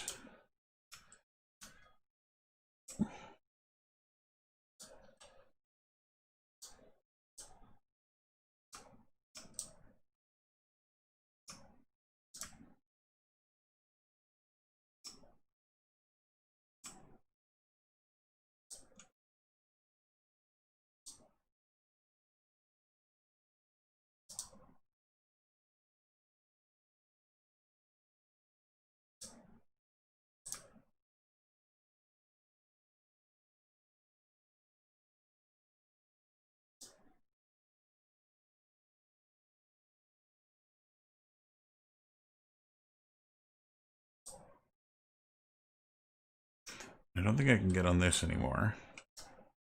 Oh no, I totally can. Okay.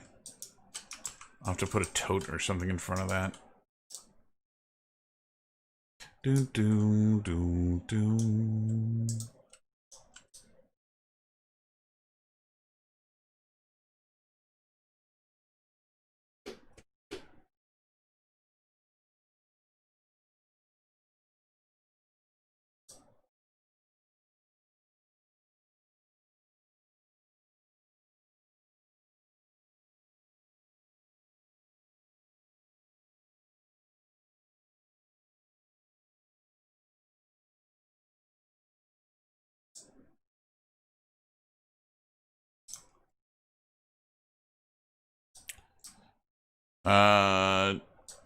It's not really something I can fix.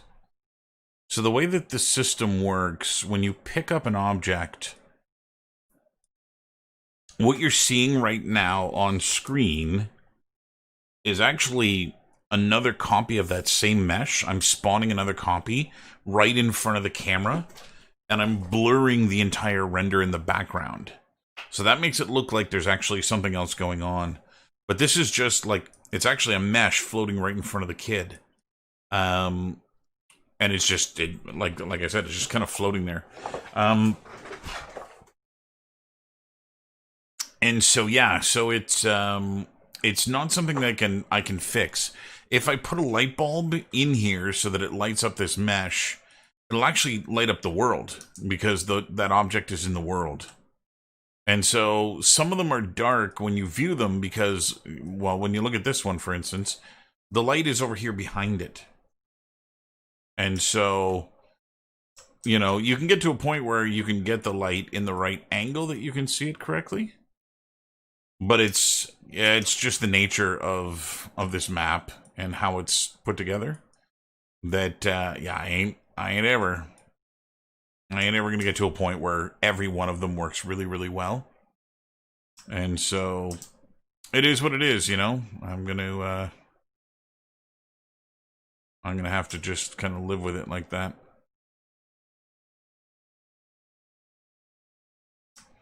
Some of them work really, really nice. Like if I go and put the light to my back like this and pick up the brain, you know, you'll get really nice lighting from that.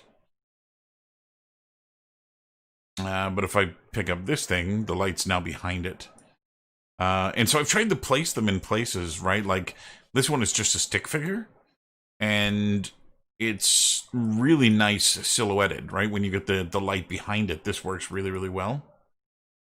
Oh, you're worried about the calendar. Watch this. The calendar works really, really well. And the reason for that is that when you stand over here, there's a very bright light behind you. So when you pick up the calendar, it actually works really well. The calendar is actually one of the ones that is lit better than almost anything else.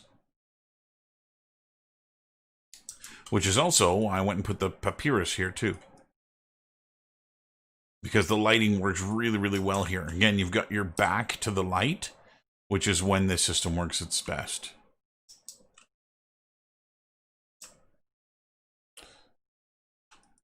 And so, yeah, you know, the bubblegum's not fantastic, but there's not a lot to view there. And so, you know, it works. Oh, yeah, I've got to fix that.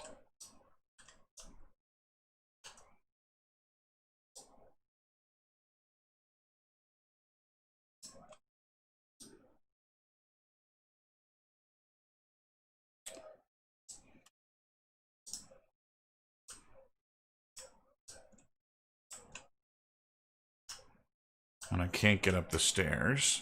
At least I hope I can't get up the stairs.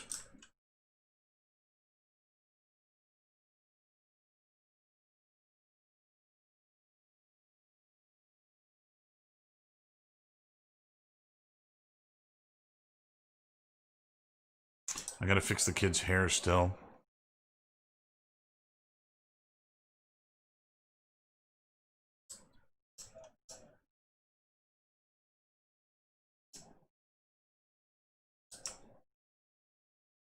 Oh, that's a problem. Yeah, okay. I gotta put something there. I hung my head, I hung my head.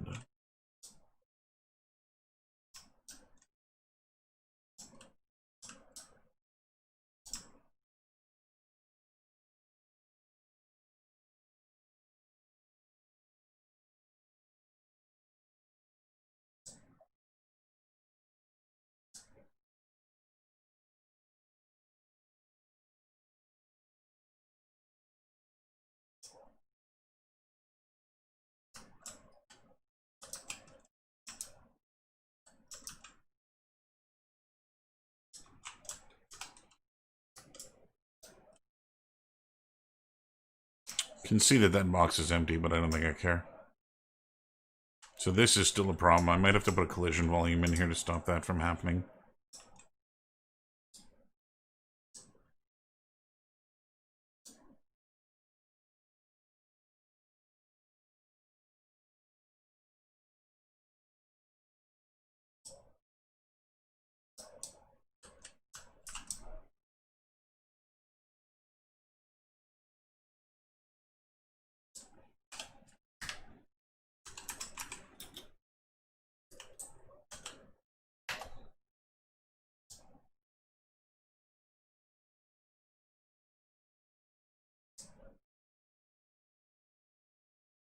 So I'm definitely starting to feel the FPS.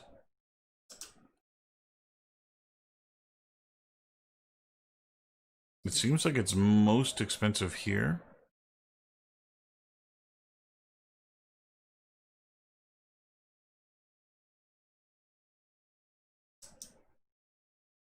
Yeah, I'm dipping down to 2223, and I've got a 2080 Ti. And so it may be time to optimize some of these meshes here. And back up to 40. There's 50. There's 60. There's 70 FPS here.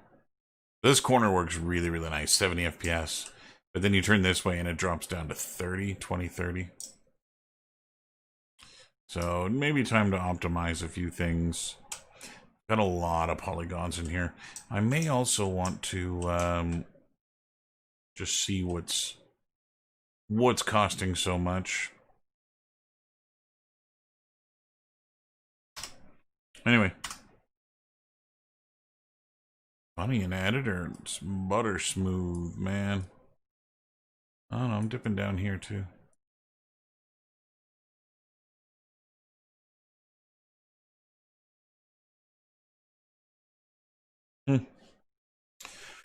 Okay, anyway, I'm done for the night. Progress again.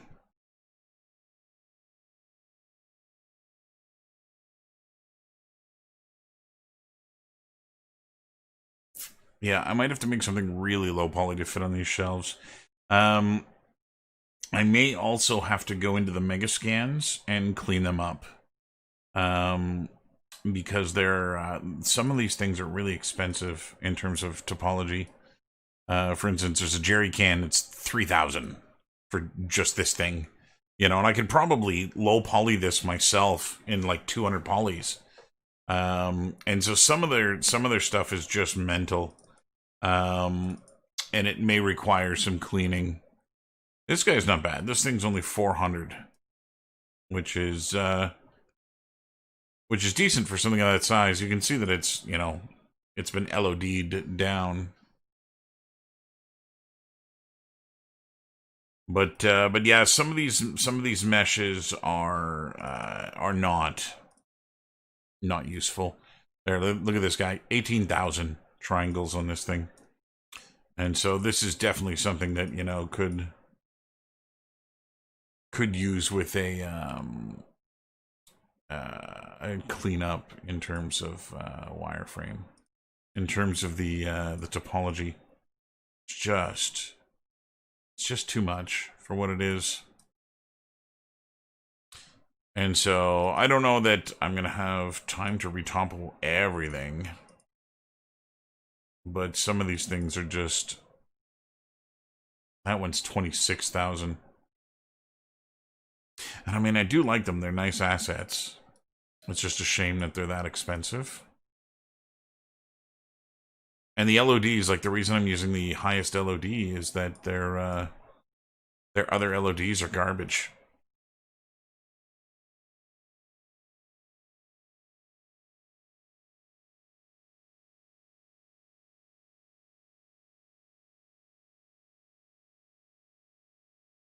And so anyway, got to do some performance testing here, some profiling, and see where all the expense is going and what I can do to clean that up. Anyway, that'll do it for me for this evening. Let's do this again tomorrow night, shall we?